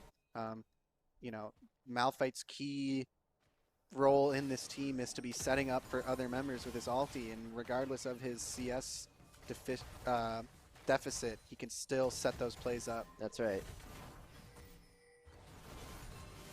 And I guess I'll try and summarize what I was saying is, if you're investing for Drake, which only gives you very small stats, and on the other end, the other team's getting Herald, which gives them gold, you use that gold lead to get yourself back into the Drake game later. So it's kind of like gold versus like the potential of soul earlier sometimes. Yeah, like the grabbing that gold and getting some plates and you know, means that when the next dragon is up, you're coming with a gold lead, which means an item lead, which means a damage lead, and maybe you're winning that fight, or it's easier for you to contest it and give you better chances of taking the dragon. But we've seen Herald go untouched in this game. In a lot of high-level games, the Herald, right at 8 minutes, the supports are walking up there, and a lot of the time it's a 4v4 with the ADs kind of stuck. Wait, who did take Herald here? So Herald is gone. Graves. So Graves did take Herald. I missed when he took that. Yeah. And it looks like, honestly, the timer is almost halfway gone. So did he take the Herald before he went and killed Moosinator in the top lane? I think he might have, and that was why he was there to respond to that. He went from Herald into the jungle for the tower dive. All right, so correction, traded now is the Herald from York University. We'll have to see how they drop it. Plates are no longer try, so you want to get that Herald down before 14 minutes, but they're going to just look to crack first Power Blood with it. Just depends on where they'll go. And lastly, we saw the delivery, man. We didn't talk about this. It happened so quickly. He did the Amumu thing. He farmed his 6. He waited for his moment. He flashed, bandage toss, ulted, got his Rengar first blood, and now he's back to farming. This is exactly what you want to do on Amumu. You wait for your moments and strike with big plays. And that Raptor reset is unfortunate. And tension's rising. There's no, Drake is coming up in 35 seconds. This is going to be Cloud, meaning we have a Funsies Soul. Soul is going to be either, it is Cloud Soul. So I take that back. So my prediction was right. I thought we would see a slower game out of these two teams based off of the gameplay style we've seen in Season 1, like we were talking about a lot of our other teams. Counterx has found himself on the and here saving comes light. Corky. Plenty of distance closed by Rengar. Kenny will pick up that frag. Rengar, star opponent here, is advancing over the wall, into the brush, into another brush. The follow-up is there from Kent State. Double kill on the Corky. Can we make it 3? And the big bomb! And the triple kill for Corky. We'll pick up another the one. Isa. Let's take a look at that play as they take this Drake for free. A great Corky package to open up that fight, and now Rengar's just got the Ivern plants everywhere. It's so easy for him to jump around. Yeah, bush after bush. Rengar can get anywhere on the map with an Ivern behind him, and he fearlessly and then the fadeaway, pop. Fearlessly charging into multiple members of York University because of the backup of his team. And the most important thing here, Try, is that Corky picked up 2 kills. You can now accelerate that DPS to somewhere about 22 minutes. He will be dropping. That was a triple for Corky there. So that's a 3-0 on Corky, getting his items together, and he's definitely going to be doing some damage now. He's got 2 items on this Graves. Is this going to be a kill for York University? Might need a hook here. The hook goes wide. Kenny looking to survive, but the flash by the Graves. He's a bit too far. The Thresh gets rooted up on a turret. Will drop.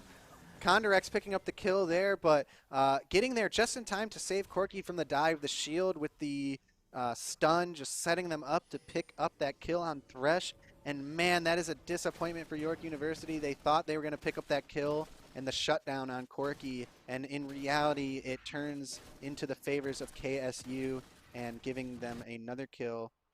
Luckily for York, it goes on to Ivern, but still giving them time to get control of these waves, get some vision, and try and get more momentum into this game during that respawn timer. That's right, and I respect the flash from Graves looking for that bounty because it would have been 700 gold in his pocket. I think he saw a window back into the game for his team, and he took it, but he maybe just miscalculated damage or his shots in his gun, or maybe his Q was down. But when you see Graves flash in that confidently, you can expect the person he's flashing on to just explode. I think he was a tad too early as the rest of his team was closing in. He took about half HP worth of damage from Corky before his team was there to assist him, and then the hook missed, and it was kind of over from there. But they kept it going. Yeah, crucial hook going wide here from Saving Light. He'll have to land a couple nice ones to redeem himself. Let's talk about Saving Light's skin, though, because that shit is clean. Oh, that's a FPX. Yeah, I like those skins. I didn't get any of them because I wasn't necessarily playing much League when those were available, but I do like them a lot. Who was that? Someone in the chat should know. It's FPX's support 2 years ago, so their roster was like Doinby, LWX. What other skins were in that line? It was Gangplank, Lee Sin, Vayne, Twisted Fate, Vayne. Twisted Fate? Thresh. Was it Twisted Fate? I think so. I didn't even know that. That'd be a cool one, probably. FPX Twisted Fate? Or no? That actually sounds wrong. Now that you question it, yeah, it doesn't seem the doubt is... I think it was Thresh, Vayne, GP, Lee Sin, and who was the mid? Yeah. What? Well, I was wondering who was their support player. Crisp. Oh yeah. Oh, was the other skin Malphite? Oh, the other it was GP mid, Malphite top. Malphite makes sense. So it's not Twisted wrong. Okay, yeah, that makes sense. That seems about right. Okay. Yeah, those skins are cool. The backs are awesome. I like those. I think there's more than 5. Don't you have the GP one? That one looks nice. Yeah. He's got a little laser gun. Pew. Pew pew. I haven't played GP this season. Oh, but we saw it. Dude, another thing we're talking about the LCS, which I'm not done yet. I keep getting Yeah, interrupted. yeah. By the way, wait a second. Hook goes wide again, and Rengar jumps back in. Look at another bush. Oh man, this is like, I like this spot lane combo. It is spicy. Yeah, and another thing about these bushes is when they when they go missing in lane, you have to question if they're in the bushes that they set up as they leave. Or are they in the other bushes? Or, Yeah. or are they roaming and killing your mid laner with their Rengar ult? Good point, dude. Yeah, there's so much possibilities and like uncertainty involved with Ivern and Rengar down there. Absolutely, it's so much I didn't fun even to think of watch. that. Yeah, like setting up the bushes all in your lane. They're always hiding in a bush. You know they're in there somewhere. Well, surprise, they're not in the bush. You lost vision and they went around into their try and up towards mid, and you just thought they were waiting for you. Right, right. And then you don't necessarily always punish on those moments either because you're too afraid to walk up and get That's one right. shot out of a brush. So you're hanging out by your tower, waiting for the wave to come back to you, and really the, Rengar is roaming into the mid lane. It's like Schrodinger's cat Yeah. is Rengar in that situation because he is in the bush functionally and he Yeah. could be mid at the same time. And he's a cat. Wow. As we see a possible 5v5, Daisy gonna go ahead and soak that hook. Here comes the package in from Corki. It's responded by the Galio ulti. That's big, but the Malphite ult means that Thresh just drops. The focus is now this York very University tanky Galio. Here looking comes like they're the gonna- Ornn with the flank. It's all about the Graves at this point. Can he DPS? He gets knocked up. Kent State on full retreat, getting away from Aqua Honey, Aqua Anthony. And we have a 1-for-0 trade that is kind of dispersing. I think the threat of the Ornn, Graves was in a position where he was getting ready to DPS. But Kent State, I think, aware of that, peeling off appropriately. I think try a lot Yeah, of that was teams. great. It was a 1-for-0, and they got away when they needed to. If Yeah. they stayed around to try and fight Oh, it's a TP. more It's than gonna that, be a yeah, they need to be contest careful try. with the We're TP now. Looking at another 5v5, and that's the Galio coming in. Damage going down on the Graves. He can't handle the range of the Corki, and Kenny will just take Graves out. This should go over to Kent State along with the fight win. They should be thinking about where they're going next at this point. Whereas Aqua Anthony needs to just look mid because his teammates have fallen. Now that it's been said out loud, Aqua Anthony, and I'm looking at his name, it's like, how did I not see it before? But I know. when you're looking at names and they're jumbled up, you're just like, people put together the most ludicrous names that just don't even make sense. But now that I see it, I can't unsee it. It's obviously Aqua Anthony. Well, they take this Baron. It looks like they're going to get this with no trouble. So I'm going to bring up this play that happened at Dragon. Once this TP was coming in, things were looking worrisome. But I think the biggest thing was that Ornn or Malphite did not have ultis. So it meant that it was looking good for Kent State because they had the Amumu. They still had the DPS from Rengar being ahead right here. Like it looked really rough for York, knowing that the ultimates were down. That's right. And one thing I want to point out, when we talk about Graves as a champion, a lot of people say he's just giga broken, he solo wins you the game. One way to deal with him is you need AP or magic damage, right? Because he stacks armor with his grit, and you need range, and that's Corki has that in spades. So Graves can actually never get into a situation where Corki can have him held at a choke like he did there. He could not get out of his jungle and affect that situation, and as a matter of fact, died to an insane Sheen auto. Must have been a crit from Corki because it did about 250 damage. Graves was not expecting that. Yeah, we can take another. It looks like we maybe had a DC from York. Kaisa, look. Okay, so the ADC Kaisa did disconnect there, so we might as well bring that play up again while we wait for this player to reconnect. I think this is the right one. This is them after they kill their No, own. this is after I accidentally re-hit to grab. Let's see if it resets as it plays through. That might be the issue. Remember, we had that in the beginning. I'll give it a second here since we're waiting anyway. And now Kent State in full control with a 9-1 kill lead. That's about 2.5K, something like that. Up in Drake's, looking for Soul here soon. And now we do see that Baron was looked at by Ornn, but nothing he can do. Kent State playing together very well. They're actually putting this comp out. It looks like they are very practiced on a setup like this, where Amumu and Malphite's jobs are quite simple. I think the finesse really How long comes is this from. replay set up for? feel like we're watching the whole game back right now. Thanks, Mr. Monster,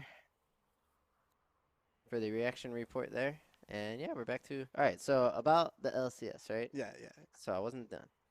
then so Cloud9 goes down. Hmm. That was a huge upset. So now NA, no one knows what the hell's going on. We also had Niles from Maryville University, and there's one other player, starts with the I, doesn't come to mind, who were basically drafted from Maryville into the pro scene and thrown out against pro players. He was up against Solo, a former FlyQuest top laner, and they got the dub. Golden Guardians did. So this kid, these kids from Maryville University are out winning LCS games. This is a beautiful moment for collegiate esports, for amateur esports, and for North American League of Legends, seeing talent being homegrown from and collegiate esports, from and not from collegiate. imported talent. Not from imported. Veterans of the scene. Exactly. Yeah, Not that's good from to hear. solo queue. It's not just the solo queue challenger guys that are in these slots now. It's well, Niles is challenger. So yes, But they are all but challengers. yeah. But it's not just the solo queue grinders. It's kids who kids like Who have Niles. been in the competitive scene for a while, in Exactly. collegiate. You know, we're talking about full like scholarship programs. That's right. Producing players who are making it into the LCS now, and that is great to see Yeah. for the pipeline of North America, and You that's bet. what we like to see here. Opportunities for all the young gamers who, you know, are coming out of high school, you know. Wait a second, because I see that Star Poner here is in a bad situation. Yeah, Is he going to get the kill on Kaisa before going down? No, he is not. He's juking and jiving, but ultimately would just get shut down by Graves. He looked for a 1v1 on the Kaisa with no no Ivern there to support him. So after his initial burst, does not get through the Kaisa shield. Kaisa and Graves able to just 2v1 him, but what do you know? There is a response here from Kent State, followed by a response in return by York, and that is some pressure bot lane, but they're going to have to So deal Aqua with this Anthony here Baron and wave. Graves pushing down mid. Is that worth for this Baron? Do they feel as if they cannot defend this, so they're just trying to take the trade, or? if they had Ornn TP, I think they would TP the Ornn and they would look for the 5v4. I mean, Kent State going to keep going here. What are they going to get out of this? Are they going to get Nexus Towers They here? should or? look for N. Okay. All signs are pointing towards an Ornn TP if he had it up. So as Starponer and Rengar is dead, if Ornn can TP to this situation, it's coming up like right now. So he's And he's not even going to get that tower. No, yeah. So that's why I don't know if it's the right call to have Ornn there, because it's not a Camille, it's not a Fiora. He doesn't just wreck towers like those champs do. Mm-hmm. But was the inhib defendable is the next question. I'm not sure. Yeah. Here goes Rengar with another. Oh. Yeah, so good use of that Baron there for Kent State University. They are up 2 Drakes now, up 5k gold, and up 7 kills. So things looking pretty good for Kent State University. Dragons up in 1 minute and 10 seconds. It looks like they are trying to get vision control around here. We see 3 members of Kent State running through the quadrant, the blue side quadrant for York, and okay, grabbing blue buff as well for this Corki. You know who's cooking? It's that Corki. It's Kenny. Kenny is mid cooking lane. up something real spicy for these guys. Look at his farm numbers. Yeah, He that is big over fun. 10 a minute on the Corki. That is absolutely terrifying. Kenny out there looking like a world-class player, dropping those CS numbers on top of his score line. He has 3 items, absolutely ready to go. Yeah, Keep an eye out. just based and picked up the BF sword as well. Does he have package here? I'm not sure. I don't think he does. I think he used it on the Baron play, and I don't think it would be up yet, but I can't guarantee that. I don't know the time frame, but I'm sure we will see here shortly. But I think that means they would if he has package here, they are guaranteed to take this soul. I don't think there's any way that they could contest this. So he does have package. So this is going to be soul over to KSU. Yeah, it's Soul. It's uncontestable. I think if the setup wasn't so proper by Kent State, there's a world where York could maybe pull out and stop that 4th Drake, but I don't think it's worth the contest because the setup is there, and now it's time Look to at them choke just out. as a unit here, moving their way through the jungle. Rengar with ulti right here. looking for a pick. He's looking for one opponent that thinks they can defend this tier 2. And then he Because just blows sometimes them. you will have a a lazy, unknowing player Like will a walk Thresh up, who thinks he can just like flay hook to like stall it out. and if there was one defender for that turret, he would have been as good as Dev. And now we see the Oh. a hook lands on a Mumu. This could be a window back into the game, but Aqua Anthony. I don't think so. I think if he drops ulti there, it sets them up for a good play. Condor. Okay. Quick disconnect there. Ooh. Losing another member of this game. Condorex looking like he DC'd now. And what do you know, Diddy? This gives you a chance to finish your recap of the LCS. Lay it on us. So what else? I think I covered. I mean, there's only, what, 4 games. The game I did not talk about, I can't even remember. I think FlyQuest and like CLG or something. It was just a random game. So the big 3 stories are TSM got upset, lull. 100 Thieves, baby. This is our year. 100 Thieves, baby. Cloud9 getting upset, but they'll be fine. No worries about Cloud9. And our 2 Maryville starters on Golden Guardians getting their first dub. That's epic. A great moment. Love to hear that. And we are back here with a 5-man lineup here in the bot lane with Baron spawning in just 27. You know that's where Kent State is going after this reset here.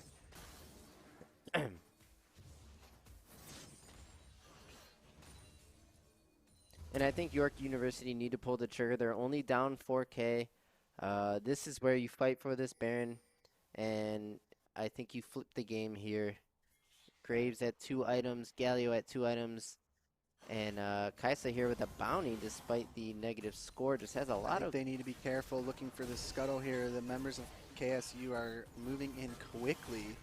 Scuttle is very important for them to have nabbed there. That kind of decreases the choke out potential for a really proper Baron setup. Yeah. It's all about this red quadrant now. I think that's where the fight's going to take place. As we see Kent State with the setup, they're going to go ahead and open up on the Ornn. He will immediately ulti. Only getting 1 member. This is good for them. A Mumu, where is it? Mumu's coming up mid lane, and they do have the Malphite, so they need to be careful. Now Ornn ulti is down. They cannot fight in this jungle. It'll be an easy win for KSU. Yeah, but what do they do? They have to fight here. If you give Baron here, it's GG. You really need I think to fighting over the Baron while they're on it is better for them than to try and contest anything in their own jungle with Ornn ulti down. That's exactly my point. But they don't no even go for anything there. It is a Baron going over to Kent State University. And they are absolutely in the driver's seat in this game 1 here.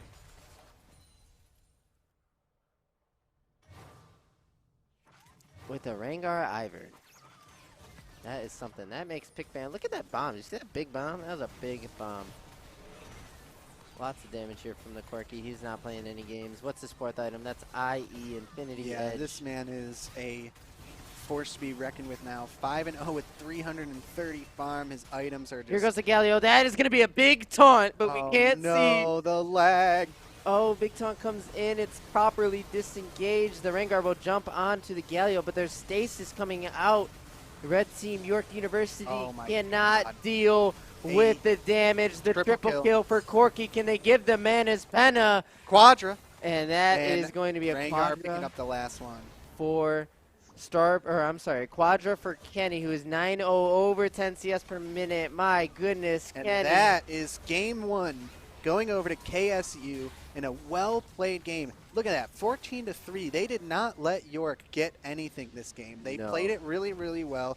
Corky is just a total menace. 335 farm at 31 minutes. That man, you could not step to that guy right now. No, period, point blank. I think they needed to flip it at Baron when the enemy team was grouped. They needed to go for something there. I think the Ornn ult, when he got jumped. So if they jumped on Ornn and he ulted immediately, I think that was premature because you know, he's already so tanky. They didn't see what members were there. It could have been Rengar popping out for 1 poke. It baited out the ultimate, and then they had nothing to contest Baron with. And that's why, like, really good teams will do light looks. Like, they'll give a look on an Ornn, like, jump on him with Rengar, maybe root him up, see what happens. And then just leave. And then just be apprehensive about the response. If the response is an Ornn ulti, you go ahead and disengage that for free, essentially. Now, without that tool, the chances that they can contest Baron fall. So Yeah. in this Kent State draft, like shout out to Kent State, the coaching staff, the prep. You know these guys put their reps in on Oh, that Rangar definitely. Ivan. When you Hey, come out, we did say that, and I did see the when he was picking up some kills, the level 6 mastery on the Rengar. So Star Opponent oh, has level been s- working okay. on his Rengar. Level prob- 6 for- is kind of troll though because 7 is that not so easy to get? you gotta get S's. So like if you're playing in high elo rank games, it's not necessarily easy, but you know, Yeah. some people do head over to normals or whatever to get those Get S those games. S's. You know, who knows? I mean, if he picked it up in the last month, I would say Yeah. level 6, pretty good. Okay. I thought he performed well there, but I gotta hand it to Kenny. Man, he just Okay. absolutely, Yeah. you know, demolished that game. Kenny is a subject of his own in this game because when you're drafting Corki and Mumu, Mhm. those two champions need to scale. That's your mid jungle. You need to be punished before those two champs get going. When you pick up a triple kill on Corki, and then add to the fact that his CSing numbers were brilliant, it's just game over. That champion is out of control. that was excellent farming. after 3 Some of the items. best I think we've seen in LSS so far. Over Yeah. 10 per minute, just really well done. That is not easy to do, No, especially in a game of this caliber. right, that's right. Yeah, so props to Kent State and Kenny there. And again, this draft, how do you go into game 2 if you're York University? It is so incredibly difficult because you can't draft you can't pick ban what everyone else is doing. It's not Kent State doesn't need to first pick Olaf and then draft meta around it. They can go a Mumu with, you can't predict what they'll play. And the craziest thing about the success that they found on the Rengar Iron is it seemed like a Mumu knew his job, Malphite knew his job, they all knew their jobs, and the comp was drafted to fit, like the Corki was to, cover up weaknesses and ended up being the, what popped off and won them the game. So Kent State looking extremely difficult to draft against. We'll have to see what York University pulls out for game 2. I think we're going to see a total swap-a-roni from Kent State this game. Like role swap?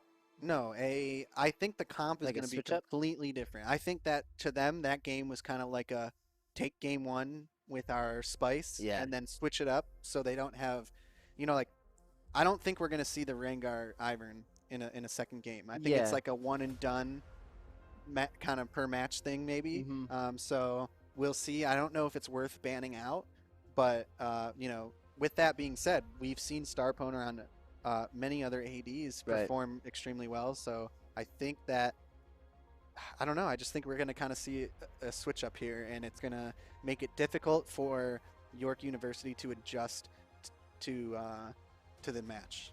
I agree, Chai. I don't think they ban it, and I don't think Kent State picks it again. Mhm.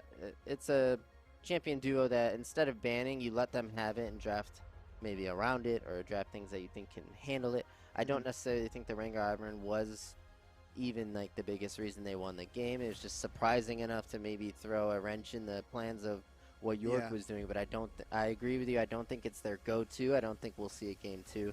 Yeah, But, I'm excited to see what will be pulled out in this next match.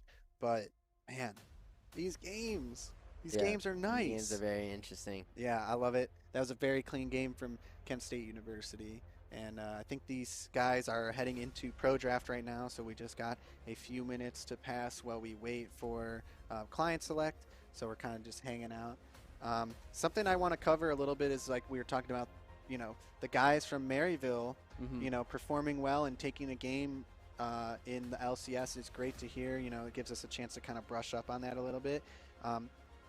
I'd love to see these guys coming from collegiate, going into the LSS, and then performing well. It's a big thing. We've talked about it before. Is North America was kind of looking like a joke when it came to the world competition. We're bringing in imports from other regions. Yeah. We're not really having like new fresh talent coming in. The same guys have been doing the same thing for a while, like Double Lift, Impact, Bjergsen, those guys, they've just been, playing for a while. There's no new, like, fresh faces, and now Right. we're seeing that come to fruition with these teams. Yeah. And Well, it's fruition is what I fruitful. meant, It's okay, guys, call me out, damn. it's coming to fruition and it's fruitful, so it's coming to fruition. That's what I meant, guys. But Give me a that's what I goddamn meant. break. Like, very fruitful So, endeavor. but it's just exciting because, you know, that's something we talked about for a long time now. Is if you are a young gamer, you're high school age, you really love the competitive side of, you know, collegiate esports. These opportunities are only getting better and better. They're getting bigger and That's right. bigger. You know, we see these teams like Kent State University, York University, Maryville, Miami, Ohio State, all these teams, you know, they're putting together these varsity programs. And it's just looking really, really good for, let's say, in the next 5 years, what's going to be going on in youth esports. So we're talking about collegiate esports, but youth esports is next. And, you know, if that's something that piques your guys' interest, I think you should give One Life to Play Twitter, One Life to Play GG, the esports Twitter. Give those things a follow because, you know, we've got some stuff in the works here to be bringing more opportunities for young esports athletes in our area. We are at 6070 Broadview Road in Parma, Ohio. Definitely check it out. But, you know, just keep an eye out if that's something you're interested in. I won't do any spicy leaks for you guys, but definitely just keep an eye out. We have some stuff in the works to give more opportunities for the young crowd of esports, competitive esports. So. And to touch on that just for a second, we see now Riot has partnered with Risen and done their league, and they did a qualifier series where teams battled to enter the tournament. And now in that league is Cloud9's Academy team, 100 Thieves, I believe, Academy team, Evil Geniuses Academy team. There's at least 3. And so now there's these amateur teams that have been a part of Risen, which is a premier amateur league. Getting to go up against Tier 1 esports organizations' academy teams, and that's a big deal. That's very, very interesting. And not to mention the amateur teams from Risen, the fact that Cloud9 has an amateur team, that means they have Cloud9 Academy, and then Cloud9 Amateur. So we're going 3 teams deep now for these pro organizations.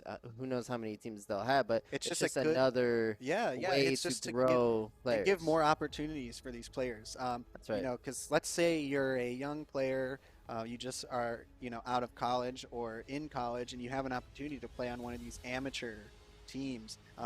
As you know, as you grow and as you perform, it's only leading you up into a, you know, we've said, a pipeline that's guiding you into the path of, you know, the real dream for players, which is, you know, getting on one of those teams.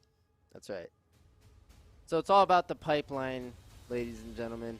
And another thing we are doing here at One Life to Play is trying to add to that, right? With the League Saturday Series, we want these players here being exposed. For example, I believe it's Django, the challenger player. There's no reason why he couldn't end up on an amateur team that is facing off against 100 Thieves Academy. When you're challenger, that means in the rank ladder, you're top 200 players or so. And yeah, there's nothing stopping players from LSS from reaching those heights as well. Yeah. So it looks like teams are done with pro draft, and we were hopping into client draft. And there's that Ivern ban. They're like, yeah, we don't want to. So they do ban the Ivern. That shows a lot of respect for the way Kent State formulates their game plans and comes out. And now we could definitely expect a very different approach from Kent State. Yeah. And we can also expect that they will know how to execute on that. So tall task for York University to come back in this. But when we were in this position last series try, it was the team that was down 0-1 that came out ahead, forcing a game 3. So it's on York University to do that. Otherwise, they will fall to 2-1, and Kent State will improve to 2-1, shaking up the standings. And we're going to see a lot of, it's going to really mix up the standings again. We're going to see a lot of teams. It's just neck and neck, you know? We don't really have a team just taking it out on top yet. Nope. That's right. And we will see a Renekton Gragas matchup. Gragas is becoming more and more common in the meta here. And if you will look at the jungle matchup, we see Olaf goes down. They will opt into Nunu for York University, and now the delivery man on the Hecarim on the meta pick that we talked about, looking a bit more standard. I like this mid lane matchup. I'm gonna assume that this Kenny pick here on Silas is going to be a counter pick to the Echo mid. So we see, so I think this is a, I guess we need to see what their bot lane is going to be for York University, because I like this Silas pick. Leaves him a lot of opportunities. Moosinator on the Grog is something we've seen before. Was it Moosinator who played him last week, I think? Or maybe it was the week before, but Gragas is great in the top lane right now. So that's good. We see there's a lot of AP on the side of Kent State University so far. Yeah, Gragas emerging as a pick in the top lane. He might go Night Harvester. That would be really spicy to see. And it's going to be a Swain plus Rel in the bot lane. So Star Boner and Condirax are just whipping it out today. I love to see it. And they're going to be... baby. They're, say that again? BDE. BDE. I should have done that. How did that not instantly make its connection in my brain? I don't know. I was distracted by the Leona Samira that got let through. Yeah, that is scary. I'm not going to lie. So York University, going back to the book, the Nunu should mean early game aggression, right? I don't think York University is going to make the mistake of letting the early to mid go too calmly for Kent State here. But on their side, they have the Silas Hecarim is a really strong mid-jungle duo. In the mid-game, the Silas skirmishing is pretty insane. Yeah, so I'm excited to get into this game. I think this Leona-Samira matchup is going to be difficult to deal with, but I like the Swain Rel. I haven't seen that duo before, so I think it's going to be kind of a surprise for me on how that's actually going to play out. But as we wait for this spectator delay to count down, we will head over to a quick break, and we will catch you guys on the Rift shortly.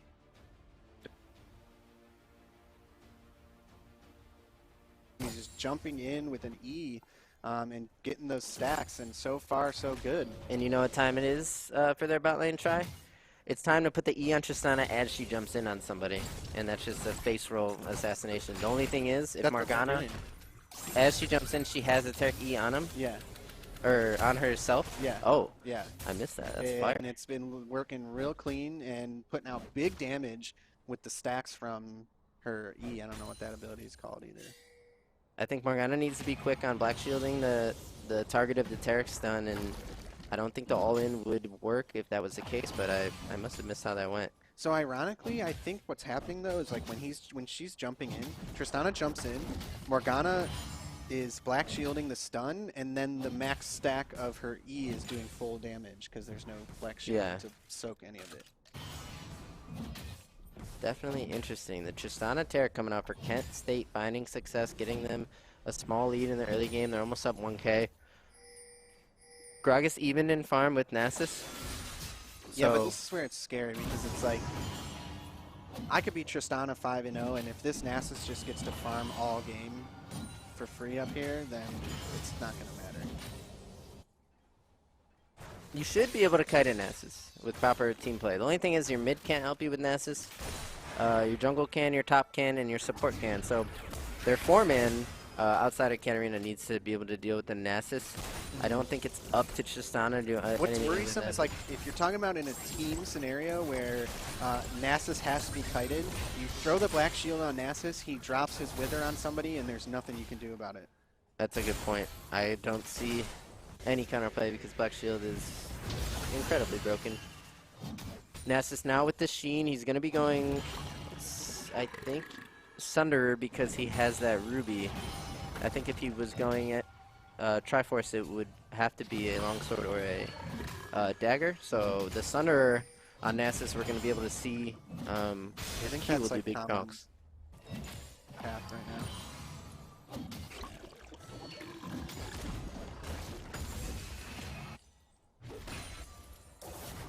Another jump in from Tristana. There goes the Taric stun. It was missed, but try, you're right. They don't need the stun to land. They just DPS the Morgana down. There's nothing she can do. We saw the Taric trying to angle his stun to hit the Jhin as well, but the focus was Morgana, and Black Shield does not help with that. Yeah, that was excellent strategy, though. I don't know if that was intentional I would assume it was, but hitting the Jin with that stun, I mean, just takes him out of the fight while they burst Morgana down, and then what does he do? 1v2? Can't. No, the Jin has to leave. He's not getting XP unless he can sneak back into range, and that's pretty bad news. A couple plates going over to bot lane as well, but we saw on top lane, Nasus was comfortable enough to proxy farm a little bit of Gragas' wave and fight with him in between turrets as well. That's a good sign for the Nasus player to get away with that already. I mean, we are seeing a little life in Musinator here, though. He is not down 50 CS right now, which is a good sign. But unfortunately, he can't really deal with the Nasus. He can't take him out of lane. Right. He definitely cannot take a fight with him at this point. I think in terms of matchup, this is being even with Nasus is sort of being behind. Just because of the nature of Nasus as a champion. Same can be said about like a Kassadin. If you're even with Kassadin, you're losing. Right. And you didn't draft the jungler to really abuse the Nasus with the Mumu here. You could have taken a gank-heavy jungler like an Olaf or Rek'Sai. As you see, the cat all in. We'll look for Syndra, who can respond with the R into her knockback on the E. Will land, takes Kenny pretty low. Is this the Nasus all in? He will ulti. It's all about the belly slam, and if Gragas can get it back, he's trying to block it so Gragas can't belly slam away. One more auto. There comes the explosive cask, and Musinator, he goes for the trade and will get it. For one. Let's go. And I like where Musinator's wave is, I think. It's hard to tell because so many red minions are low, but that's definitely worth for Gragas, I think. Yeah, I think so. I mean, that's best case scenario on a Nasus all in is taking him down with you. Really well played by Nasus there. His positioning, ghosting to get the like he was right on him when he ghosted. He used that to get in front of him to block the body slam.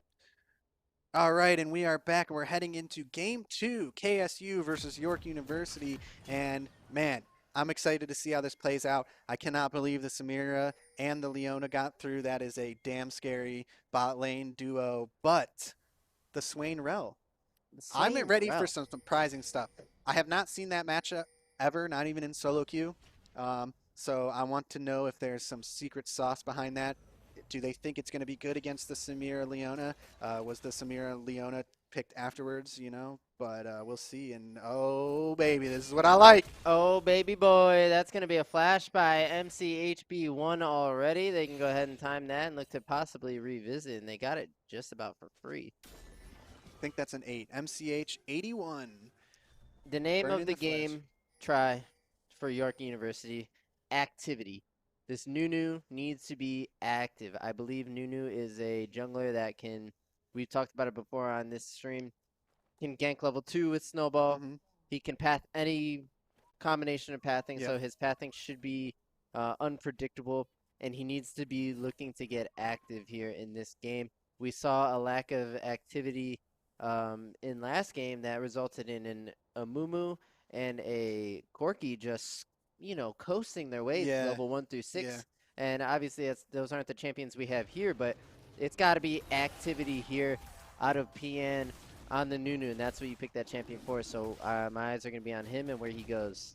So we see Hecarim starting on his red and Nunu starting on his red. So I think we might see a mirror here in the, I guess, I know. Opposite pass. That's not, where is it?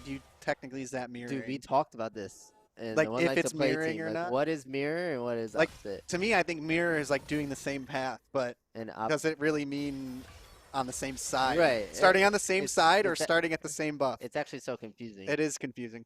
So yeah, regardless, that's what we're seeing here is both members starting at red, but look at that Nunu already taking the blue from Hecarim. That's activity you want to see from that is BDE, baby. That's BDE if I've ever seen it, and I never have. Trust me. No, but yeah, if Nunu can actually take blue and Gromp and get out of here, and then Hecarim unsuspectingly it comes across those camps, it could really mean a 2-3 camp lead for Nunu, which means double leads, which means first to 6. It could mean a Drake for the exchange of a couple camps. It could be good things for York University, and he's getting out scot-free and pathing it now back to his camps. Now Hecarim stumbles upon his jungle with only wolves, where Nunu first to gank. That's great activity, And we see a 2v2 started off by Leona, followed up by Samira, going on to Swain, gets the flash, but Swain would like to re-engage, walking back up. Rel doing her job here, getting Samira fairly low. Now we have Samira with heal.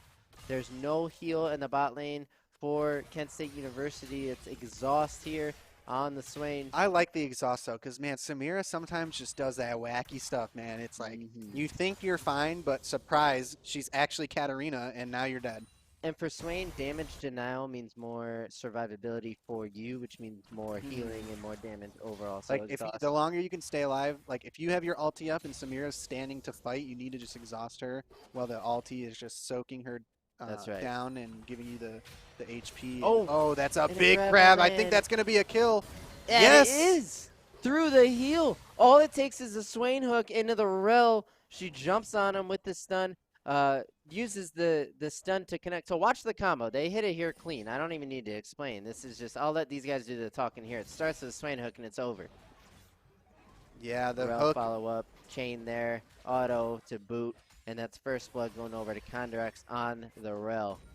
Yeah, well played fight there. I mean, if you get the Swain set up with the W to pop on them, and you know the slow is just too harsh. Like with that. Renekton finding himself a favorable trade here on the Moosinator with those really low cooldowns, but the sustain of Gragas, I actually think a lot of Gragas players will take that trade. I think Moosinator calls that a win because you're right. He's gonna sustain up a little bit if he avoids getting bursted while he's looking for that sustain. Then he could potentially set something up. I don't know. I mean, it wasn't that far off, but I can see Nunu kind of lurking over there. They should dive this every time. If you draft a Renekton, this is what he's great at. We see the Nunu will show himself. And then surprise! Because Echo is here as well. They're going to look for the Renekton stun into the Echo stun. Moosinator drops. Here comes the delivery man on Hecarim. They're looking to clean this up. They're going to force the Echo flash. Renekton here to back the Echo up. They might re-engage the 2v2. And it looks like Kenny and the delivery man will... Kenny low on mana. I think they have to just back up there. I mean, maybe if he had more mana, they could potentially fight there. But I'm not even entirely sure. Renekton just some complete menace right now. You don't really want to take those early trades with him like that. I don't know if the Hecarim Silas could take that fight. Probably not with the manaless Renekton, right? He can get infinite rotations of his cooldowns, whereas Silas here, as you mentioned, with no mana, can only use about 2 skills. So, yeah, smart to walk away there. And Echo might take advantage of the lack of mana here with Kenny as well, as he's going to be able to get a nice crash. He can get another move timer, but he'll probably look for a recall since he just used a move timer and got himself an assist. He'll probably Unfortunately, though, Kenny using the TP to get there, and now he doesn't have it. So as he's getting shoved out in lane, he's really going to be punished. But here's Hecarim. Delivery man doesn't look for the 1v1. I think it's the Nunu threat because Nunu actually was nearby. And that shows good awareness from the delivery man, who was previously an AD main, to not go for that 1v1. A lot of our junglers in our solo queue games would try that and then get snowballed by Nunu. And now Renekton will be up in CS. The amount that he gets from this wave, +5. That's a good lead for the Renekton. He got the kill as well. He has himself a Vamp Scepter to sustain the lane out as well. So those chunky trades we saw earlier can go both ways now in terms of sustain. It's really about the kill potential. I think you give that to Renekton. Oh yeah, like look at that chunk right there of sustain, just bringing up like a third of his HP, but Moosinator looking pretty confident right now. Up in his face, some nice poke there.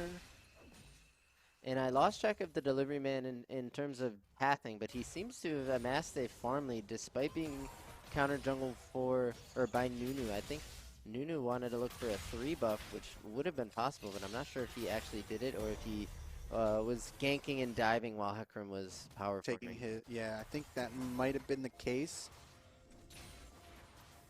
Here comes Nunu with a look on the bot lane, but it was probably given away or something sussed out. I think it was. somehow. I think it was sussed out from Leona, like just walking up so aggressively. It seemed like they were kind of playing back, not really looking for anything, not threatening anything, and then immediately Leona starts threatening something. It's like, why is she doing that? Right.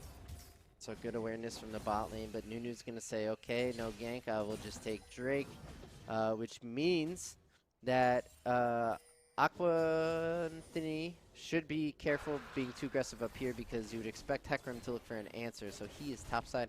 Once Drake goes down, he can maybe look for a play topside. Dang, imagine if I could just recognize those kind of things in my own games. Oh, you Like, oh, it's obvious. Like, why did Leona walk up there? They were hiding under tower for like the last 3 minutes, and then I easily die to that gank because, you know. Dude, it's worse Once dying. I'm playing, I'm just. It's worse dying to the plays that you know, but you just like your body doesn't let you like do the smart thing because you see some opportunity to like do something. And we see a new snowball, the follow-up gank on Moosinator, who has no flash. There's the flash stun from the Renekton auto Q. Moosinator drops again, and that's York University with another kill on their Renekton. This could be a topside focused game as they look Herald. Yeah, it was set up really nicely there with the new dive. Renekton picking up the kill. So he did burn flash there as well as Moosinator's flash. So we'll see how this goes, but you know, I do like the Gragas pick. Renekton I know is good, and he does have a lot of dominance in the top lane for these early game matchups, but I really like Gragas as a champion. I think when it comes down to objective, like fights over objectives and, you know, zoning control in jungles and stuff like that, I think this Gragas is going to be much more threatening than Renekton will be. So we see the Renekton TPing up the top lane as well to, you know, secure that Herald, and then it looks like delivery, man. He wanted to deliver the Leona to Starpawner, and he might just do exactly that. There's no flash on the Leona, and Starpawner will go ahead and pick that one up. He's one step closer to his Leandries. And there's just fights going on everywhere here. Kenny with the stolen ulti gets that off, and we're going to see the Herald drop top. Yeah, and this is smart. You're getting more gold on a Renekton. He needs to be careful. This tower's going to go down, and they're going to be able to... Okay, yeah. That's right, Moosey. This just means Bork even earlier for Renekton. He will be an absolute menace. And I get your point with the Gragas. I think in the super late game, if everything was even, Gragas has more options in his kit, more tools for his team. But the Renekton, when you look at this, when you look at the stat line, and when you look at the CS the level numbers, difference, it's a 2 level difference on this in the top lane. But that being said, like, we just saw some poke damage there from Gragas still chunking out pretty decent amount of damage off of this Renekton. So I don't know if it's going to, like, if it has to be the really late game. I think as we get into this, like, you know, 15 to 20 minute mark and there's some team fighting going on, I think that the Gragas might be more impactful than the Renekton. But what does he do at that point? Is Renekton looking for split push, or is he looking for picks on, you know, the carries of... I mean, who does he even look at for picks on? I think this Renekton can team fight. Even though he's going Bork, when you see Bork, it's usually like, yeah, split push with Bork. But you look at the comp from Kent State, it's 4 melees plus Swain. And that means if you go Bork into Gore Drinker, your Gore Drinker is going to get a ton done for you. And Renekton into multiple melee champions who have to, you know, square up with them can be a functional team fight threat. If this comp was a long-range poke, you know, skirmishy type thing, then yeah, I would say maybe Renekton just look to split. But I think he actually has options in this game, giving the team comps of both teams. Okay. Especially with how accelerated he is, I think the options. Yeah. And right now he's pushing, gonna hit level 10 soon probably. Gragas only level 8. So I mean, this Renekton has a decent looking level lead on all members of the game. I think we do see both mid laners are level 9, but I'm gonna suspect that Renekton will hit 10 before everyone else. He's taking some camps, it looks like, and getting vision in top side quadrant. Yeah, I mean, you take those camps as a top laner. That really is huge for the game. We see a Gragas TP here. Were they looking for a dive? I think they saw the dive threat from the ward that they have. I don't even know why that TP came out, actually. I don't see any red wards in the top side jungle.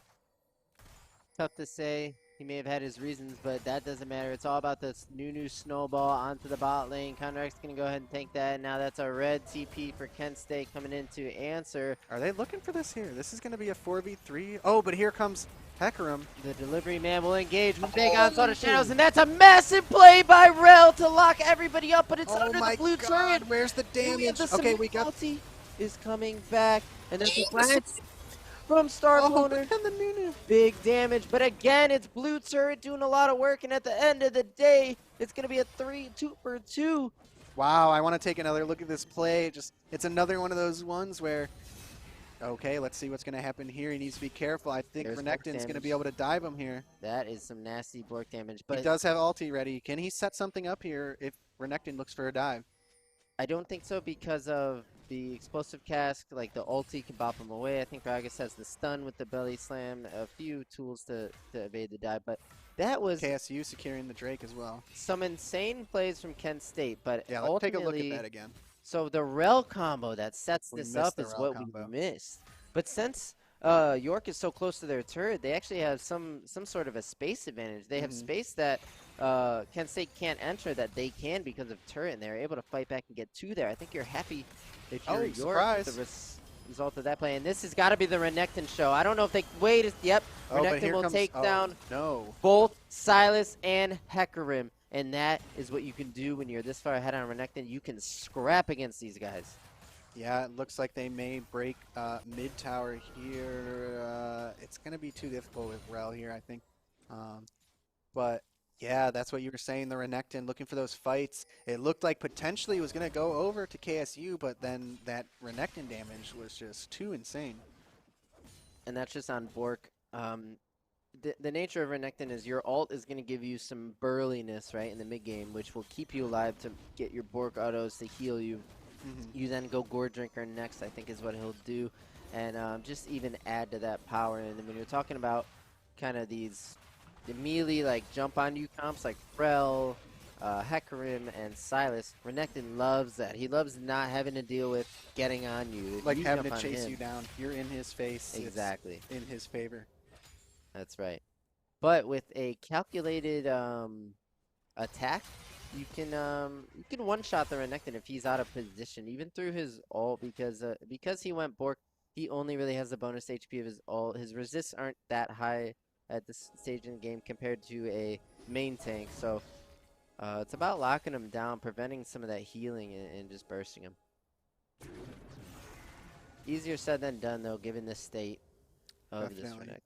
Renekton.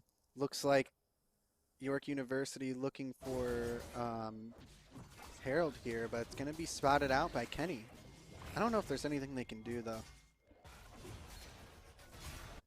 If they do, it's going to have to be a team effort, and it has to be by coordination and outplay. Kenny will take the Oh, the Leona Leona ult. drops it on the Renekton. This could be their opportunity. The Onslaught of Shadows goes in, but he drops so much damage back. Is Renekton even the focus at this point? It's a full-on 5v5. Members dropping. Renekton takes Keep an down eye on Swain. Silas. Swain looking. Oh, that's Swain not with the enough pop. damage. It won't be enough. The Renekton gets a double. And who got Herald? It's not Kent State, or they would take the eye by now, right? Or it was Kent State. It was. So Kent State did get the Herald, but not going to be able to pick it up. And now Delivery Man. Oh, okay, that was close. Wow, so this Renekton just a force to be reckoned with, 6-0. Such a good lead in this game. Let's take another look at this fight. Yeah, so my eyes were on the Hecarim. He was the focus. He got the Leona ulti from the Silas and the Hecarim ulti, but he just does not fall. He's in the middle of all these members dishing out damage. Starponer, this is a fight that you like to see Swain in, but he just falls. He needs more time. Yeah. He needs more time. Along with his teammates, he might need a Zanya's of his own, unless he's been getting tips from Faker and Coma. Yeah. Zonia's last item. Only noobs build Zonia. Stay in silver, buddy. But yeah, I think the way these fights have been going is once the Swain has the damage, it's gonna be really impactful. I think he had his ultimate just soaking down on like 4 members there, and then the activation of it was able to take out the 1 member who's low. But you know, if that did a lot more damage there, he might have gotten 3 members low enough for kill range with that ulti. But right now, with only a Leandries, it's gonna need to get later in the game for him to really pull that off.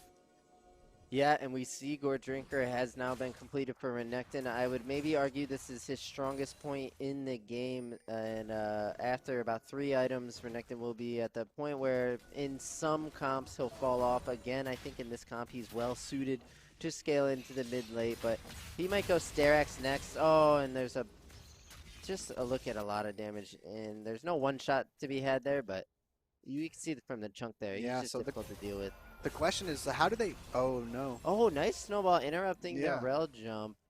My question is how do they play this game to survive this insane spike from Renekton? They can't give away too much, but if they keep trying to fight him, it's only going to put them further and further behind, and lessen their chance of being able to come back into this game. So.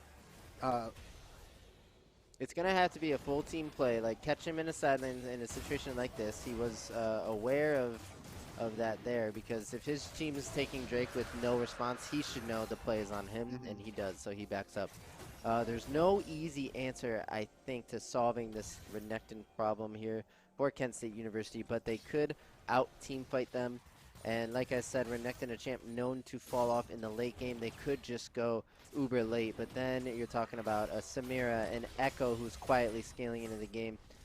The late options for York. I mean, in the later it gets, you're looking at that one fight scenario, the one fight that changes it all. So, you know, if they really do try and push it to that late game, they need to be careful and they need to be sure of themselves when they take a 5v5 fight. And are we doing a double game 3 today? Oh man, Talk about the hype. That would be spicy stuff. Best possible case scenario for us here and the viewers alike. If York University can clap back and get this win for game 2, but Kent State, if you ask them, they'll have none of that. They are still ready to I think Kent State feeling confident. It's 9-6. The only person on that team who's really threatening right now is Renekton, and if they have a game plan to play this game out, and they've, you know, I don't know, I think they could do it. They could do it. We've seen Kent State execute compositions like almost perfectly, like very straightforward and the way it should be done. So if they do that with this team, they could find maybe a CC lock on a few members. Another way to deal with Renekton is maybe dive his backline and kill his teammates before he can kill your whole team. Yeah. And then force him into like a 2v4 scenario, which still would be tough to deal with. Yeah.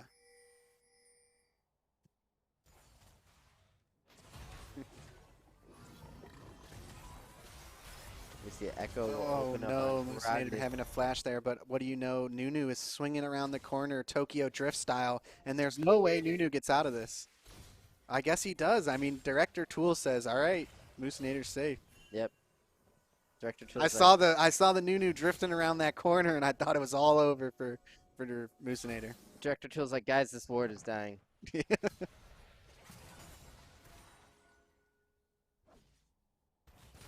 And a possible Renekton flank. When you see that alligator, you might get scared. He will open up on Star Corner, forced to flash away. He got chain CC'd pretty good there, but will not fall. Is forced to ulti away. I didn't catch sums there. I think that was just Star Pwner's flash exhaust. But wait a second, Aqua Boy. That's an alligator eating a horse. I've seen that before on the Discovery Channel, but he gets away.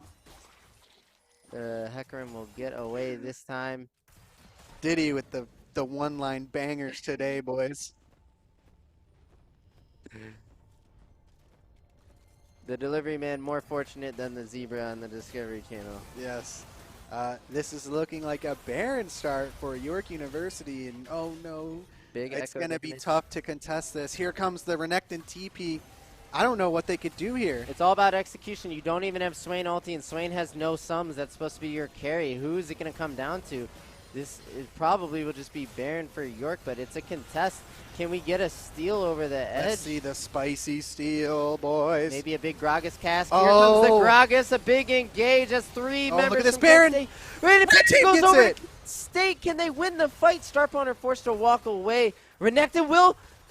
Renekton is going to go down maybe. I think they need to keep this Baron if they can. Star Pwner still actively skirmishing in here. Plenty of mana, some healing to come in. Aqua Anthony, he has something to say. He will come tap down the Heckram. It's all up to it's Kenny. Not gonna do it. Oh, and No. yeah, Oh, Renekton, and the ace. The ace for York University, but the Baron gets stolen away. It's almost a wash. I think KSU takes that all day. You do not want to let them get that Baron. Unfortunately, that they couldn't get out with the buff, but definitely a worthwhile play. Stall the game out a little bit longer. Ocean Drake is up in 40 seconds. They need to get there, try and get vision control, but they need to be careful because if you look at the minimap, Renekton is in the jungle potentially looking for some sort of setup. So I don't know if he can do much here to this Rel. She's getting a little beefy, but if he does, it will be a fight, I think. Rel. No, she needs to be careful. Condorac's getting away with the W. Rel can hop over walls. It's something I learned recently. It's very useful. I think you can only hop through walls when you're getting off the horse, though, not when you're getting back on it. Okay. That would make some sense. And blue team now lined up for this Drake here. That's York University. We're seeing a bit of a front to back, but Kent State forced to walk through this choke. It's Condorex who does it first. Full steam ahead. Starponer gonna have ulti this fight. That could change things. Oh, man. And for some reason, York University is giving up control of Drake, but it's going to be a Nunu snowball. Here comes the Leona ulti. It's an engage onto the Swain. Is that what he wants? Swain is healing up. This could be a good fight for Kent State as we see a few members dropping for blue team already. Oh, no. Oh, but it's looking like the fight turned on its head. Yeah. The Echo with the double kill. Renekton did not go down there either. He's actually in bot lane pushing, and that's going to be Drake number 3 for York University. I thought the conditions of the fight looked decent for a red team, but I think remembered the gold difference here. Yeah, I think it's Swain is still at that point where he needs to, keep, farming to get into this game. Again, he had a great ulti soaking tons of members, lots of opportunities for potential damage, but the damage was just not enough. So unfortunately, I had the replay queued up from the Baron fight, and then what do you know? Another 5v5 over an objective takes place. So let's take a look at this fight for the Drake. So they go on Swain, and Swain actually is healing through all this. And when he's in the middle of fights like this, it looks pretty good. But a couple red members drop instantly. Gragas, Silas, and Heckram go down so easily. They're not tanky enough to deal with the damage that comes out of York University. Yeah, it's the ulti. So I'm going to close this and then bring it up again. I think it should reset, but I'm not sure. No, it doesn't reset. Okay, so I think it's like when the ult is active, it's doing so much. It's keeping him alive, but once it pops, the damage is not enough, and now he loses the sustainability. Yeah. And that's why the fights look like they're going to go to KSU, but then the damage falls flat and it turns over to York because once Swain loses that survivability, he's an easy target. And I would like to add, there's no AD DPS outside of Heckram on the composition. I was thinking that. I noted as we were going into this game that there's a lot of AP on the side of KSU, so they might want to rethink their draft plans for Game 3 if it goes there, which it looks like it might. But wait a second. Is this Heckram in a 1v2? Is this doable still? We're looking for a Gore Drinker to come in. There it is, plus the Q heal. And he will just take down the delivery man. And that's another kill here. Kenny will drop as well. Man. You hate to, well, you like to see it if you're York University. That was York University slamming. And Aqua Anthony just going absolutely insane on this team. 12-0 Renekton. 12-0. That's outrageous try. Moosinator going to go down here to this Echo possibly, but what do you know? It looked like he was going to turn that there.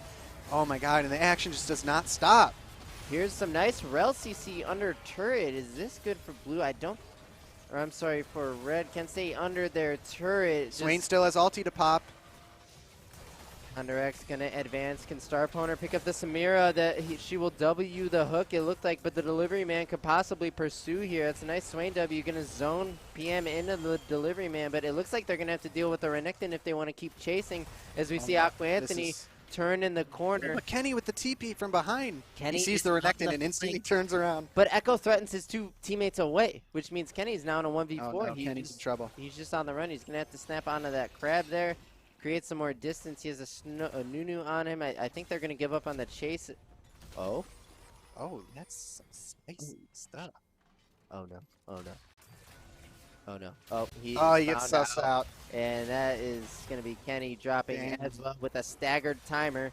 Nunu was confused. He's like, where could he have possibly gone? The rest of the team was like, I think I know where he's at. Yep.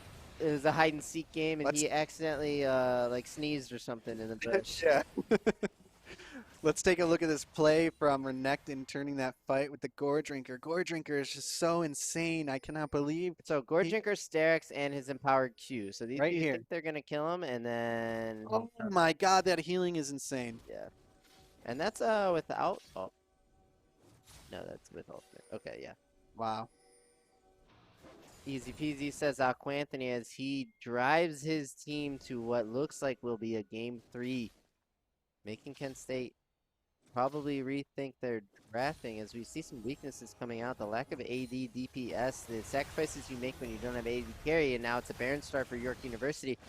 I think Kent State flip this, contest it, and look for another steal. My eyes are on the delivery man. He's leaving base right now, though. There's actually no time. Oh, there's definitely no Gragas time, but could Gragas got. Oh, Not through Nunu, though. yeah, you're right. I didn't think of Nunu consume as well as the smite. It was just too much damage. But Saving light here with the ulti, the flash onto the Swain, followed up by a snowball, and that star opponent getting absolutely one-shot. This fight has to be York University. We saw Samira with an early ulti, but it gets interrupted. Now it's the peel away for Kent State. It's the pursue for York University, member after member dropping, and this is where Echo just shines. He gets himself on anyone he wants. And we'll have to ulti back. Oh, is he going to? Okay, wow, that was really, really close. But now we've got 4 members of York University with Baron about to open the gates here for KSU, and it's looking really tough. We've got 15 seconds on Star Poner, 15 seconds on the Delivery Man, and 20 on Moosinator. How much are they going to get here?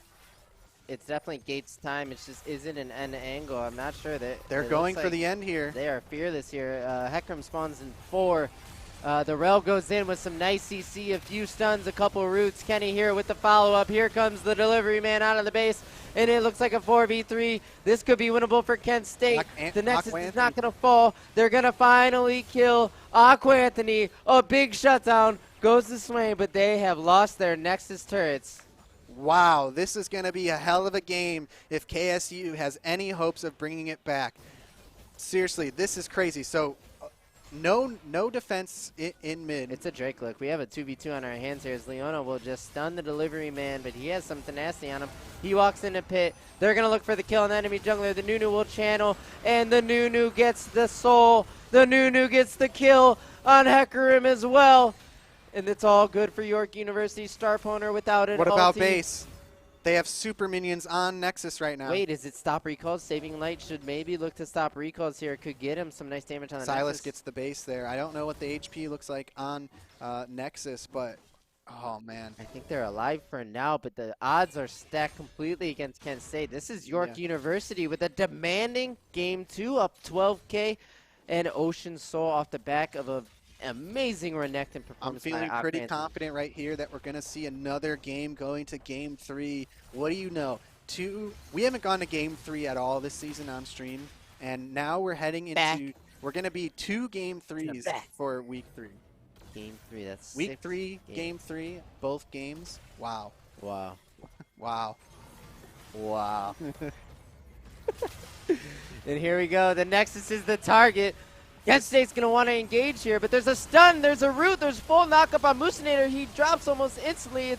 He will go down first. Aquanthony just ravaging the enemy team. And despite the Swain pop, that's going to be Nexus falling. That's York University tying the series up at 1-1, forcing game 3.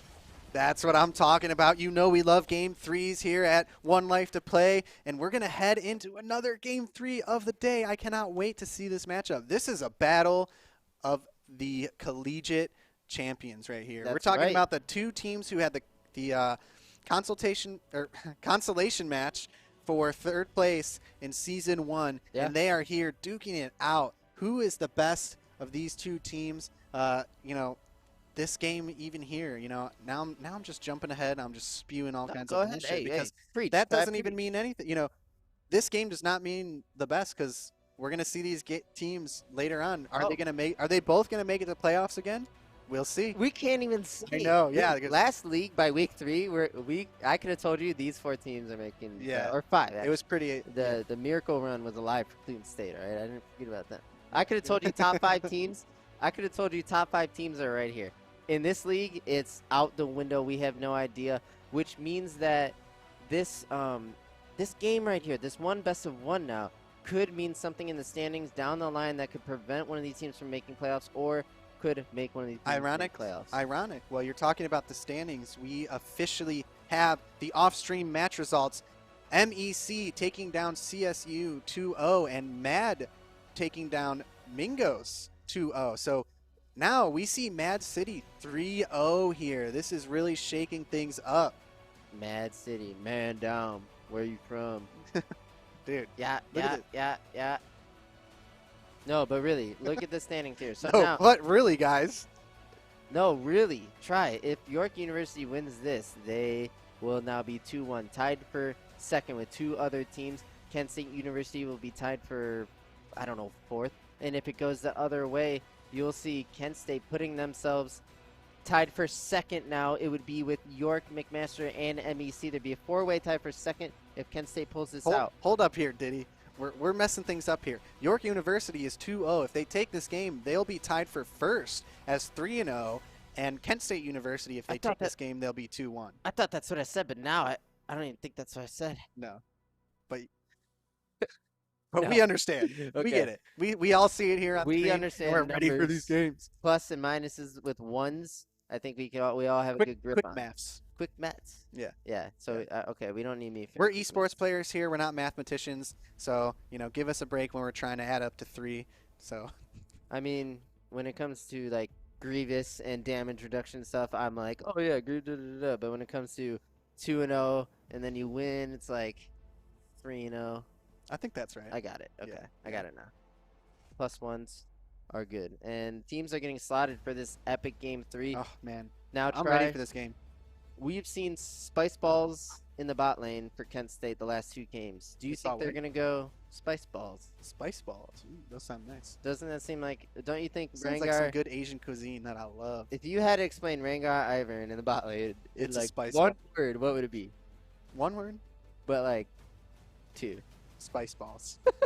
Yeah, if I'm given Exactly. 2 words, it's spice balls for sure. So are they going to go Spice Balls in game 3, or are they going to go traditional bot lane? My guess is traditional. I think I think so, too. Rothmau, the coach for Kent State, his sleeves are probably empty. He's gonna have to reach in the pocket. So Yeah, he he's was pulling like, out the pocket. first. Rengar Ivern out of the sleeve, Swain Rel out of the other sleeve. He's out of sleeves now. Yeah. It's time for the pocket, and I think you go to traditional AD carry so we don't see that lack of Something AD. I think we're seeing is definitely not letting Leona and Samira get through. Samira get through. That is a menacing bot lane. It's very hard. Who knows? The Rel Swain could have taken control of that game if they had a easier bot lane matchup. But the Samira and Leona is just really, really strong right now, and it's really difficult to play into those champions. They have a lot of setup. You have to play like very careful and cautious into that lane. You can't be making mistakes. You're gonna get caught by Leona. One Gonna mistake. get hit with the ulti. Yeah, one mistake is gonna cost you your life. So they had to play very slow there, and at the same time, you just had Renekton in the top lane just becoming unstoppable. I think he ended that game at like what 13-1. I mean, that man was huge. And if not for the activity from the Nunu. Yeah. So shout out to the Nunu, jungler. lots of dives in the top lane, setting up Renekton. I think it was Sekiro. Renekton's a champion where if you're top lane and your jungle is making a play bot side, so you are now weak side, you're now 1v2. If you even get forced away from a, like, let's say, cannon wave against Renekton, your chances of ever coming back in that lane as a Gragas dwindle. Yeah. Now it's on the Renekton's plate. How far ahead can he get? Well, into 4 melee champions, he won the entire game. So props to that top side duo, top jungle, showing the LSS you can win through top side with a disgusting Renekton pick into the right comp. Yeah, definitely. Sometimes those Renekton picks fall flat. It didn't this time, so we really saw its full potential flourish in that game. Oh, that is for sure. And I wish we knew when in the draft they picked Renekton. You know what I'm saying? Yeah, me too. But We like those live drafts, guys. We're not going to shut up about that until it happens. Get your We want those live organic drafts on this stream, and we're going to give you shit the whole time until. That's right. Do you own every champ in your main, right? Duh. You play every champ. Yeah. And So I've had do the I. game, and I've been playing for a while. Yeah, we have been playing them for a while. For I all we think know, my these are account the is like young 7 kids. years old. 7 years. 2012, yeah. 7 years. Oh my Right? God. I think 2012 was like 11 years ago. feels like it. But quick maths, it's definitely not. 9?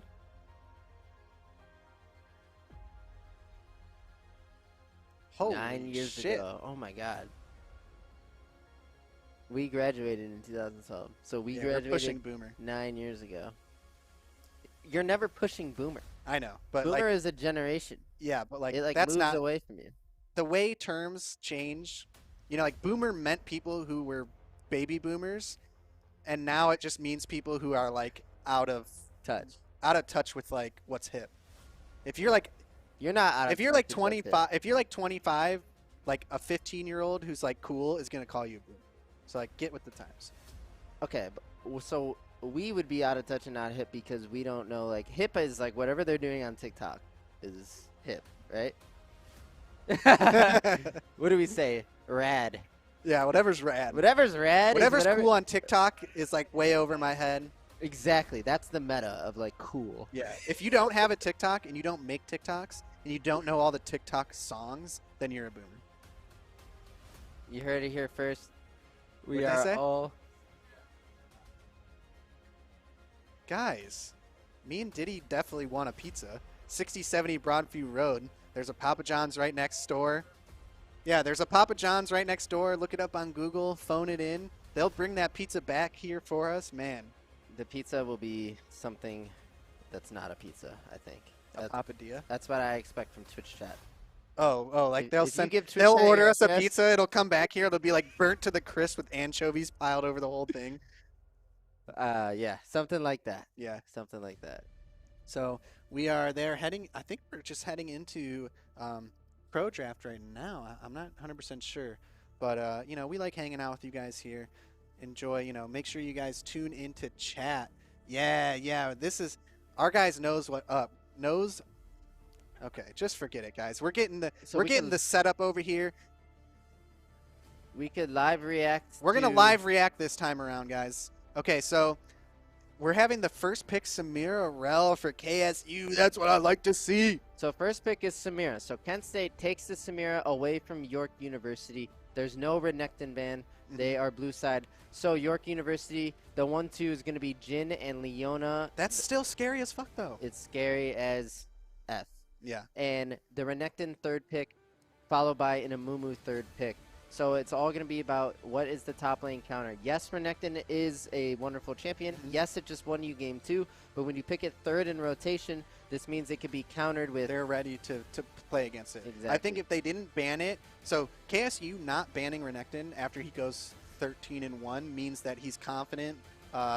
They're confident that they could pick something against it to not That's let right. him do that. Exactly, because you don't ban Renekton in the first 3 bans. First 3 bans should be junglers, supports, ADs, things like that. Yep, and that's what we're seeing here. So we did see the Kayn and Olaf ban as well as the Ivern. Oh, well, the Ivern, I guess they're making sure that they don't do the Ivern Rengar again. But like we said before, I don't think that was KSU's plan. I don't think so either. And now we actually see a traditional AD in the Samira, and it's going to be Victor Scion for Kent State. That's going to be Kenny on Victor and Moosinator on Scion. A nice reliable tank, harder for Renekton to really beat up. But Renekton, I think, could run away with this lane. It's just, will he be 12-0? Probably not. Yes, and it all depends. You know, like if Scion plays it right, you don't give up those kills. You try to avoid the dives. Like, so we'll see what the jungler pick here is for your. What is okay? I was like, whoa, hold up. That would have been. So we see the Hecarim coming out. So they still have some dive potential in the top lane, but it's a lot harder to dive a Scion. If he doesn't take a lot of poke, he build. It all depends on what they build. We said this before with the Scion, and then That's what do you right. know? They built lethality. and it's just like it seemed like not the right pick in that scenario. No, And I think Moose it's will the go same full here. tank. He wants tank here. So this is a draft I like to see. We're gonna be getting the draft up on screen for you guys here shortly. We're gonna see it as they do it in client, but it won't be the organic draft. So I like York's draft. It's terrifying. yeah. They got a I don't- lot of. why are they letting the Leona through? Leona to me is like it's up there with the jungle bands. It's To me it's as one of well. those. To me as well. It's like we were saying with the Malphite Amumu.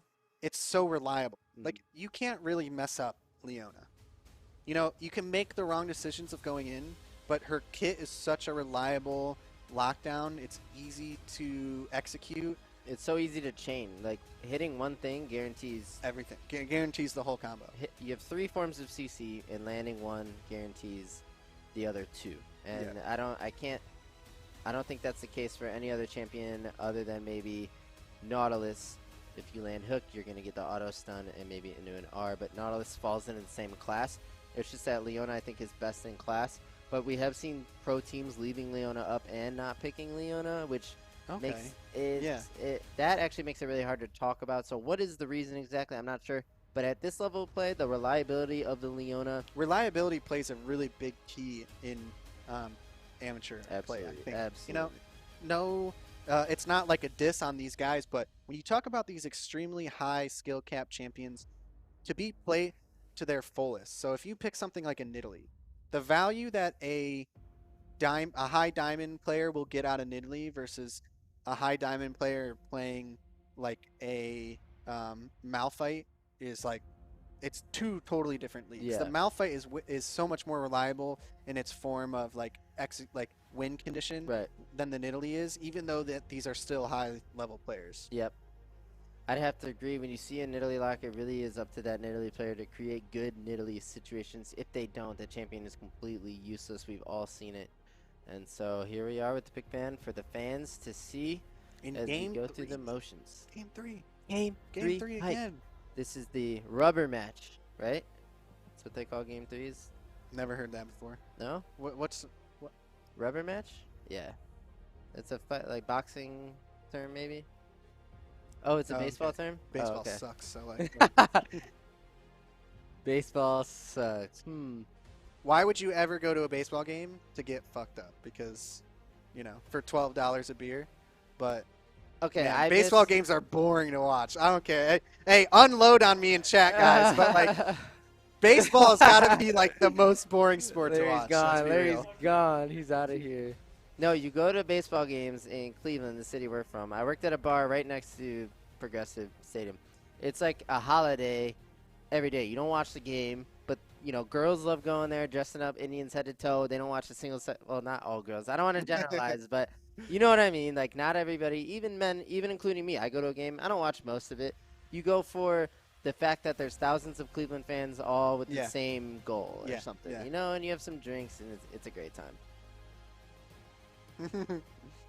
Well, we kind of already talked about the draft. Yeah, everyone wants me to shut up about my baseball diss, so yeah, we're back to this draft. We did cover some of this, but now we can see some summoner spells as well as kind of like analyze these a little deeper. Yeah, so the top side for Kent State, it's going to be a Scion, a Mumu, Victor, incredibly slow top side. This is not a top side that is going to be very active. The glaring weakness is the Amumu.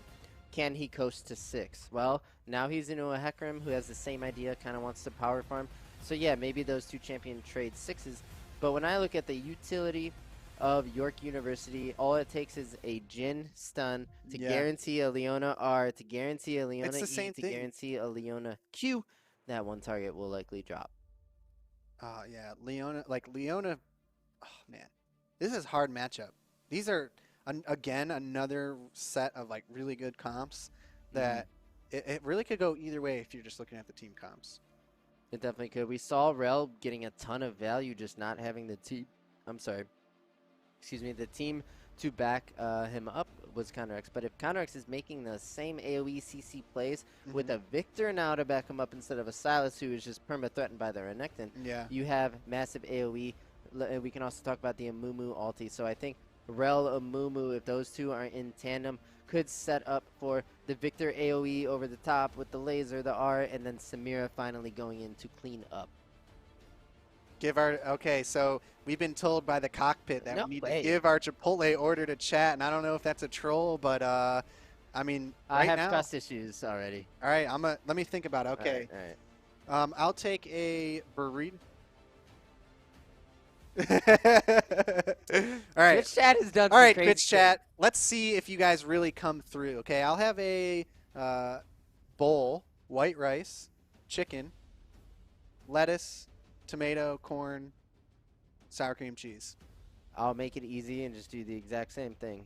Yeah, hey, you can't go wrong with that. Just a good old chicken bowl. Huh? Oh, yeah, hey, don't forget the vinaigrette, guys. DoorDash, you know they might get you on that. That would be insane. I don't even know what I I'd know. do. Do you ever get the vinaigrette? You know who turned I me? used to, Jacob. Yeah. Oh, Me man. too. That was like, it was over for me with Chipotle then. Our one friend, if none of you, hey, Twitch chat, if you guys have never tried this, when you get a burrito or a bowl, make sure you order their salad dressing, the vinaigrette with it. And when you're eating the burrito, every bite, you just got to get a little fresh drizzle right on the top. It will change Chipotle for the rest of your life. It's so good. I can't eat Chipotle. A bowl is different. A bowl is different. Huh? The address, 6070 Broadview Road, Parma, Ohio. Twitch chat coming through, guys. Woo! That That's would what be I'm next talking level. about. My appreciation for some Chipotle from Twitch chat, Yeah. it would shake my understanding of Twitch chat. Yeah, me down too, to actually. The core. This is like, you guys are the wholesome, enjoyable, nice Twitch chat. And you know why? I think it's because we're here doing esports work, having a good time, supplying this league for the team. We're not just a streamer. You know, you go into a Right, streamer's chat, and Twitch chat is not nice. Quite volatile.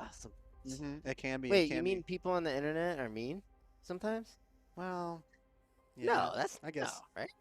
Yeah. No. What kind of world would we live in if the internet was mean? Ah, Yeah, no, yeah. it's all, Internet's it's all pretty good, nice. right? Yeah, Yeah, yeah, especially for sure. Twitter. Yeah, especially Twitter. Twitter's the nicest of the bunch. Am I right, guys? Yeah. Just never check your DMs. Never check your hashtag. Never check DMs, and then you could just be oblivious to the hate on the internet. Am I right, guys? Everyone's nodding their heads. That's what's up. All the viewers out there are nodding as well. Yeah.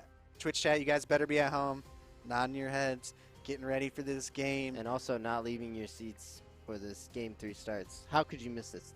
Yeah, you really can't miss this. We're going to Game 3 again today. Second Game 3 of the day for these matches. Really shaking things up. I'd like to see that. This has got to be this is our longest day in Season 2, and I like it. I like it. Most definitely try. It won't ever be our longest cast, so I don't think we'll ever break. Yeah, our if longest anyone... cast. Yeah, and now everyone's... All right, guys. If you guys did not know, Diddy and I did... I don't remember how long ago this was, because we've just been pumping out the content for you guys.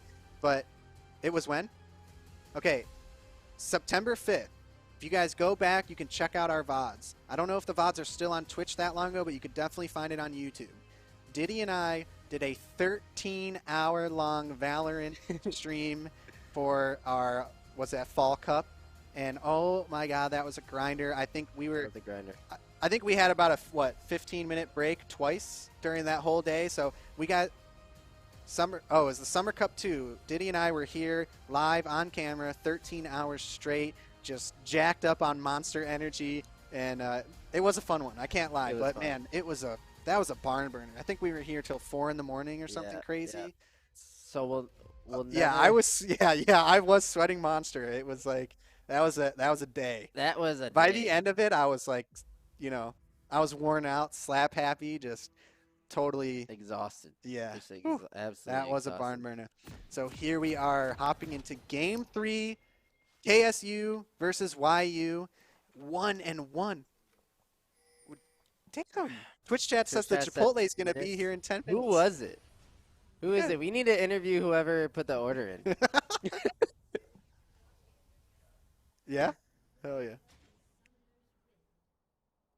Okay, 1 second on that Twitch chat. Oh, this We're is what we like to figuring out what's see every going on. game. We'd like to see the spicy invades. This is 3-man, though. I think maybe they're just looking for vision. Oh, from over the wall. Scion asserting his presence. No fog of war is safe when you're against a Scion because he will bop you. Yeah, but Hecarim getting that ward over the wall, so, one bop for some vision, I'd call it a worth. Call that worth, That nice word, nice recall. You're going to recall for scanner anyway. Par Man, for the I am course. excited for this game. So, You know what, Chai? I'm going to go crazy here. I'm going to give this to York. I think man, I'm a KSU fanboy, but I might give it to York too because I think their comp is in a better position for the win here. I think so too. I think ease of execution in the bot lane. The fact that we saw Guno Maria quietly on Echo ended like 7-0 and 10.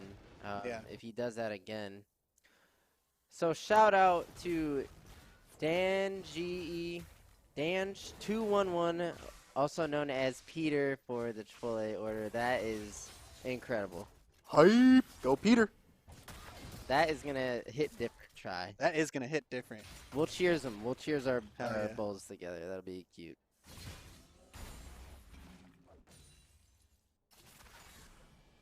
Also, Kazoris, maybe. Wait. Did someone? Wait, we have What if two? we got 4? Dude, All right, guys. You guys are hooking us up That would be the fat whole today. team. Hey, you know what? You know, it makes us feel really appreciated here on this end of the casting, doing all this work. You know, we really enjoy League of Legends for, you know, a day like today where we're here casting these games for, you know, it doesn't really feel like work because we love it so much. But it's nice to know that you guys out there in the Twitch chat appreciate us enough to send some food our way. So thank you. And let's focus on this game. yeah, let's get back to the game. We're watching junglers who have both path from top to bottom. So will they run into each other at the 315 crab? I don't think Mumu wants any of that smoke in the early game. He'd probably be happy with a full clear back to his top crab if he can get away with that, which might open up a double crab opportunity for Hecarim. I think Hecarim is actually going to wait the 15 seconds in the river, if I'm not mistaken. Is that worth it? Like, is that just because he cleared his path so quickly, or? Okay, he's not waiting. He's going into the. He's looking for raptors here, but they're already gone. So he's going to pop that plant and then head back and look to secure that bot side scuttle. And Amumu here wisely skipping Krugs and walking right to top crab. This is the play here. And Renekton is aware of this, right? Because they don't see Amumu at bot crab, Renekton can check Amumu at top crab. This is all about crab prevention here. Hecarim going for the double would be a great start for York University here. And we have some pressure early on the Amumu. This is what I meant when I said you can't let Amumu just get to 6 for free. Yeah. You need to contest his crabs. You need to double crab him. You need to predict where is he going to go next. His top camps will be spawning next. I expect that's where he'll go. He'll want to clear top to bottom again. Big damage. Is this going to already be a kill? He doesn't have Ignite, so he's going to get away with just a sliver. Oh, but he's got to watch out because here comes Hecarim, and it's going to be a... Oh, man. It's going to be the flash. Did from he the accidentally Terminator. E that at Ward? Not too sure. Hecarim did use his E on the ward there, and I wonder if he meant to chase down Scion for the kill. Probably would have rather used his E on the sign, but I think either way you just get flash. What I don't like here is that Hecarim did not stay for Amumu's Gromp, because you should be able to expect that Amumu cleared top to bottom and would like to do that again. If you have the Scion at low HP forced to recall, you have push from Renekton, that Gromp should be going over to Hecarim, further advancing his advantage over Amumu here. The CS would be more like 30 to 20 if that were to be the case, or maybe 34 to 24 or something like that. You need to keep applying the pressure to the Mumu, make it so that he can never get in the game, make it so that he's just an alt bot that dies shortly after. Okay. We see... So, like, if that's Hecarim's goal, what do we want to see out of him to be trying to pressure this? Like, should he be looking to just invade and take these, like, camps as much as he can? Or are we stressing more, like, looking for the counter gank, looking for the crabs, making sure he doesn't get dragon, or what? Can Hecarim just go into his jungle and kill him? Yeah, you go into his jungle and kill him because of the pressure you have from Renekton. He has an early Vamp Scepter. He has like what looks like a freeze right now. If he wants to break the freeze, set up a slow push. When that wave crashes, you now enter Mumu's blue side jungle with the backup of the Renekton. Try and take at least one camp away. And then in your downtime when this is not happening, you're fast clearing your own camps, and that is how you would do it. Because Hecarim doesn't have the tools in his kit to force plays, right? Until he gets ulti at least. But if you're going to get first strike here and not fall behind in jungle farm, that's a win in itself. And it looks like York University are off to like a pressure lead, a Drake lead, and they seem to be fairly calm in this game so far.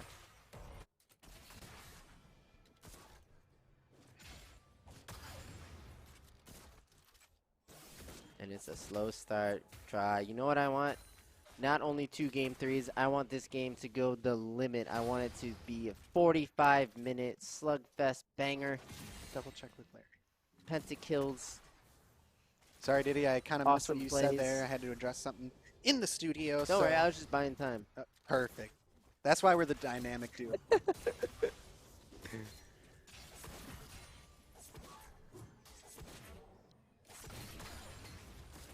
And yeah, both junglers just farming relatively close. Just a 1 camp lead for Hecarim, but I think he has more camps up to go grab.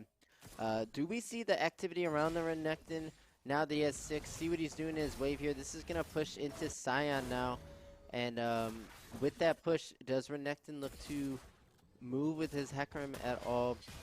It wouldn't be a good time to invade the Mumu. Obviously, we have full vision. We know that Mumu just took his topside camp, so the window is not now, but is there going to be a setup for perhaps the Herald that's up at 8 minutes with that really strong Renekton that you have?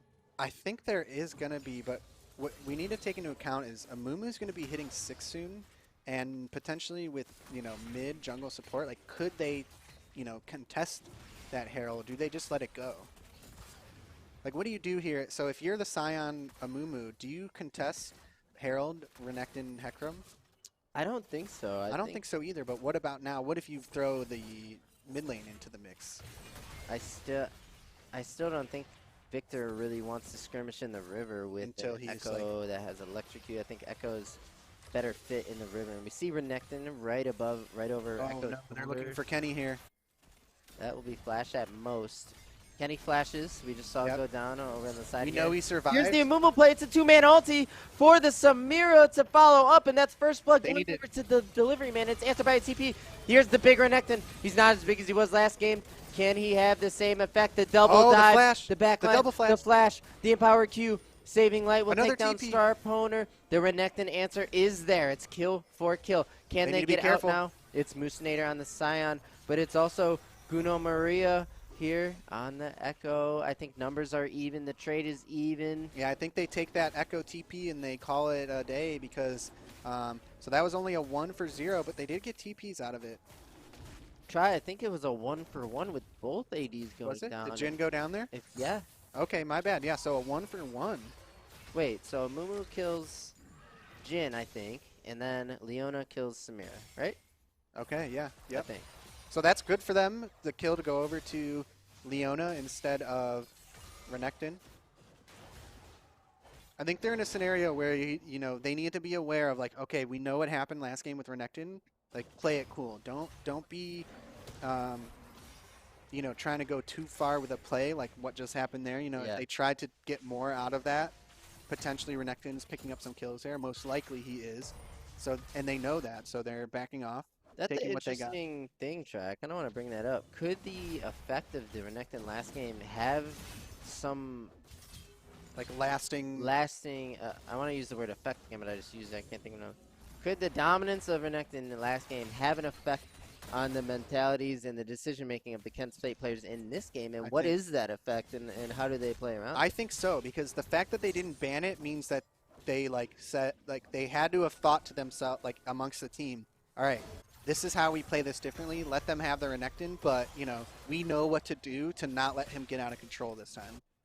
And I will say, or is it just the fact that, you know, he's not worth a ban because other things are more important? I think this is just my opinion, and we don't know the prep or what the coaches would thought for Kent State. I just don't think Renekton is ban-worthy for the first phase. I think Kent State would have banned him second phase, but York University wisely picked him third because Renekton is a champion that you can pick blind, especially when you have 2 bans going in for some counter matchups. But if you look at Moosinator's champ pool, as we have a Leona engaged, followed up by the Jin, there's the ulti. Oh, that's guaranteed. There's the onslaught of shadows. MCH 81 with a kill for himself here in the bot lane for York University. And it starts with the reliability of the Leona. If you play that back, when Leona lands E, you can guarantee enough CC for the Hecarim to be there. Look, Hecarim is in the river, but when Leona goes into stun, into root, into another stun, that is unreal. Nowhere Star Poner can go. No cleanse at that moment. Yeah, that's a tough scenario to be in. It's really hard with that matchup of Jin Leona. It's just too easy to set up. And that's one of the big reasons why I really love this conference arc. We see a 4v4 here emerging as the Rel charges forward with some CC. That's good for Kent State. Nice. And the Scion will also pick up. Yeah, we saw the Scion Leona. train coming down and just choo-choo, boys. Setting it Choo-choo. up. It's a, what is that, a 0 for 2, but York taking the Dragon, so next Drake is going to be Fire Drake, so, or Infernal, sorry. So it's going to be a Infernal Soul. Definitely don't want to let York University get that because, yeah, it is spicy. That's the first one we've seen today. I know, isn't it feel like it's always Cloud? Yeah, because Cloud sucks. No, but yeah, great play by Kent State. We got to see what their comp looks like when they can get their hands on you. It's the Rel and Mumu, right? The combo, we kind of talked about that. If those two are in tandem, you can lock down multiple members for a significant period of time. Exactly what Samira wants in a setup. Samira was not there at that particular time, but we still saw a nice ending result. Couple kills going over to Kent State. They are now ahead in gold, down in Drakes.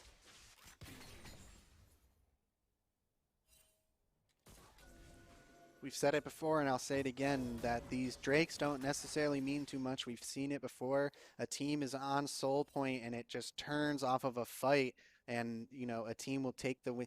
We've seen it where it's soul point. The team without any of the Drakes will take the Dragon and the fight and end the game right off that one play. Yep. Seen it too often. And I want to also touch on the lack of utilization of Herald. I don't think Herald has been used by either team in this series to the degree that I have seen in some In the higher other level. teams. Yeah, like to get that, we're about to hit that 14-minute mark. We're gonna see the plates dropping, and you know, you're right. It looks like they're on Herald now, but it's too late. It's too late. And I'll take that back. It was actually York that used it well, but we do see the curtain call from Jin coming out, shooting a couple shots. Not sure. I thought it was going to be to set something up, but maybe just some warning shots, you know. Did they utilize it last game? Yes, it was York University getting plates on the Renekton, remember? Top, yeah. And just accelerated his Bork. And when you have a Bork top laner, getting him those plates. And here it is again, but it's not going to get the plates, I don't think. Three, it's too late, is it? 2, 1. Oh, no. Oh, it was literally 1 second too late. That is so unfortunate for York University. But this is still setting them up for a nice kill. He's perma CC'd, he ults, but he can't get away. The CC is there, and this Renekton has fallen, finally. It feels like last game Renekton finally just died. That's what it feels like in And I had it mixed up. I thought at first glance when I was thinking of the Herald play, I thought that was a... Rel goes in, there's the Rel ulti. Oh, here's the TP. This is going to be a good look for Samira if she can stack up her passive. Oh, and the TP was... Wait. It was Leona with the spellbook. Or no. What? Well, I am so confused here. Leona ulti will go down, gets a few members, but that's Kenny on the board. Oh, it was Kenny. Okay. Yeah. Okay, Kenny, great job with the TP coming in, getting his first kill. Mumu's there to cover his lane. All is good and well for Victor, and that is going to be a bit quicker on his own Lee Andrews. I believe that's what he's building. I think you can maybe go... Oh, no, you could easily go Ludens out of Codex. Yeah, I think they actually have the same build path, so he could go one of both. It doesn't matter. Kenny's on the board, and remember when Kent State won Game 1, it was off the back of an insane performance from Kenny. And they are going to need that in Game 3. Yeah. That Corki was bonkers. Okay, so it is Lee Andrews here. A bit of burn. And we see his farm here again. 147 at 15 minutes. He could be pushing a game again where he has an insane amount of farm. We'll see as we kind of like... I think we'll kind of see where his farm is going in the next 5 minutes. But he could be pushing that point where he's going to be hard to stop because he just has so much gold off of his consistent CS. He's at 9 a minute, and when you break 10 a minute, it's not until right around this time that you can because get... you need like you need the waves. You're grabbing farm from jungle. You're grabbing more than just your lane. Right. And it's pretty difficult to do that in the early phases of the game because you're stuck to your spot. I feel like Kenny has improved in this farming. Like, I we think watched so him too. for a full season of LSS. He was playing, like we saw him on Kennen a couple times. Sandra. Yeah, he has. Kudos to you, Kenny. I agree with Diddy here. I think the gameplay we've seen in this series alone has shown a lot of improvements from Season 1. Yeah. And that's scary as a local competitor, by the way. Yeah, definitely. So why don't you get worse? All right, it's a Drake setup. It's Kent State is here first. That's all 5 members. It does not look like a contest. Members are not even in position, and that is going to be Drake number 3, the first for Kent State, going over their way. I think York University has no problem giving that up, but it kind of goes to show who can take control of the river when they want it at this stage of the game. But Gold here is dead even as we approach the 17-minute mark. Yeah, I'm liking where this game is heading. I think it's gonna be one of those ones where it comes down to an insane fight because it's so close. It's 5 kills to 2, but 2 Drakes for York University, and like you just said, Gold is even. We're about to see something break out right now. The Rel will engage onto Leona. She gets bopped up. There's the follow-up. Here's a couple people in the Rel. They'll instantly drop. That's Kent State, and now they're fishing for who is this member TPing. That's Renekton. He will almost instantly fall. Wow, Take the that back. He's damage for burning. Kent State University there, just absolutely deleting Heckram and Leona there. Rel Amumu, Wow. guys. Mark it down in your books, coaches out there, analysts. It's Rel and Amumu. When those 2 champions are together, Damn, they yeah. have the exact same goals, don't Yeah, they? if you get the Amumu stun off his ulti, then you get the free setup for the Rel ulti, and you're pulling them all in. I mean, and then the Wombo is just there. That Wombo, oh my god. Yeah. It's clicking with me right now as I think about that play. I'm just picturing the setup. Amumu ult into the Rel ult into the Samira and Kenny ult. Right. It's like there's just so much damage right on top of you when they're all pulled in by the Rel ulti. That's right. You can Man. see the common theme, and it starts with the Rel Amumu here. And who better than Samira when your goal is to AoE CC and burst champions Yeah. down than to go in and clean that up. So what I tell my AD sometimes is you're not there to make every player, to check everybody or to do that. You're waiting for your window. And I think for Star Poner, he just needs to find his window, and he could easily just penta-kill this game. And I always go as far as to say penta when I'm talking about Kaisa and Samira, especially because that is just what those champs are built to do. Yeah.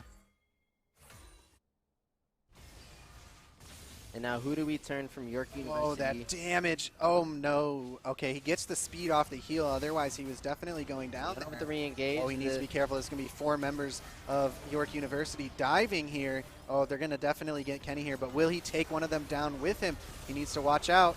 Kenny Oh. playing it fairly well. He's still alive somehow. Oh, and my that God. is just so many tower shots. I cannot believe he doesn't get any members, but Star Poner looking like he might. Oh, is this kill going to go This over? could go to Kenny. Yeah. Okay, does. so he does get one. Wow. I thought he was going to get more than that with the length at which that play or how long it went. I really thought he was going to get more off that dive. Really well played by Kenny. He survived for a while there, but ultimately going down to that dive, once we were seeing the rest of the members come in there, it was looking real grim.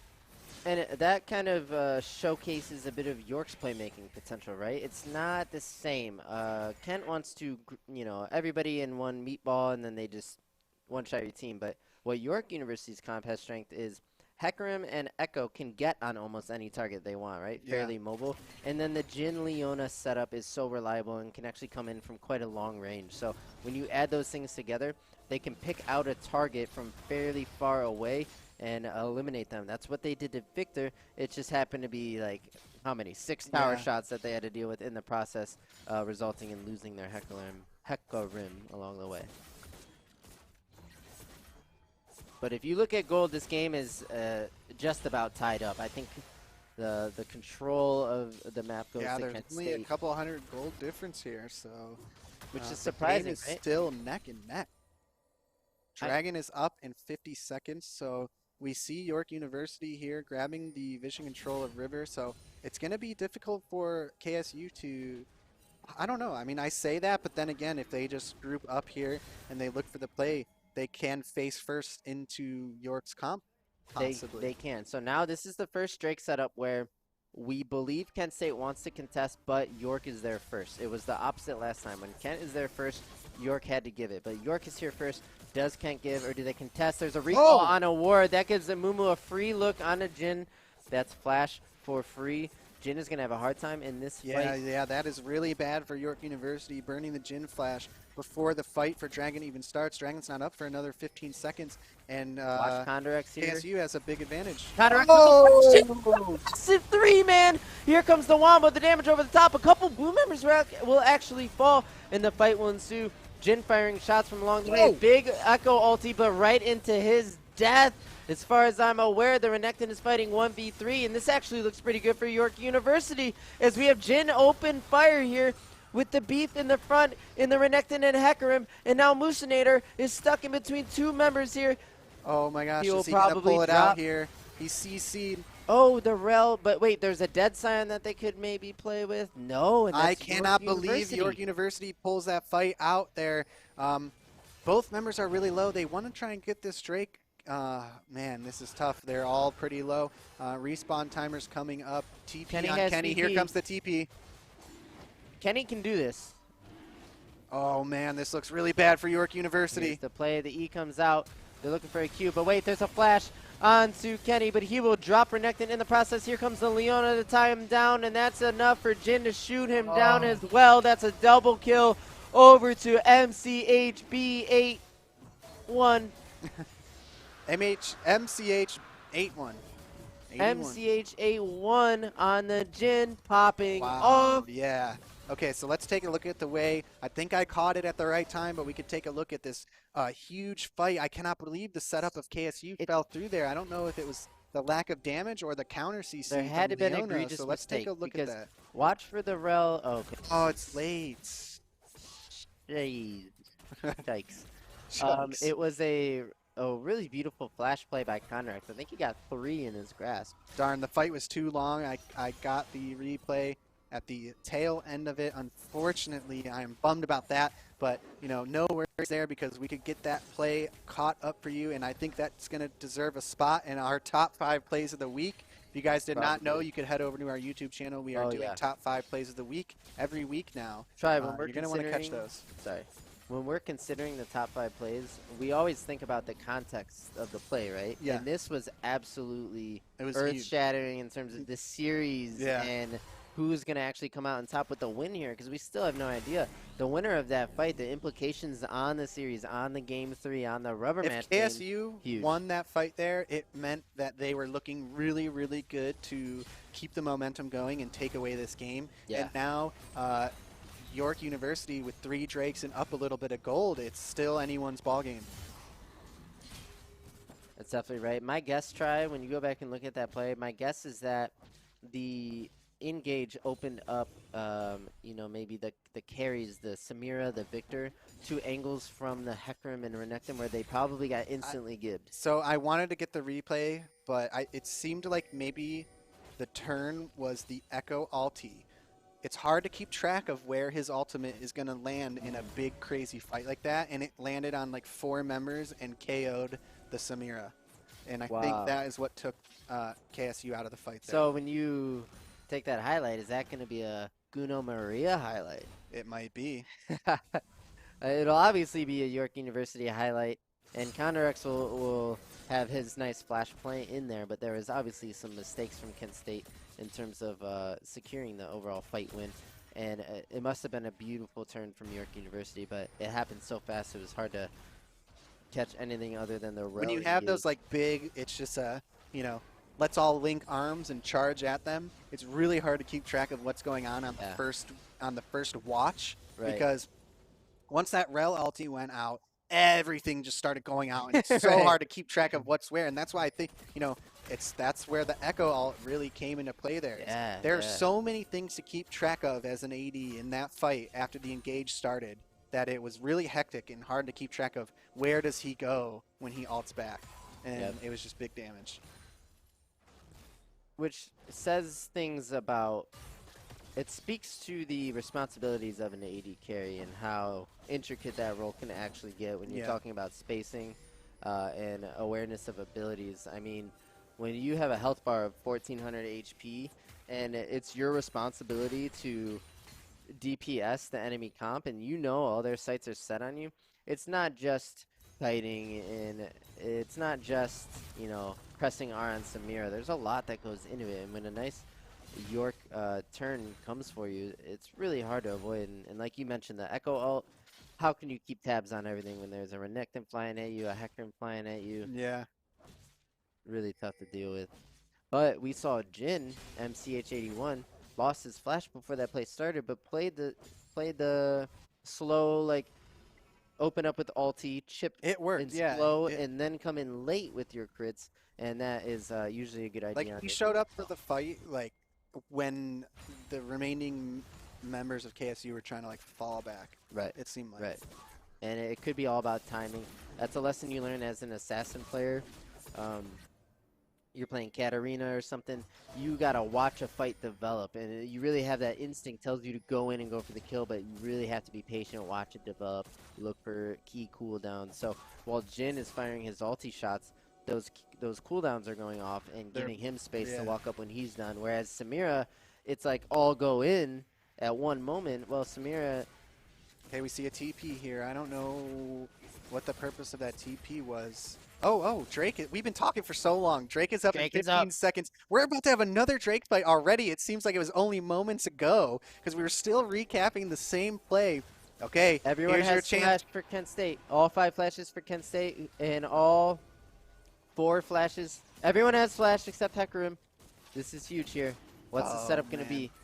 Leona, hook goes wide, Renekton will ult and walk right in. It'll be huge. Rel again with the Victor damage over the top this time. That looks good for York University. Starponer is in the mix doing the damage, but MC8 is dropping crits on the way back. This is Starponer going in for more. He's getting his resets. He's getting a quadra kill, and they're going to be able to take Drake number 2 for Kent State University. What a play. That's what was supposed to happen the first time around, and gosh darn it, I better have gotten that, and let's check it out. Let's get a good look at this. Kent State did it. There's the Rel onto the Victor W with the Amumu follow-up. The Victor drops ult and Zanya's. This gives Samira plenty of space to go in. There he goes in now. He gets a reset. He drops ult. He gets another reset.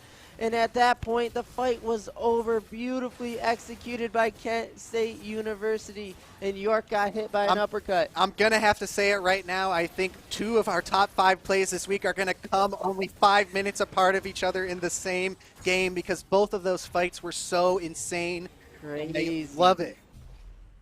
Crazy bouts we have in the river here. This is what we love to see, Try. Yes, KSU securing that Baron while we took a look at that replay, and now it's looking really, really good for Kent State University, but guess what? It's still only a 1K gold difference between the two. Game. And now York University should have a good idea of what a good fight looks like for Kent. So to the degree that they can avoid that situation, I think their comp still has a lot of tools, a lot of setup from long range, from favorable positions, from distance that they can close and not walking into Rel or into Fog of War. But I got to give it to Condorex here. He is automatic with finding 3-man Rel combos. This is crazy. Hey, Twitch chat, since we know you guys are in there and you're all so helpful today, I'm going to need someone to clip that play for me because, woo, I'm trying to get easy access to that, baby. He wants that fast clip. Here we go, the siege setup. So this is a unique position for Kent State. Yes, they do great in the river, but what happens when they expose themselves to flanks from the jungle? Does that change the dynamic of the game? Oh, man, look at this Big Daddy Scion right here. Yeah, Lots in of a Baron HP. wave, though, Scion just needs to run around in circles and let the minions kill the Renekton. But actually, Renekton fights well in enemy minions. This could go, it's going to go the Renekton-sided pretty Oh, the flash? Okay. Yeah. Oh, with the ulti. Oh, my God. Samira. Okay, I'm taking a look at that one, too, because, oh, wait, I need to wait because we're about to get more setup here. Rel finds Hecarim into the Victor damage. Hecarim is able to use the onslaught of shadows to escape here, but like we just talked about, they were able to nab that Renekton. Wow, it looks like Kent State University looking to close out this game with that Baron. They will advance. It looks like a possible tower take. If they go inhib here, I think it's going to be an all-out brawl. Take note that Echo's missing from this situation as well as Scion. These two might meet each other in the mid lane up against Kent State's base. Fairly unusual. Oh my God. I don't think that it's going to be game off of this Baron now that I said that. So they do open up base. They get a kill there, or sorry, they get inhib there. I can't believe it. Okay, order has a note. Do we read it? Oh, I'm sorry. Back to the game. Okay, production. Okay, I get it. Production says, back to the game. Did you do your damn job? Shut up, dude. Do your damn job. All right. I'm just... This is a hell of a game, though. That's all I got to say. It is a hell of a game. I don't think anyone could disagree with you with that try. Our other studio members really missed some crazy stuff. Oh, yeah. Oh, man. Those were some banger plays there. 2 crazy dragon fights back to back. And guess what? We got another one in a minute and 10 seconds. We're going to see these teams duke it out for a third time in a big 5v5 fight. And I think whoever wins that one, it's going to determine the game. You know what's interesting, Try? Look at the flash timers here. We can't see exactly what they are, but if they're being timed properly, there could be a small window where Samira, for example, doesn't have flash. There could be a small window where I think actually just Samira. I think they're going to come up. No, I think Scion's going to be the only one. Samira's will be up before Dragon is up. Okay, I think you're right. It's really hard to tell looking at it, but I got those Hawkeyes, boy. Don't worry. Okay, true. Resident Xerath player. Yeah. You could see so far, so like, that's you're why really I'm so good at Xerath, actually. Yeah. That's why I'm good with those ultis. Okay. Okay, we have a lineup here in the river again. It's Kent State here first, but who does that favor? Saving Light on the Leona. Last time the hook went wide to start the fight. Do we open with ulti this time? Aquantboy is gonna just... Aquanthony is gonna start off with the Renekton ulti right away. They could just disengage that, but then York University would probably just start hitting Drake. So now's the time to go if your Renekton is in ulti. Kent State is playing the space game, right? They're just gonna let that ulti wear off, and now that's one less tool for York University. I think they're stalling it out for this super minion wave in the bot lane. That's right, Try. That's right. Oh, but the Leona will go in. Saving Light only can stun up a Scion for now, but it's a flanked party. The red members, York University, running up into the jungle. York University needs to let them take this dragon. They need to worry about their base. If they lose this fight, it's going to be game. Into the jungler. It's all about who gets this Drake. It's going to go over to the victor. That's Kent State, and they will also win the fight. It all happened so fast. Oh! And here comes the Amumu hook. Will hook the victor, and I think they are looking to end the game at the result of this fight. And Peter, I am on my way to that Chipotle pretty soon. Wow, that was such a play there. Let's see what's going on. I think they're ending, but for some reason the director tool really wants to show us this ace, and that is going to be game. KSU taking it home in a battle of the beasts right here, because let me tell you. What? Do we have that? Have what? That last play? Shit. Okay, no worries. No worries. It's all right. Guys, listen, this game right here was such a banger. If you guys are in chat, hey, what do you know? Oh, we only caught the tail end of the fight. But, oh, man, guys, I'm going to have to say right now, you're going to hear it here first. Write it down. Quote me on this. That was the most hype game that we've seen so far in LSS Season 1 or Season 2. Oh. Agreed? That was something. I got to think back. Okay, maybe. I don't know. I can't remember. Oh, and guess what, guys? Shout out to our man Peter over here, because what do you know? Twitch chat came through, and here is our Chipotle order. Let's read the note. F. Peter, says the note. All right, guys, let's get some Fs in the chat for Peter. I'm trying to see F spams in the chat for Peter, everybody. I'm pulling up chat right now. F in the chat, if I don't see Fs by the time I open this up, we're just turning off the stream right this second. I'd also like to express my gratitude for the Chipotle. It may appear to be a small thing, but I think it's extremely thoughtful, and and I think so too. It means a lot, honestly. Diddy and I do appreciate the love from the chat, guys. Yeah. And I am seeing the F spams in chat. Man, what a game! What a game! Book that one. That one's for the books. That one is for the books. And I also already said it. It's going in there. I'm telling you right now. Those back-to-back dragon fights, they're going in the top 5 of the week. I'm telling you right now. Make sure you guys check that out. One Life to Play on YouTube. We'll be posting top 5 plays of the week every week now. And let me tell you, they're put together real nice for you guys in a beautiful little package. Trust me, you got to check them out. They're like quick 3 to 5 minute videos, and they just have some of the best action of LSS Season 2 in there from here on out. You can catch the one from last week. You'll be able to catch the one from this week. Later today, we'll have it up for you already, and it's going to be nice. Trust me, you guys don't want to miss those. Make sure you guys leave a sub on the YouTube channel. It's free, so I don't know what kind of excuse you can come up. If you're going to order us Chipotle, you better sub to the YouTube channel, like, for real. And if you're out there and these things that Try is talking about seem interesting to you, one way to find everything is to follow us on Twitter, and that is at OneLifeToPlayGG. That's our esports Twitter. Yeah, if you guys are interested in the League of Legends team, we also have some really awesome players across a couple fighting games: Tekken, Mortal Kombat, Street Fighter, you know, Smash Ultimate is what I mean. But yeah, check us out on Twitter, guys. Follow along on our esports journeys, our teams, our players. They are really putting together great work, and we got some really special people here with One Life to Play. So check that out. If you guys want updates on the lounge and other things that we're doing for streams, we do have a podcast that we do every week, Wednesday nights. Really fun. We just get together here, have a couple of drinks, talk about what's going on in gaming, talk about what we've been playing, and then we all get together and play some games to finish it all off, and it's a great time. I think you guys would enjoy it. So thank you guys. Today was a great day. I had a lot of fun here. Me and Diddy, we really appreciate you guys. Thank you for the Chipotle. Yeah, they're awesome. We're going to go ahead and go over to a quick break when we set up for our interview, and we will return with our wonderful Holy Boxers. Thank you guys. Stick around.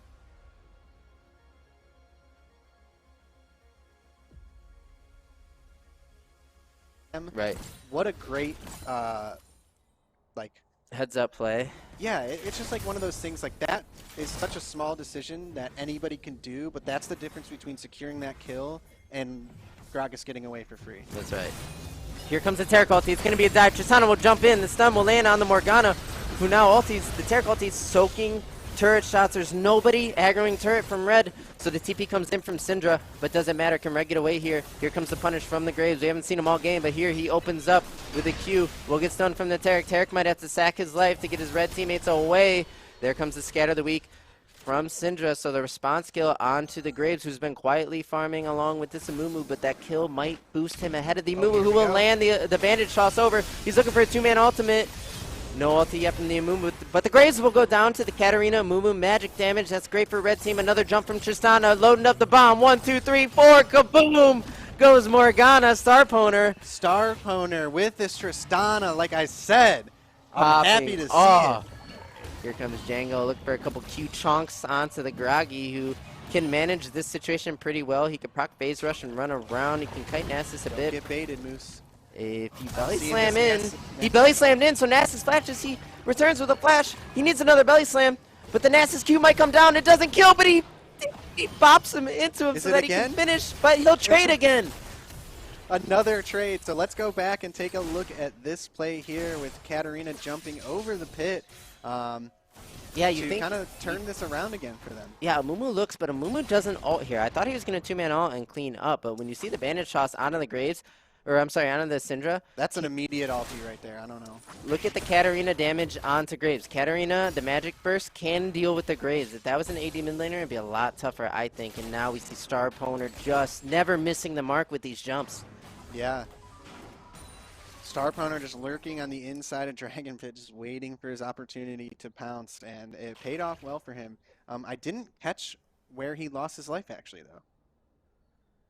So Star Poner, in that jumbleness of Nasus fighting Gragas top and us watching that replay, Tristana did go down to something. Maybe the Jhin picked up the kill there, but I'm not 100% sure. Her first death was like very recent, or? Yes. Oh, okay. Yeah, I missed it as well then. Maybe during the she replay or killed that something. Morgana, I think she was 4-0. And maybe went down to Jhin? Yeah, it must have gone down to Jhin, who has only frag on about half of the map.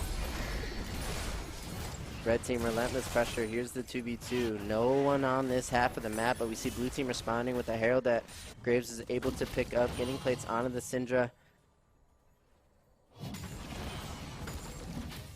Here's the Nasus with Sunder. So I would imagine unless Musinator keeps playmaking and making trades happen, this just gets easier from here on from Gragas. Once you're at one item, Sunder versus Night Harvester on Gragas, I think it's just going to be the Nasus show in the top lane, but we'll have to see if Musinator can keep pulling off these trades, because you'll take that if you're Kent State. Yeah, I think it is the Nasus show here. At this point, it's going to be difficult for Musinator. Belly Slam misses, the Wither will go on. Is that enough to look for the kill? Now look at those Sunder bops right here. Here comes the ulti in. There's Q, he dodges out the explosive cask here. One more Q will do it, and Janko is just tanky now.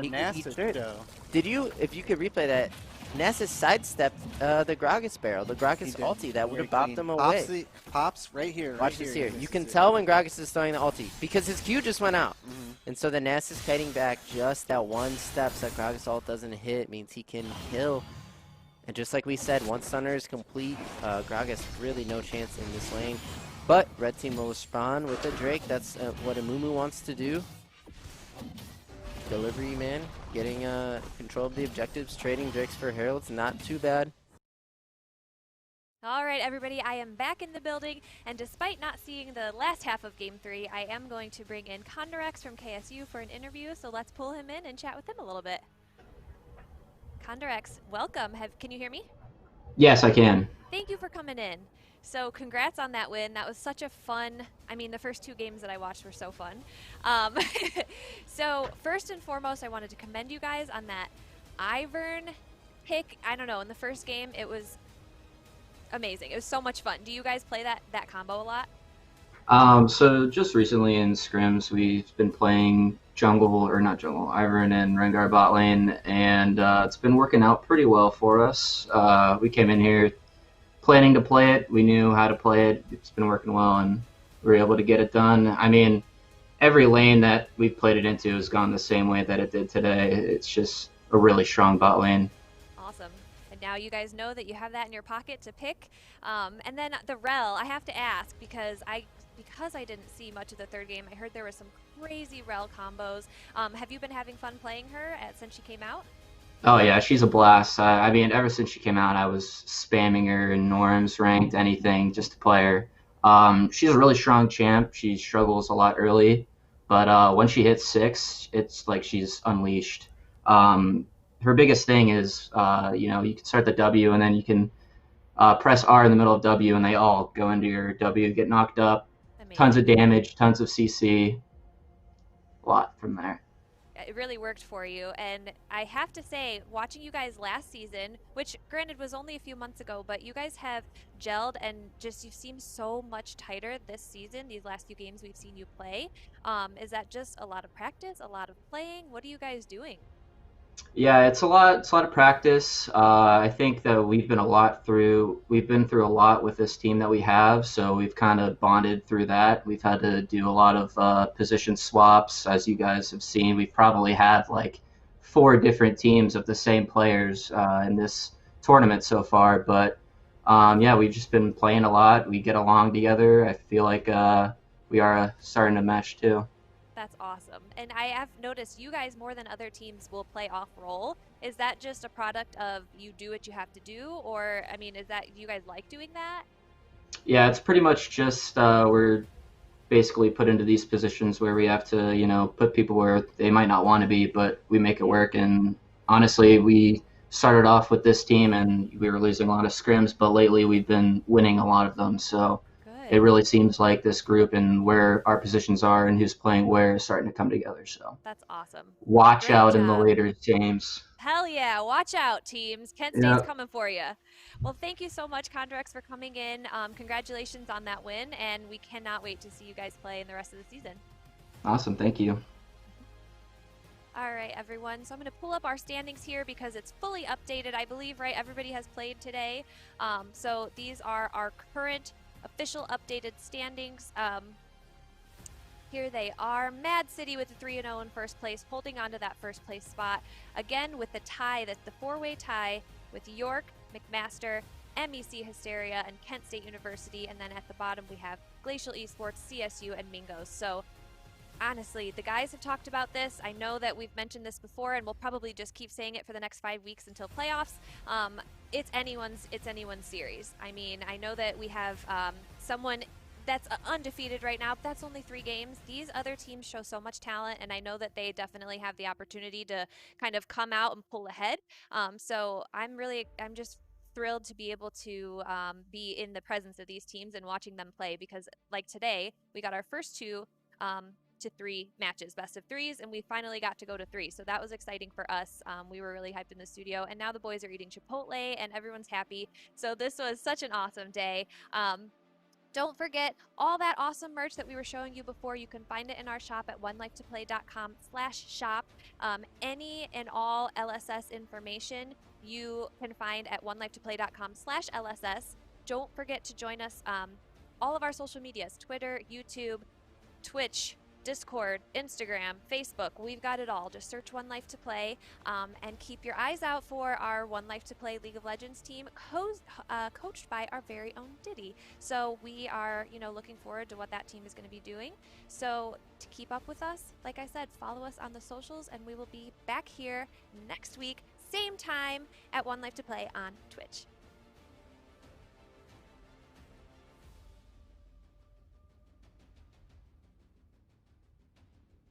Shout out to the chat. That's so good. That's so good. All right.